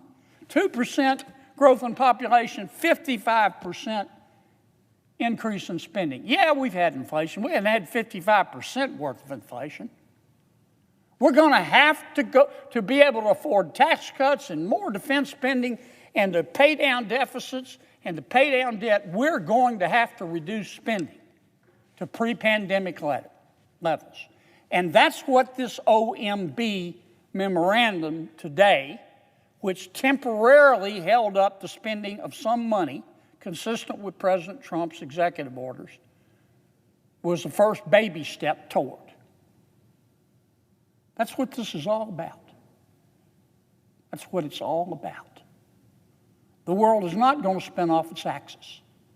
And again, I support the Take Care Clause of the Constitution. I understand what the Empowerment Act says, but this is reality. And this is what we've got to solve over the next year. And we're going to have to solve it. Show me that other chart. We're going to have to solve it together because the debt is $36 trillion. Our population is 355,000 people. That's 102 grand per man, woman, and child, and it's increasing. And we're about to extend the tax cuts and start spending more in defense. There's a lot of excitement around here about the reconciliation bill or bills. I'm excited about it. You can write this down, Mr. President, and take it home to Mama. Those reconciliation bills, which we have got to pass to get through this multiple vehicle pileup that I just described, are going to contain substantial spending cuts. They are. Because you know what? If they don't, that reconciliation bill or bills will never pass the United States Senate.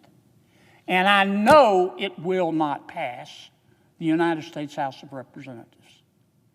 And then we will have failed to do what we told the American people that we were going to do, which is to get federal government right-sized, to try to put the high prices behind us by growing out of them, by stimulating the economy and increasing wages, by making energy cheaper, by paying down our debt. And that's what's going on. So I hope all the folks today will go home and take off their Batman t-shirts, wash them. They're probably a little sweaty. I hope everybody will go home. Those who drink, have a cocktail, take their meds, and put this all in perspective. That's what that OMB memorandum was all about. And I'm going to say this one final time because maybe some members of the media are listening. I am not advocating to ignore the Constitution. And I am not advocating to ignore the impoundment laws of this Congress.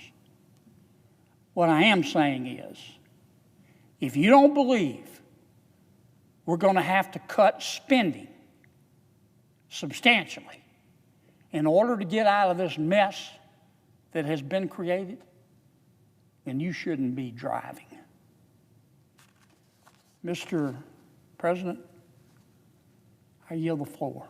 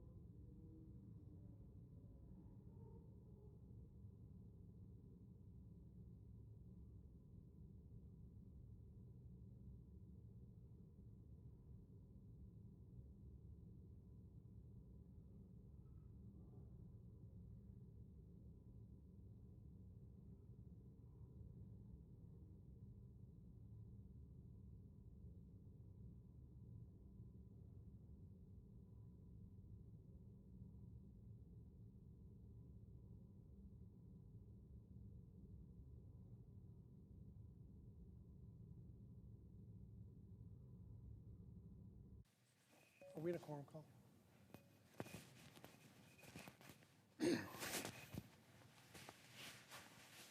Mr. President. The gentleman from Hawaii. Thank you, Mr. President. If it weren't for a judge's temporary administrative stay, we would still be in the middle of Trump's pointless and illegal shutdown right now. Federal funding for a whole host of things would be frozen, meaning people all over the country who count on the federal government wouldn't get help. And all of us, all 100 of us, got calls from back home saying, what the heck is going on? VA home loans are being shut down. The Medicaid portal is being shut down. The Head Start portal is being shut down. Construction projects are being shut down, all because the Trump administration believes that they don't have to follow the appropriations law. Now, lots of us disagree about the size and the scope of the government. Lots of people vote no on the appropriations law. Fine.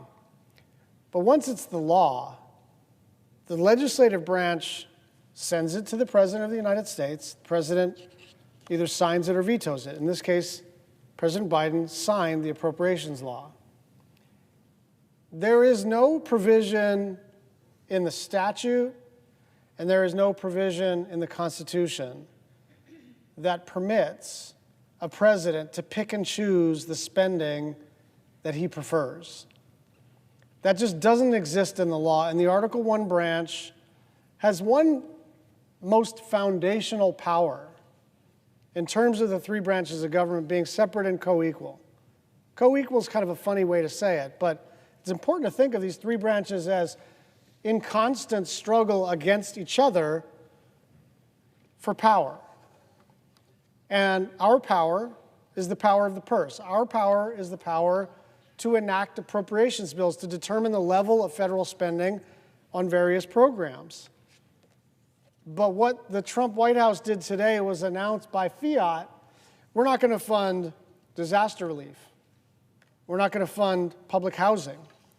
We're not going to fund rural health care or foster care or opioid treatment or highway and rail projects or wildfire containment or cancer research or clean energy initiatives. All of it gone in an instant, and in this case, only for an instant, because Donald Trump woke up yesterday and decided he no longer wanted to fund some of the most basic things that the federal government supports. And again, this really isn't about arguing about the merits of each individual program, although I don't know who's against allowing highway repairs to continue. I don't know who's against allowing Medicaid-funded nursing homes to continue. I don't know who's against allowing someone who's been waiting for their VA home loan to be able to close on that loan. But it's really not about that. It's about a more basic question, which is, are we a nation of laws? Are we going to allow ourselves to turn into a monarchy? And I want to hearken back to something I mentioned earlier today. The White House press secretary was asked about a specific program, and she said, well, they should talk to Russell Vought. Russell Vought is the nominee to be the OMB director, the Office of Management and Budget. There's a couple of things wrong with this. First of all, it's not his call whether or not to spend the money. The Congress already decided that. And second of all, even more creepy than that, this guy hasn't been confirmed. He's not a government employee. He's not in charge of anything. And we're supposed to, petition this person to beg him to follow the law.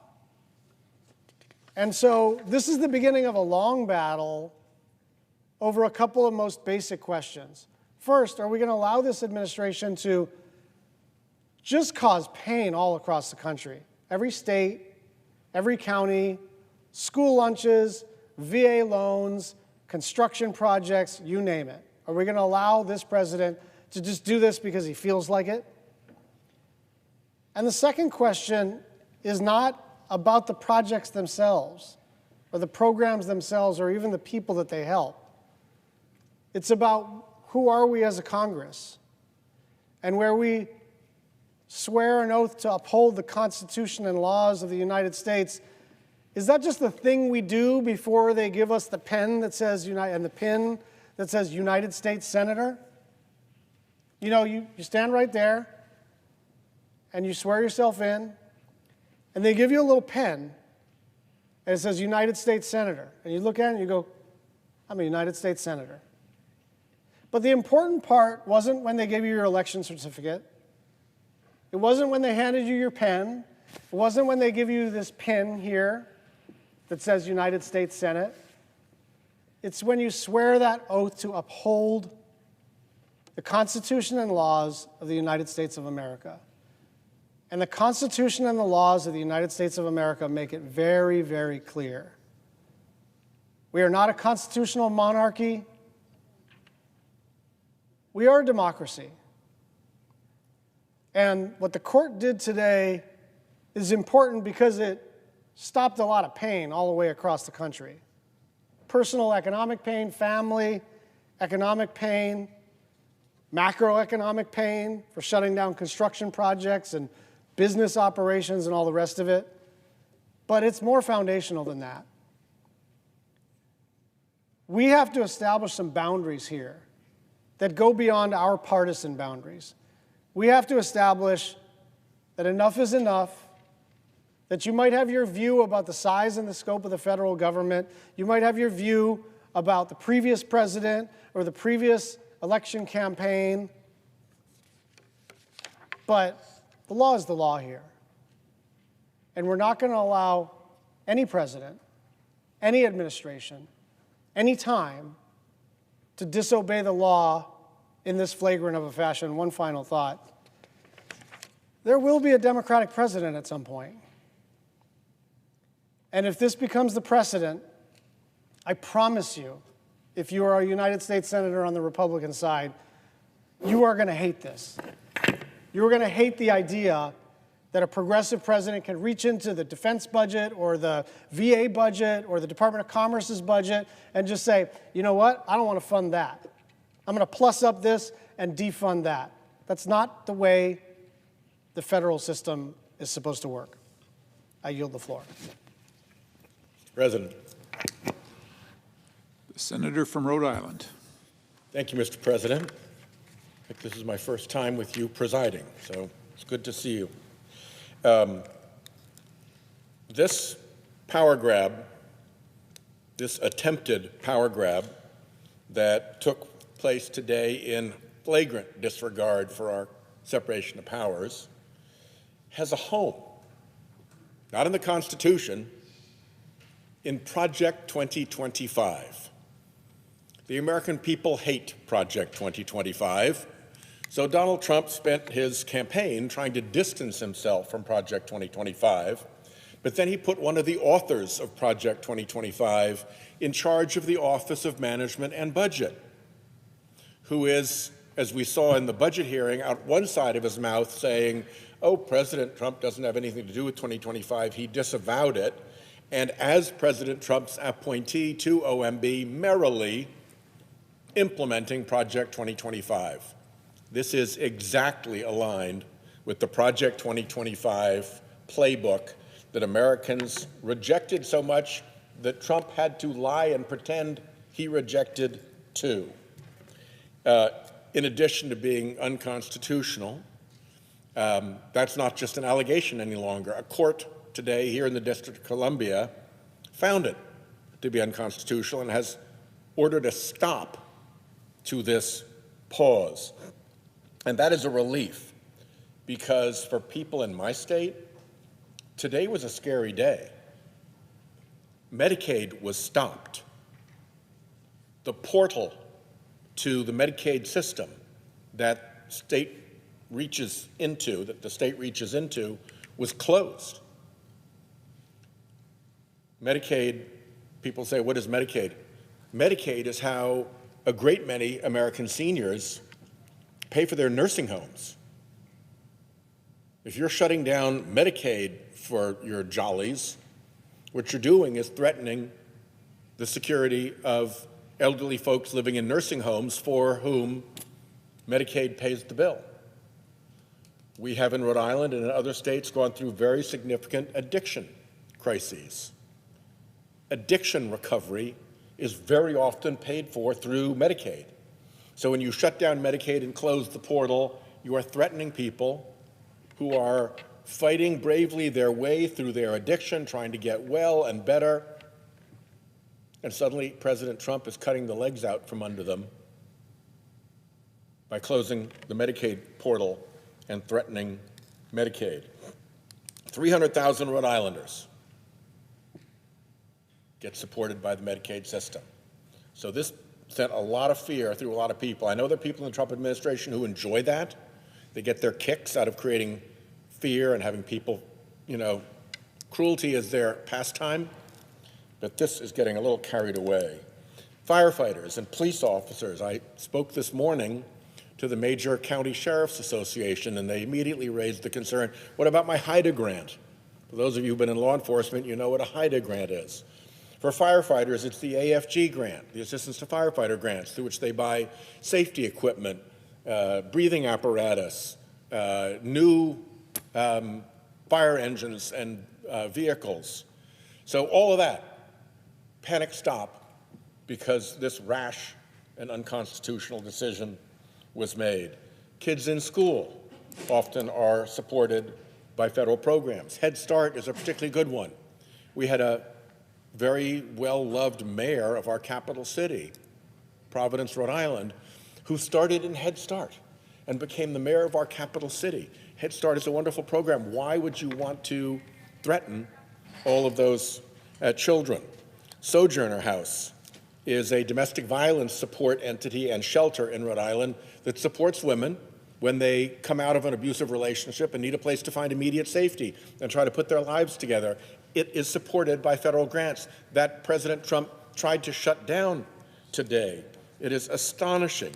$33 million in small business loans out in Rhode Island with a big question mark by them because of today's bad behavior. So, it's the community health centers. People had doctor's appointments. People were going in for minor procedures and treatments. And suddenly there's a cloud over the ability to fund the community health centers. This is just wild, extreme, dangerous stuff. And to be, let my lawyer roll for a minute. Talk about unconstitutional. The Constitution provides a method for the president to veto legislation he doesn't like.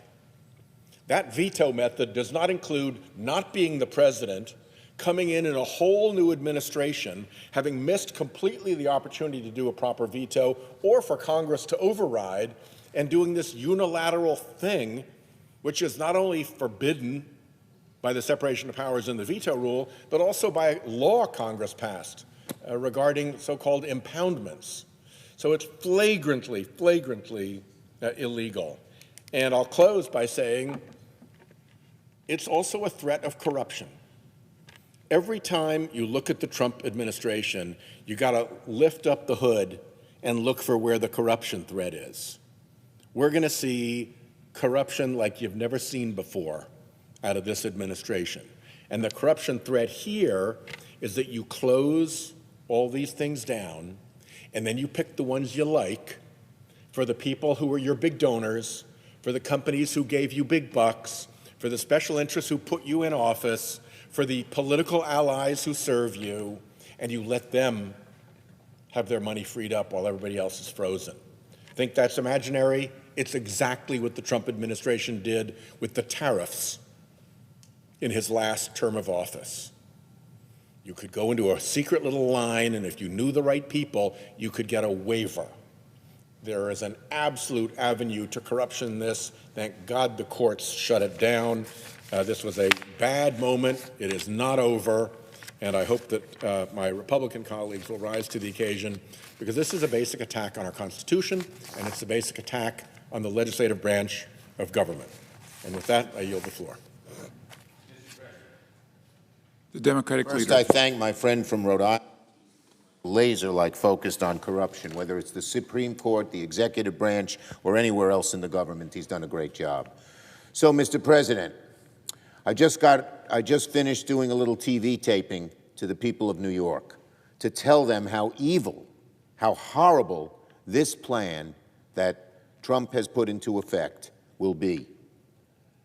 The plan will shut off billions of dollars, maybe trillions of dollars. For what? For things average working families need.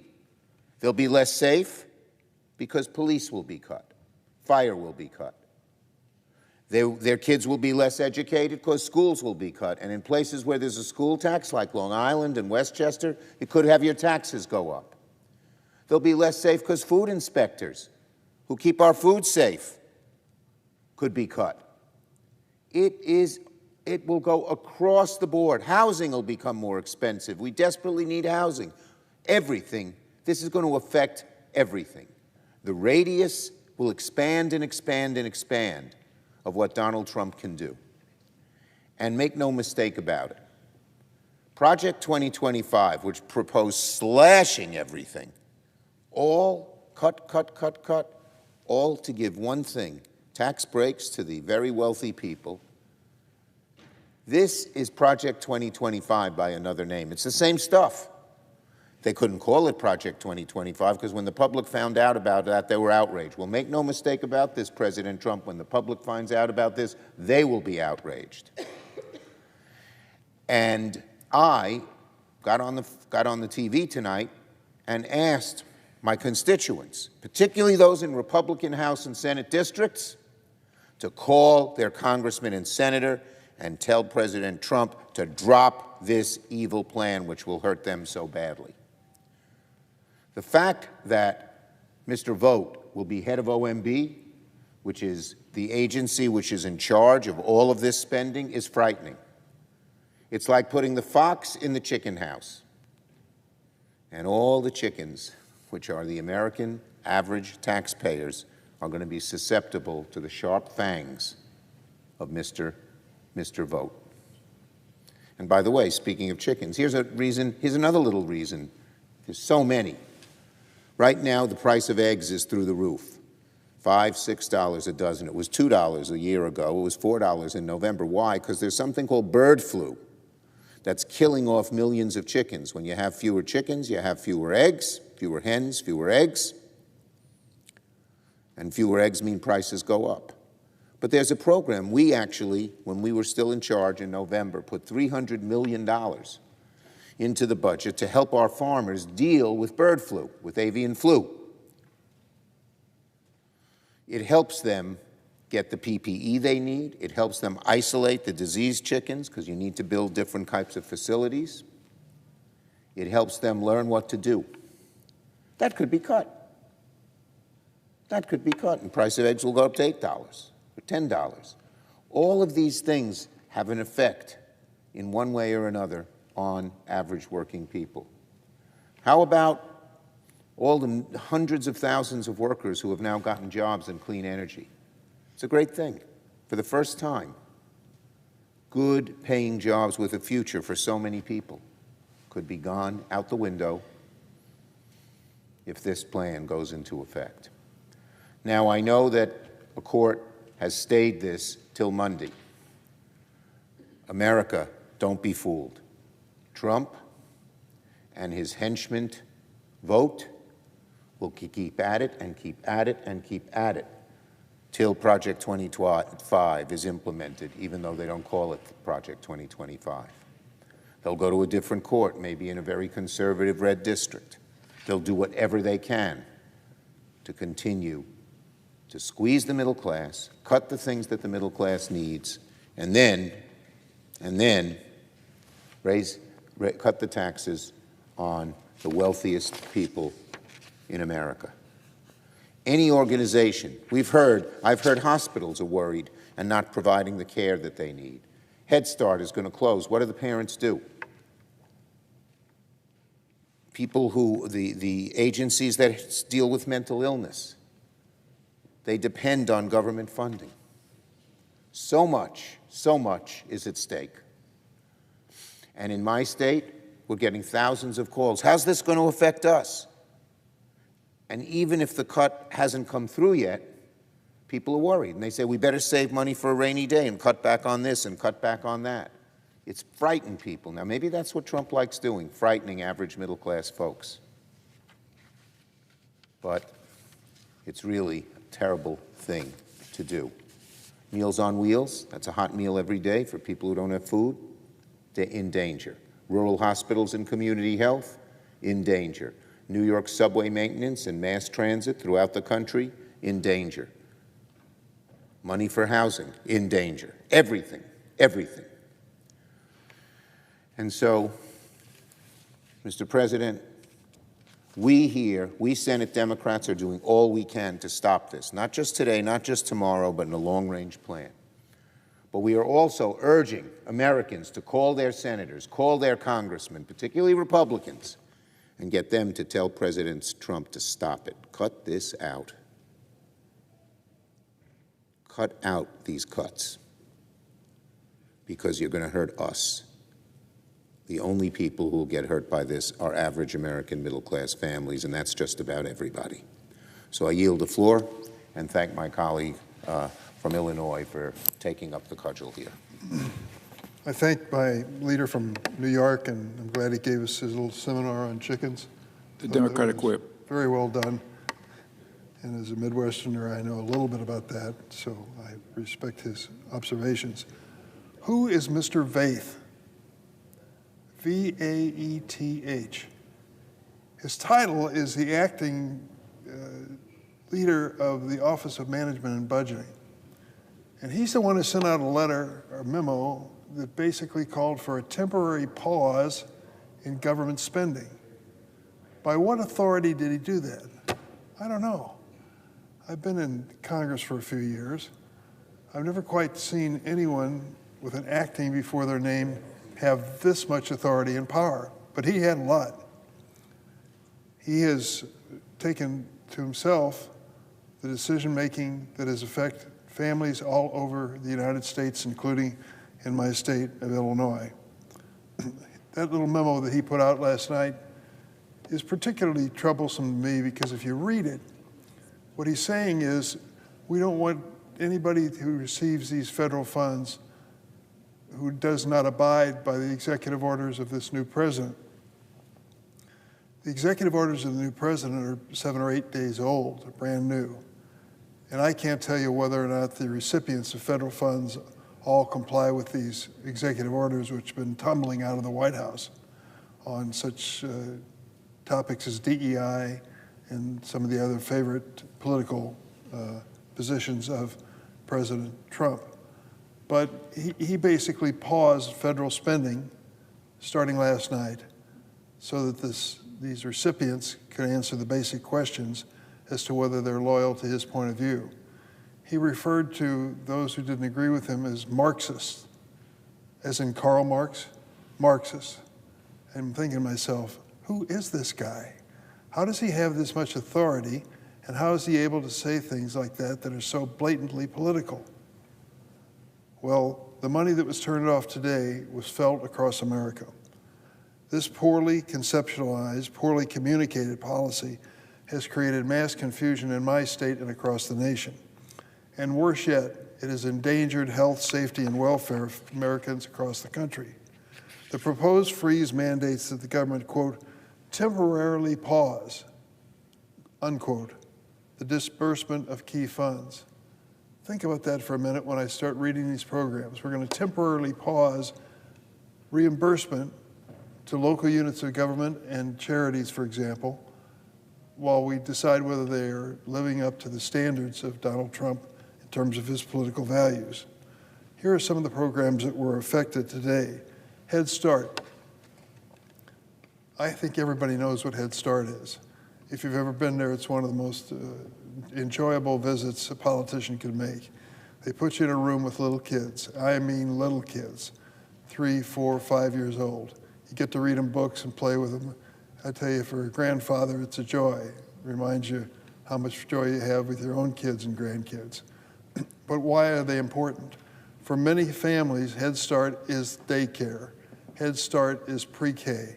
Head Start is a chance for kids in tough family circumstances to have a fighting chance. And of course, the Head Start agencies need to get their federal funds to keep the lights on, to feed the kids, to make sure that they can heat the buildings in the winter. And today, Mr. Vaith, whoever the world he is, has decided that we're not going to give them money, close the portal, close the opportunity for them to receive federal funds. What is he thinking? If these kids can't come to these Head Start facilities, they not only miss the opportunity for education and socialization and a warm place to be, but they're missing an opportunity that makes a difference in their lives. The other one is violence against women.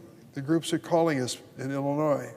They call me because the Senate Judiciary Committee, which I serve on, authored this bill years ago. A senator from Delaware at the time, Joe Biden, introduced this legislation. And what it boils down to is if you are a victim of domestic violence, there are grants available to provide safe and secure places for you to stay rather than be put in these horrible, violent situations at home. So what are we going to do with Mr. Vaith's idea to put this on temporary pause? Are we going to have a temporary pause on violence in homes? I wish we could. But to think that he makes that kind of decision is beyond me. Where does he get the authority to do this? And doesn't he have any conscience when it comes to the impact of these decisions? Natural disaster relief speaks for itself. You think of those poor folks in California trying to recover from their own wildfires. You think of the flooding and the hurricanes and all the other events that take place. There are people who need a helping hand. Mr. Vaith decides to put that on temporary pause. Veterans benefits speaks for itself. Men and women who served our country earn these benefits by risking their lives for America. And to put those benefits on temporary pause is a disgrace. Loans to small businesses. So many aspects of business rely on just a helping hand to get started. And if you think that loans to businesses are just for little businesses, keep in mind that in 2009, Elon Musk came to the Obama administration and asked for a loan so that his Tesla car company wouldn't go into bankruptcy. But there are a lot of smaller businesses just as desperate to get a helping hand. In Illinois, the impact of this thoughtless policy is already being felt. Another area that is near and dear to me is medical research. The National Institutes of Health, with an annual budget of around $38 to $40 billion, is the premier medical research agency in the world. In the world. The things that they're working on, new drugs, new surgical techniques, new treatments, will save lives. We know it. It's happened over and over again. So today they get Mr. Vaith's memo about the temporary pause in funding, and they've got to tell their laboratory researchers, doctors and specialists, to stop what they're doing at 5 o'clock today. That was the end of the funding from the federal government. Honest to goodness. Mr. Vaith, what are you thinking? Stopping medical research? You want that on your head, your conscience? Think about what that means. Federally funded research scientists are going to lose funding for this research, and the people of America will pay the price. Families will pay the price. Disability community, the same thing. Ability to access critical services for them and their loved ones. Some of these things are very basic. Paying a personal attendant who will help a disabled person get dressed in the morning so they can spend a productive day at work. If they're not there, the disabled person doesn't have that opportunity. That's a real life issue for a lot of families with disabilities. The Illinois Coalition Against Sexual Assault in Springfield contacted us today and said because of this announcement from OMB and from the Trump administration, they don't know if they'll be able to help survivors without VOCA funding. These are just a few of the many examples that emerged in the chaos of the past 24 hours. If your goal is to make America great again, why would you start by cutting these basic services for families and deserving people across this country? For goodness sakes, we're better than that. I'm proud of a nation that cares for people who need a helping hand. I'm not ashamed to say that. And some of these people, particularly veterans, earned it over and over again. These are just a few of the people who contacted us. Although the Trump administration has claimed that individuals who receive direct assistance from the government will not be affected, Americans across the country have faced severe service disruptions with Medicaid and Head Start amidst the policy changes that Mr. Vaith, the acting head of the OMB, has imposed. Even the president's own press secretary, just a few minutes ago, was unable to even answer the questions about what was going on with this OMB directive. You know why? Because this move is nothing more than a power grab designed to target the most vulnerable people and disguise it as a way to, quote, analyze government spending. Analyze government spending? Tell that to the family that's waiting desperately for medical research. Tell them that we had to just suspend that for a little while so we could do a little analysis. I want to be clear. The president is blatantly violating the law by holding up these vital funds across America.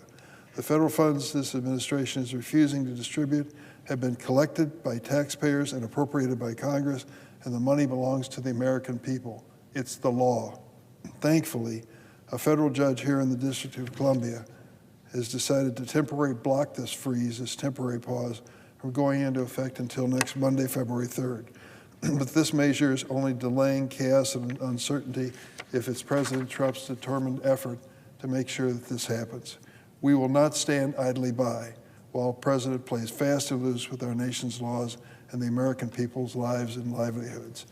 We can have fiscal responsibility, we can have a budget we're proud of, but this kind of action, taken by a fellow last night somewhere in the bowels of a building here in Washington, is hurting people all across America. You can't help American families be great if you don't give them a fighting chance. We've got to stop this and stop it soon. I yield the floor.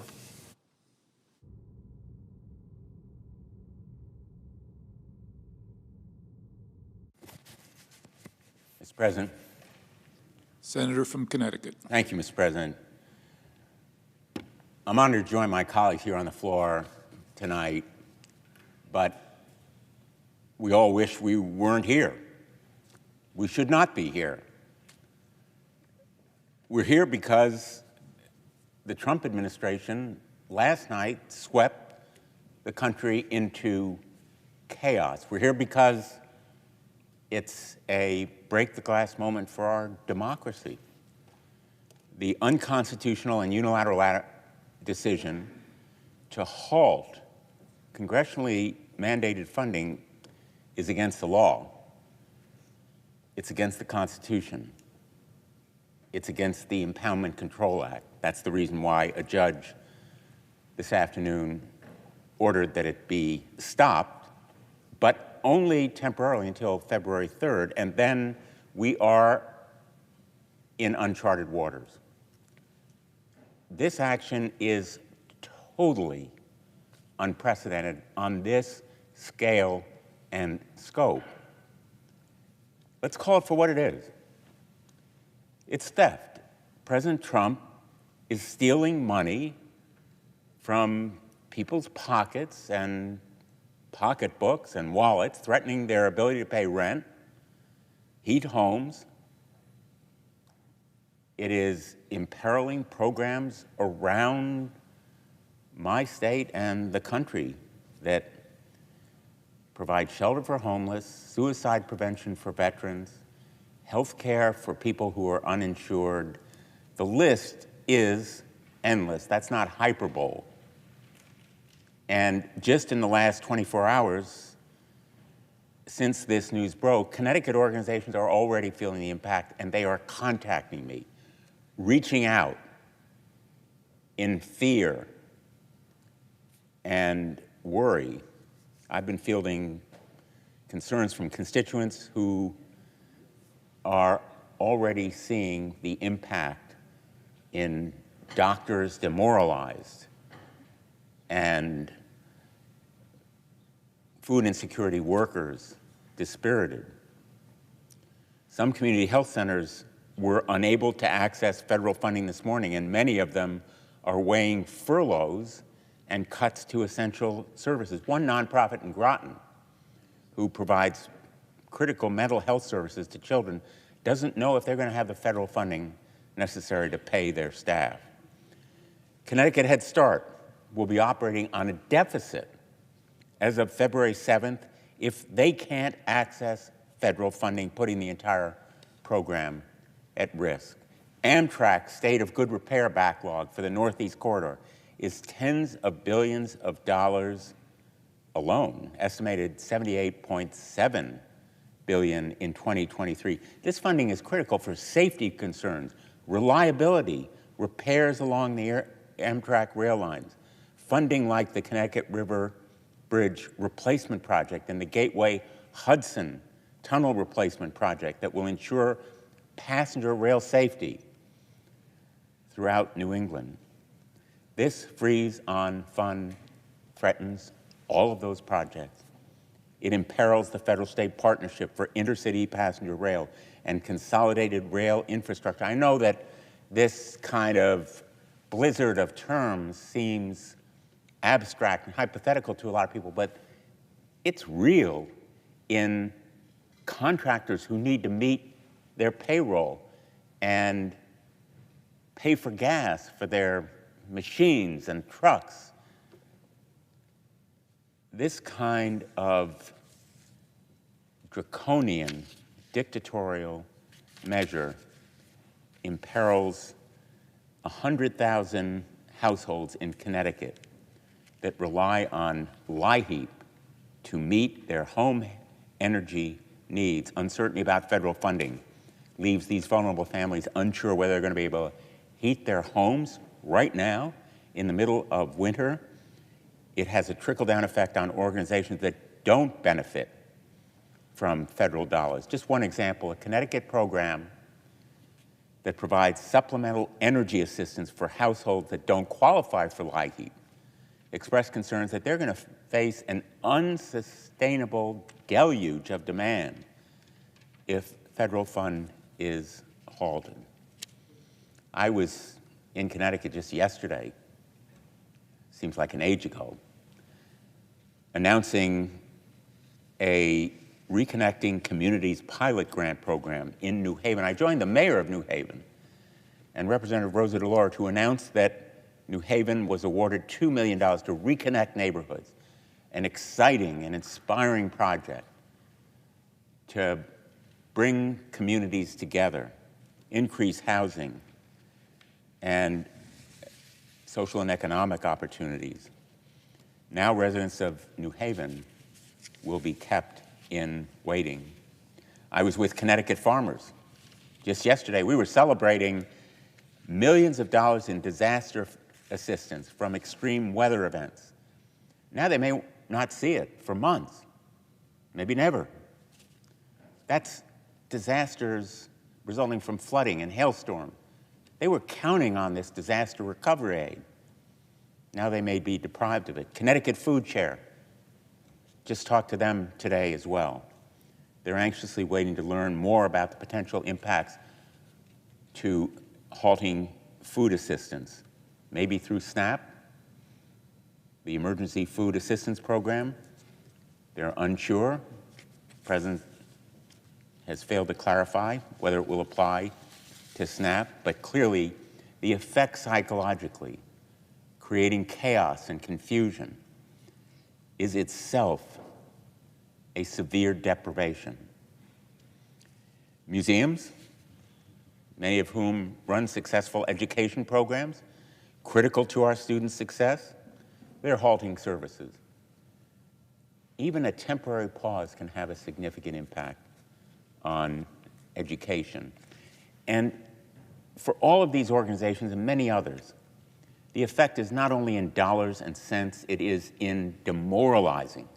People who are dedicating their lives to public service, they're working in federally supported community health centers, making less money, working longer hours, doing residencies as young doctors.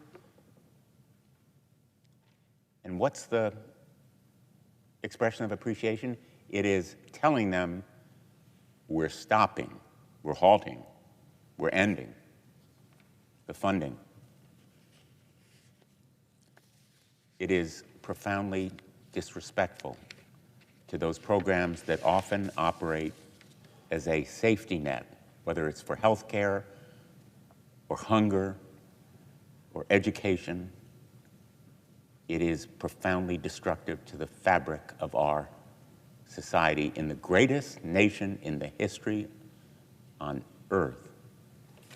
So it is theft, It's not a victimless crime. It is illegal. It won't be punishable in a court. But my hope is the American public will rise up.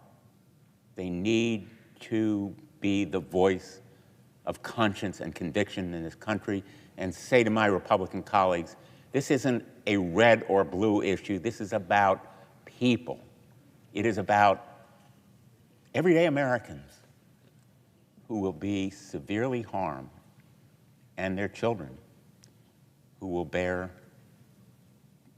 perhaps, unfortunately and tragically, lasting scars emotionally and maybe physically from this destructive impact on their lives. I regret that we're here today. I'm proud to be with my colleagues. I wish we were joined on the other side of the aisle.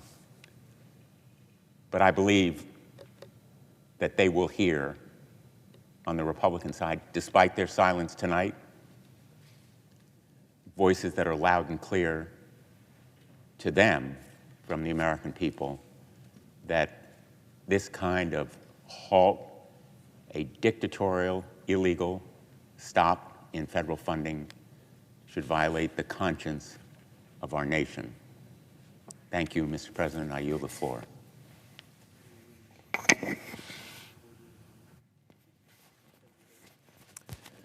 Mr. President. Senator from New Mexico. Mr. President, our economy, our hospitals, your mother's nursing home, your son's school lunch, your niece's after-school program, our police and fire departments, our newborns, our elders, our veterans. Pretty much everyone in my home state of New Mexico. President Trump threw them all into chaos with an unconstitutional and patently illegal power grab in an overnight maneuver that would make a dictator envious. President Trump unlawfully and unilaterally froze all federal grant funding. He shut down the housing portal that nonprofits and tribes in my home state used to access mortgage financing. He literally shut down the Medicaid reimbursement portals across the country, although after a day of raising hell over it, I think that Medicaid, at least the Medicaid portal in my state, may well be up and running again, at least for now. And for context, almost a quarter of my state's budget actually moves through that portal. About $8 billion in Medicaid funding every single year in one small state alone. He threw every town and county, tribe and nonprofit, healthcare provider, school and preschool into total disarray. And from our state's roundhouse to the classroom to the emergency room, today was chaos. People want answers. My phone has literally been ringing off the hook from people around the state who want answers, who want certainty. Did Donald Trump just cut off funding for 7 out of 10 nursing home residents, for 55% of newborn births in New Mexico's doctors, New Mexico's hospitals? Did Donald Trump just deprive 7 out of 10 New Mexican children their daily lunch? Did Donald Trump just effectively close my child's preschool program? The reality is that most of President Trump's own staff don't know or won't answer those questions just yet. And my Republican colleagues sure aren't jumping in to figure it out either. One thing that is clear to me is the law. The president cannot override, delay, rescind Congress's appropriations laws once they are signed into law, full stop. This has been upheld time and again by the Supreme Court, by the Department of Justice, the Government Accountability Office, and by the law, specifically the Impoundment Control Act of 1974. Congress had to write and pass this law after President Nixon tried to withhold congressionally appropriated funds. And Nixon was wrong, just like President Trump is wrong now. We should all remember especially my Republican colleagues who aren't here tonight, but really all of us, that elections swing both ways. We've seen the back and forth for the last few election cycles. Sometimes your party's in charge of the White House, sometimes it's not. But think for a moment about what it would mean if the president, any president, could unilaterally cut off federal funds that he or she didn't like. Sure, a conservative president could decide to cripple the Head Start programs in blue states, but it's every bit as true that a progressive president could decide to cripple the defense contracts or the military bases in red states. That is not democracy. That's chaos. And today was just a small taste of that. As a member of the Senate Appropriations Committee, I know how much work goes into writing and passing our bipartisan funding laws. There have been times when I've been able to work with my Republican colleagues to pass appropriations bills out of committee unanimously. And I know that, and I am not going to cede that to any administration to be abused. Here's where I need help from my own constituents, help from New Mexicans. I want to hear from you about Donald Trump's blockade and how it is affecting you and your family. If your town's COPS grants get frozen, I need to know. If your VA mortgage gets held up, I need to know. If you're a nonprofit that is giving services in the area of violence against women, of refuges for people who are battered, and your funding gets held up, these are the stories that I think need to be held up to understand just what is happening in our country right now. And I hope that all of us, not just Democrats, but Republicans as well, who have a vested interest in being able to create certainty in our own states, certainty for the economy, certainty for the small business community, can come together and say that this is not what democracy looks like. Let's create that certainty. Let's follow the law. Let's make sure that whatever we agree to here in this amazing Capitol, that not only passes both chambers, but gets signed into law by the President of the United States, that we abide by that. Because only if we all agree to color inside the lines and to act like this a democracy will this remain a democracy. And I just want to say to my own constituents how sorry I am that they're going through this right now, because the amount of anguish and uncertainty and, I had heard from a tribal housing program today that said, we won't be able to make payroll in a few days if this is how this is going to be.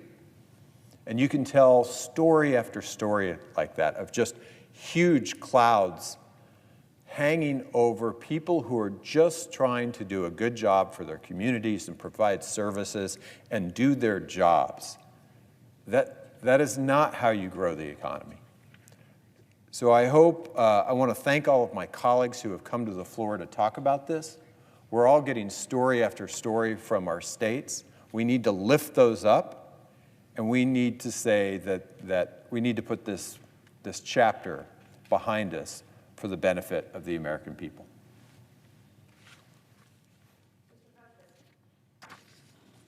The senator from Wisconsin. Mr. President, I rise today because the people of my state are in pain. They're confused and they are scared. This is all because of a blatantly unconstitutional power grab from the President of the United States. While we have rightly seen this power grab blocked by the courts, it is only temporary, and the larger issue remains. Our Constitution is extremely clear. Congress, composed of people elected by the citizens of each of our states or districts, it's Congress that makes the law. In the Senate, those laws are almost always passed on a bipartisan basis. And after we work out our differences and pass a law, the president then implements the law. That's it. The Constitution does not say the president can implement just the laws he likes. The Constitution does not say the president can implement the laws just when he likes. The Constitution is crystal clear on this. But the Trump administration is ignoring the Constitution and refusing to implement the laws that Democrats and Republicans passed together. And it's trying to cut funding for absolutely critical programs. Every senator and member of the House of Representatives should be deeply concerned by that. I doubt my Republican colleagues would want a future Democratic administration to ignore annual appropriation laws.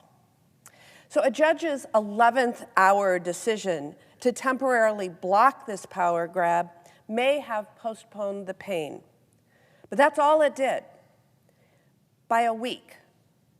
The pain I'm worried about will be the impact that people in every part of my state experience. Will community health centers be able to access funding to continue to provide health care for the 30 million Americans that they serve annually? Will Title X be available to continue providing cancer screenings, access to contraception, and other preventative care for women and families? Will individuals with opioid abuse disorders be able to access medication-assisted treatment? Will homeless youth be able to access emergency shelter and transitional housing assistance? Will research into life-saving cures for deadly diseases, including cancer and diabetes and Alzheimer's, be paused? Will patients be able to continue receiving potentially life-saving treatments as part of critical clinical trials? The programs our veterans rely on could be cut. Programs children and families rely on could be cut. Support for our farmers could be cut. The list goes on and on. But my office saw and heard the people behind this list. Like the deputy fire chief who called today wondering if he was going to have to lay off some of his firefighters. Or the mothers and local school district staff that we heard from who called worried that their kids would not be able to get a hot school lunch tomorrow. We heard from a child care facility in western Wisconsin that would be forced to lay off people by Thursday if these cuts went into effect. My office heard from a mother whose son is disabled, and she didn't know if his Medicaid was going to be cut or not. I heard from a substance use treatment provider and a domestic abuse shelter administrator who didn't know if they could help those fighting addiction or escaping unsafe situations. These people are real. These are very real consequences if the president gets away with this unconstitutional power grab and cuts programs that Americans rely on. I am calling on my Democratic and Republican colleagues to speak out against this overreach. Stand up for your constituents, and for that matter, stand up for the Constitution.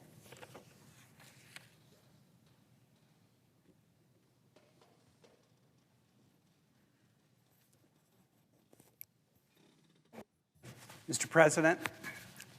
Senator from Virginia. Mr. President, I'm honored to be with my colleagues on the floor to talk about the actions that have become very manifest in Virginia today because of the president's executive orders, particularly the recent order pausing federal funding, grant funding, program funding.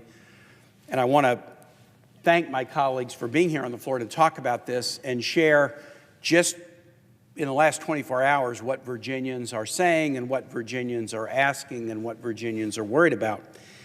And then I want to make one point about my federal workforce and an offer that the president made to them at the end of the day. And then finally raise a question of what President Trump is afraid of. President Trump has 2 Republican houses. If he wants to do something to shrink the size of government, if he wants to do something to reduce spending here or there, we've got a March 14 budget deadline, and he's got 2 Republican houses, and there's a way to do this unless you are afraid that your Republican majorities don't want to go as far as you do in cutting Medicaid and cutting Medicare and endangering Social Security and hurting kids and hurting veterans and hurting families. So let me talk about the orders of the day and then the federal workforce and finish with this question: what is President Trump afraid of?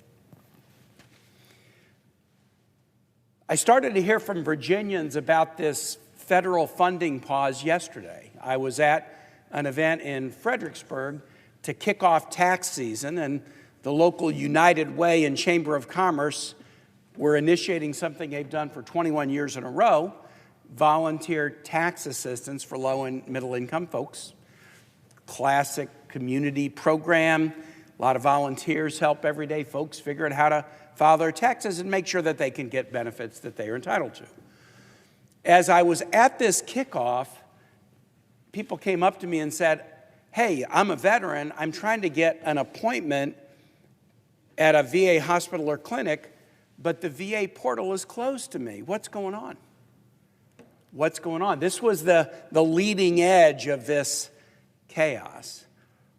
Someone else came to me at this session, this kind of good news event about volunteer tax assistance, and said, the federal government is paid to build a VA clinic in Fredericksburg, state of the art, right on Interstate 95, visible to all, scheduled to open in February. We are still being told that the grand opening is going to happen, but now those working there are saying they're under a hiring freeze.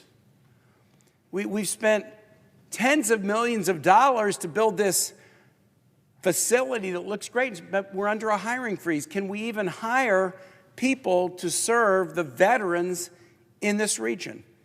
This was how it started. From then to today, let me tell you other calls of anguish we've received in our office. 2 child care centers, one in the Williamsburg area, one in Appalachia, far, far away in Southwest Virginia. We think our funding is being cut off. We think we may not have enough to pay staff. And we also think parents who are receiving some child care funding, that may get cut off. And so neither they can afford child care nor we can afford to maintain the employment of these hardworking child care workers. To child care centers. Universities reached out to me today. We're doing cutting-edge medical research. We have contracts that are ongoing right now, and we're about to send a bill to the federal government because we do the work and then we submit bills. We're not sure it's going to be paid. What do? Lay off the researchers and not get the research done? What should we do, Senator? There's an organization in Virginia called the Virginia Healthcare Foundation. What they do is they help low-income people and seniors apply for Medicaid, apply for Affordable Care Act subsidies. They have a contract with CMS to help them hire 8 staffers, they call them navigators, who work around the state helping low-income people access programs to which they are entitled, for which they have paid taxes. They received the note suggesting that that grant to hire these navigators to help everyday people was going to expire, and they couldn't get any federal funding after 5 o'clock today. They heard this late yesterday, so they did what any good organization would do. They reached out this morning to the CMS to say, please give us the payment right now before 5 o'clock today. And what they got back from CMS was, sorry, our website is down. We've just decided that today will be the day that we'll just spend time repairing our website, and it will be open again soon. Open again soon, but after the 5 o'clock deadline. You don't have to be a genius to figure this out. Hurting people getting health insurance, hurting people trying to get Medicaid benefits, hurting child care centers, hurting veterans trying to get appointments, hurting a VA clinic we've spent tens of millions of dollars to build by threatening through a hiring freeze, the ability of this place to open. And that's just a little snapshot. There was an earlier order freezing foreign assistance funding. A whole lot of nonprofits, church-based nonprofits like World Vision and other organizations that do foreign assistance work around the world, humanitarian aid in Ukraine, for example, they were told they don't get funding anymore. The only foreign assistance we will give, according to the Trump executive order, is military armaments transfers to 2 countries in the world, Egypt and Israel. No humanitarian aid, no transfer of military assistance to other nations. And this is all on the say-so of a president trying to overturn existing appropriations bills that have been passed by a bipartisan Congress.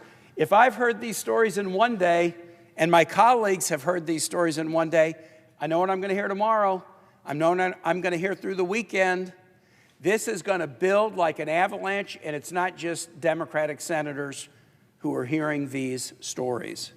We have to respect the law and congressional appropriations. And I ask anyone hearing who's concerned about this, if you're in Virginia, call my office. If you're not in Virginia, call your congressman or woman, call your senator, and tell them the president is not above the law. The president must follow the law, and it's Congress, Democrats and Republicans, who have to ensure that the president follows the law. Second, Mr. President, I want to talk about federal employees. The federal employees received an interesting email at the end of the day today. I happen to have some fellows assigned to me who are not Senate employees, but they are executive branch employees, as most of us have, working in my office. And they received an email that said, from the administration, if you tender your resignation by next Friday, we will guarantee you payment through the end of September, whether or not you show up for work. So tender your resignation, and then, boy, it's just going to be a gravy train. You're just going to get paid for 7 months without working. The president has no authority to make that offer. There's no budget line item to pay people who are not showing up for work. This is a guy who made this promise to contractors again and again and again when he was a private business guy. Oh, come work for me on my casino. Come work for me in a hotel. We're going to do a handshake. We're going to do a contract. The contractor does the work and then finds out they get stiffed. So my message to federal employees who receive this is, yeah, the president has tried to terrorize you for about a week and then gives you a little sweetheart offer. If you resign in the next week, we're just going to pay you for doing nothing for the next 7 months. Don't be fooled. He's tricked hundreds of people with that offer. If you accept that offer and resign, he'll stiff you just like he stiffed the contractors. He doesn't have any authority to do this. Do not be fooled by this guy. You were here before he was here, and you'll be here after he was here. Show up for work, be diligent, serve Americans every day, make their life better, answer their phone call, give them an answer, track down their constituent call. Don't be fooled by a fake offer that because he's terrorized you in the last week, it would be easy to just resign now and get a check for 7 months, because I can tell you that promise is worth nothing. And you will regret it just like these contractors regretted it who did work for this guy when he was a businessman. Finally, Mr. President, last thing I'll say is this. What is this move by the president to try to shrink the federal workforce? Because we all know this. If he can persuade a bunch of people to resign, he'll stiff them, and then he won't fill the position. So, okay, that's one way to shrink the federal workforce. If I can get away with not distributing money that pursuant to a congressional appropriation, okay, that'll shrink the federal budget. But wait a minute. The president has 2 Republican houses. We are supposed to come up with a budget deal by March 14. What's today? Is it like the 25th, 6th, 7th, 8th, 28th? Is today the January 28th? Think I'm right? March 14 isn't very far away. We are supposed to come up with a budget deal by March 14th. And the president is like sitting in the catbird seat. He's got 2 Republican houses. So if he wants to slash federal spending, if he wants to reduce the federal workforce, if he wants to gut Medicaid, gut Medicare, gut Social Security, gut the SNAP program, gut low-income heating assistance, gut rental assistance, gut Title I funding to our public schools, guess what? He's got 2 Republican houses that he can persuade to do his bidding. He's been pretty good so far at persuading these 2 houses to do his bidding. So why didn't he do that? That would be the lawful way to accomplish that. If President Trump could convince the 2 houses to slash all these programs in a budget, that would be lawful. Get an appropriations deal that cuts all these programs the way he and Russell Vought and Project 2025 want to do it. But that's not what he's doing. He's doing it, trying to do it on his own. Why?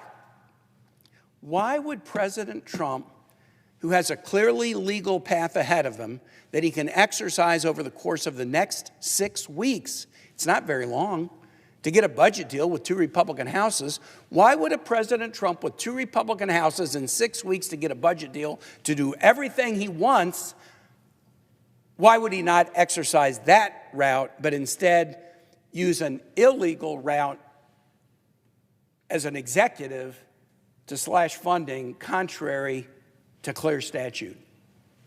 It's because he doesn't think that elected Republican members of the House of Representatives and the Senate will go along with his radical plans. He doesn't think he can convince my GOP colleagues to take the axe to all these programs and hurt the American people in the way he wants to. Let's make President Trump do this the right way, not the wrong way. Let's put it on the shoulders of President Trump and the 2 Republican majorities. You want to slash all this stuff? Fine. Have that debate on the floor of the Senate, on the floor of the House. When we're doing the budget negotiation between now and March 14, show the American public your homework. Show them who's going to get hurt. Show them that we're going to hurt everyday people at the expense of the big guys that are getting the tax cut in the reconciliation bill later. Let's really have that debate right here in the full view of the American public with these spotlights on and the TV broadcasting it. That's what this president is afraid of, and that's why he's using this illegal strategy to accomplish what he is afraid he can't accomplish in the Article I branch. With that, Mr. President, I yield the floor. Mr. President. The senator from Vermont. Thank you, and I thank my colleagues.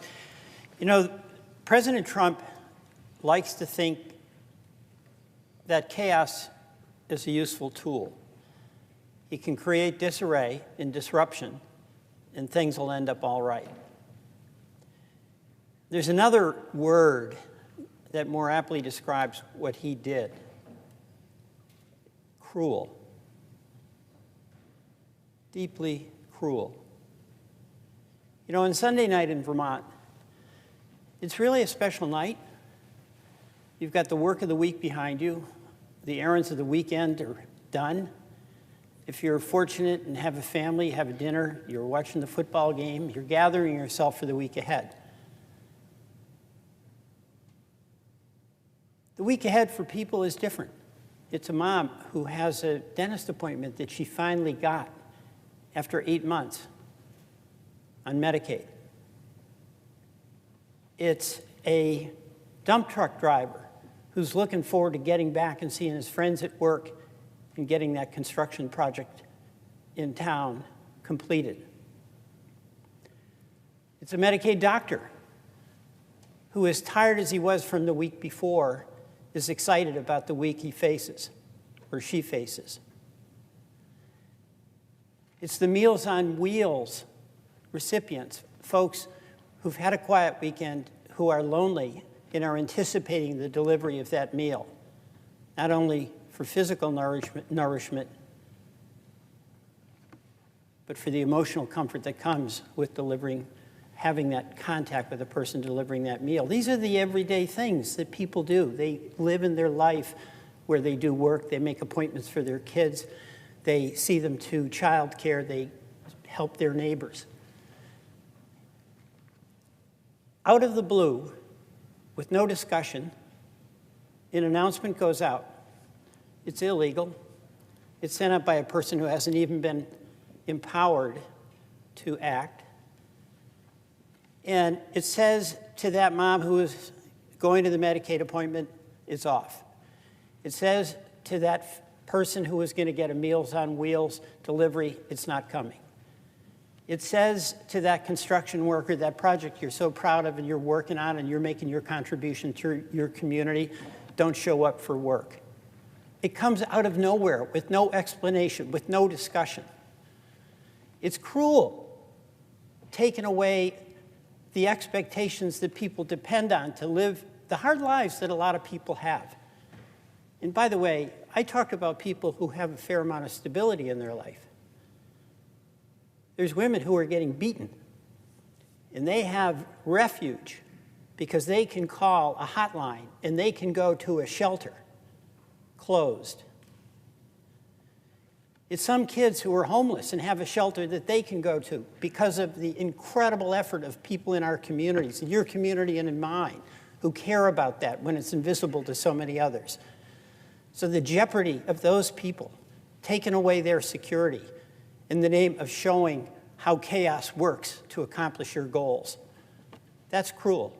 That is cruel. You know, it's also cruel because the folks who volunteer at some of these places, you're depriving them of the opportunity that makes so much of a difference in their life when they see their life being fulfilled by being able to help others. I got a ride from an Uber driver, and I was talking to him. He told me he was retired. And he's retired like a lot of people where they have a job or two. And his was driving. But the other thing he did was he delivered Meals on Wheels. And he told me about his mother-in-law, who until she was 91 delivered Meals on Wheels, oftentimes to people 30 years younger. And the joy he had in doing that is what made life so vivid and worthwhile for him to live. It's the joy of helping your neighbors. The president's order took that away from him.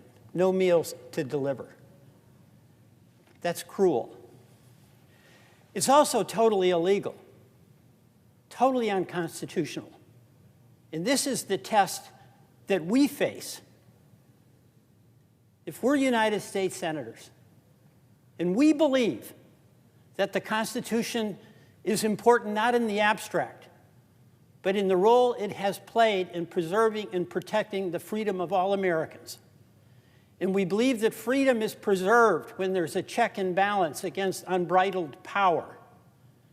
Then we are the ones that have to act in order to protect the well-being of this country against illegal actions by a president who just doesn't care whether it's legal or it isn't. He worships power. And he's creating a new culture where if you worship community service, if you worship generosity, forgiveness, empathy, you're a sucker. That's the emotional message from this President Trump. Our people in Vermont, our people in Utah, they want and they do better. When they see injustice, they see suffering, they respond to it. They don't intensify it. So we have a decision as United States senators to stand up for what this institution requires, and that is that we are a separate and co-equal branch of government. And when the responsibilities are being subverted by an overreach by the executive, we resist. And we resist because It's absolutely vital to the well-being of this country that our democracy prevail, 3 branches of government, checks and balances. But it's really fundamentally important to the well-being of the people we represent that their opportunity to live with stability, the ability to help their neighbors, to have confidence that promises made are promises kept, that we defend the good work, the goodwill, the integrity of the people of Vermont, the people of Utah, and of all of our 50 states. I yield back. Mr. President. The senator from Oregon. Mr. President, as much as President Trump desires it, the president is not a king. We are here tonight because as much as President Trump desires it, the law is not a suggestion.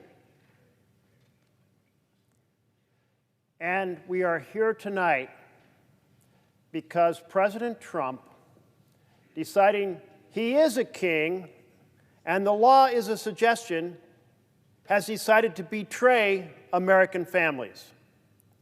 You've heard of the Great Depression, but right now, we're living through the Great Betrayal. The story of a man who ran for the presidency saying he was going to be a champion for families. And then, shortly after taking office, just 8 days ago, he proceeds to launch an attack on the very core programs that families, parents, children, communities depend on. Wow! Have you ever seen anything like it? Ever seen like it in your life? That someone campaigns for families and just after they're sworn into office, they launch a huge attack on America's families. And that attack is actually illegal because the law, once programs are funded, it is the executive's responsibility to implement those programs. Not to say, well, I'll implement this one, but not that one, or I'll shut down all the funding for all the programs. No. In fact, we've had that conversation in the past. Let's turn the clock back to President Nixon. President Nixon said, you all reached a compromise, and you had some programs some of you liked, and some programs others liked, and you agreed to fund those programs, but you know what? I'm only going to fund the ones I like. I'm only going to distribute the funds for those programs which fit my agenda. And the courts responded and said, no, you can't do that. The power of the purse sits with Congress. It is Congress that decides what is going to be spent on what, and it's executive, the president's responsibility to implement that. And then Congress said, you know what? We'll give the president a break. If the president wants to roll back a program that's already been authorized and funded, he can ask Congress to do it. It's in the 1974 Budget Control and Impoundment Act, and it's called a rescission. The president sends a message up to us and says, hey, you know what? I don't think we need all the funds for developing that new nuclear warhead because it turns out it won't fit on a missile. I'd like to have those funds rescinded, put back in the Treasury. And we have 45 days to act. It's a privileged motion.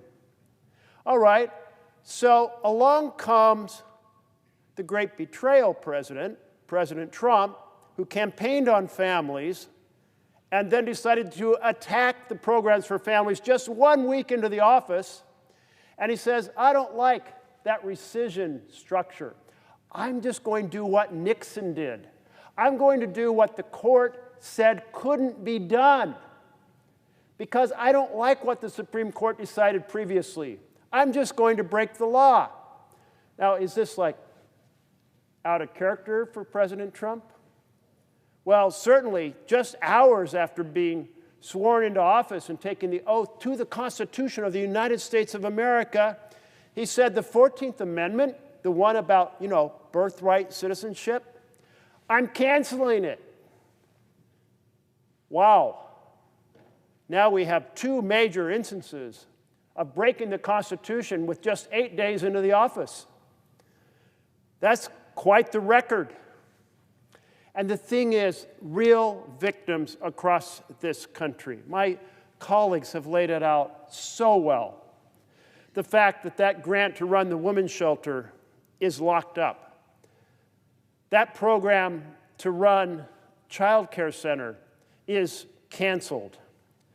The grant to keep us at the forefront of semiconductor R&D in Corvallis, Oregon is on hold.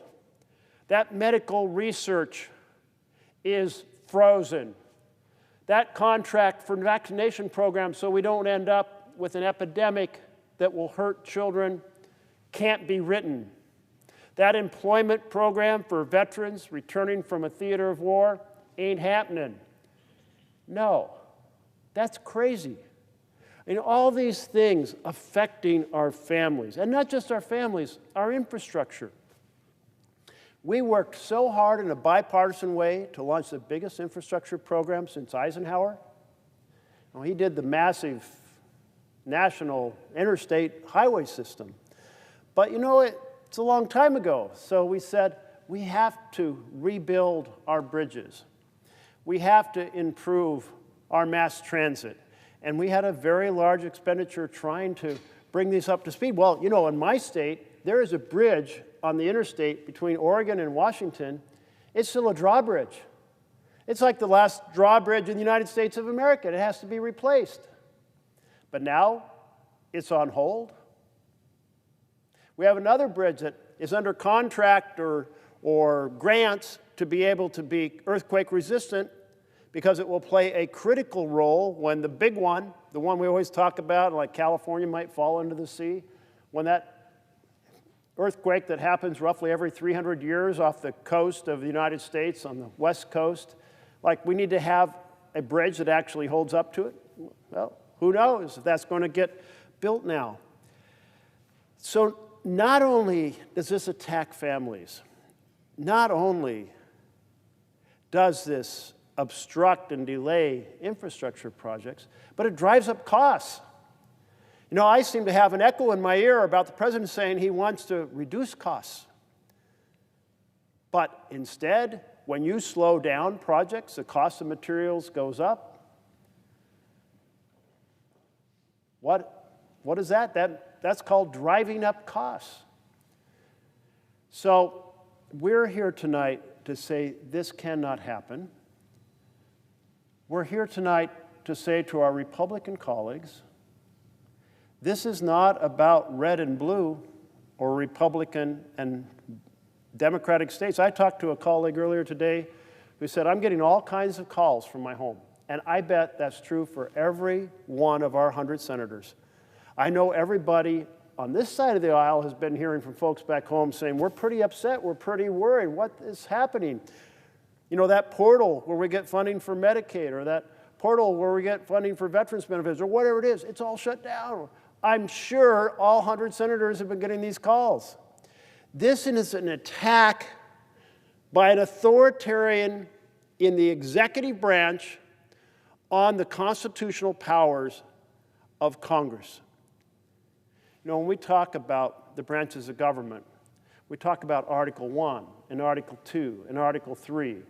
Article 1 of the Constitution is about Congress, because at the heart of democracy are folks who are elected down the hall in the House of Representatives, here in the Senate, to wrestle with and shape the law. Article 2 is the executive who executes those laws. Article 3 are the judges who defend the Constitution. Well, so here we are. Article 2, President, with authoritarian impulses, is attacking all of us here, all 100 senators, all 435 or so members of the House of Representatives, and saying, I want to take the power and decide how things get distributed for things that have already been enacted. Well, so that's why we're here. And I must say, it's even worse. It's even worse than simply this attack on families and this violation of the Constitution. It's part of a vast authoritarian power grab.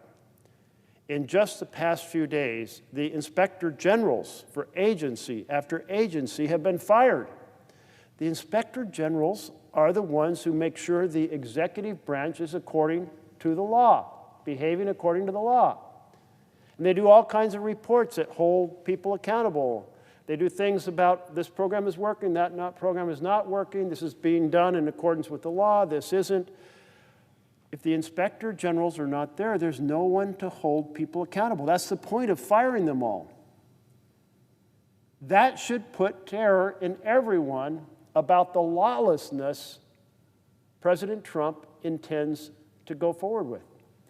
I know there's all kinds of other things, all kinds of other attacks. For example, all of those lawyers in the Department of Justice who are assigned to environmental crimes, like when companies put huge amounts of asbestos and dump it in the wrong place, or huge amounts of chemicals that contaminate some groundwater and cause all kinds of citizens to have wells that they can't use anymore, or so on and so forth. Every one of them has been tossed. They got the word. They're not there anymore, just within a few days of the start of this administration. So I thank my colleagues who came here tonight to talk about this. The architect of this plan is a man named Russell Vought. Russell Vought did the last budget for Trump in his first time he served. And then he started a nonprofit think tank that worked to develop the basic plans for Project 2025. And then he became the architect of Project 2025, and it has three main parts. The first part, attack and tear down programs for America's families, the ones that help them get on their feet and be able to thrive and move into the middle class. The second part is to borrow $2 to $3 trillion from the federal treasury. And the third part is to do massive tax giveaways to the richest Americans. He's laid all three of them. Check it out, Project 2025. He came and talked to us all about all these programs, these three steps. Savage, the programs for families. Of course, that wasn't exactly the words he used. He just said massive cuts to things like Medicaid, massive cuts to things like child care programs. Everybody should be on their own with no foundation to have any assistance getting on their feet and being able to move forward. Not on health care, not on housing, not on education, not on child care, not on anything. Well, that's the attack on families. That's the great betrayal. Now, he's going to be voted on this Thursday in the Budget Committee. And the Budget Democrats and our Democratic leader have written and said this vote should be delayed. We are in the middle of a constitutional crisis. The architect of that crisis is the man to be voted on Thursday. This is wrong. Let's fix this constitutional crisis and then continue with the conversation about confirmation of the nominee, Russell Vought. Mr. President, let's work together, Democrats and Republicans, to defend the institutions of our democracy. Let's say no to this sweeping authoritarian power grab. Let's defend the Constitution. Thank you, Mr. President. Under the previous order, the Senate stands adjourned until 12 noon tomorrow. Thanks, Elizabeth. Yeah, thanks, y'all.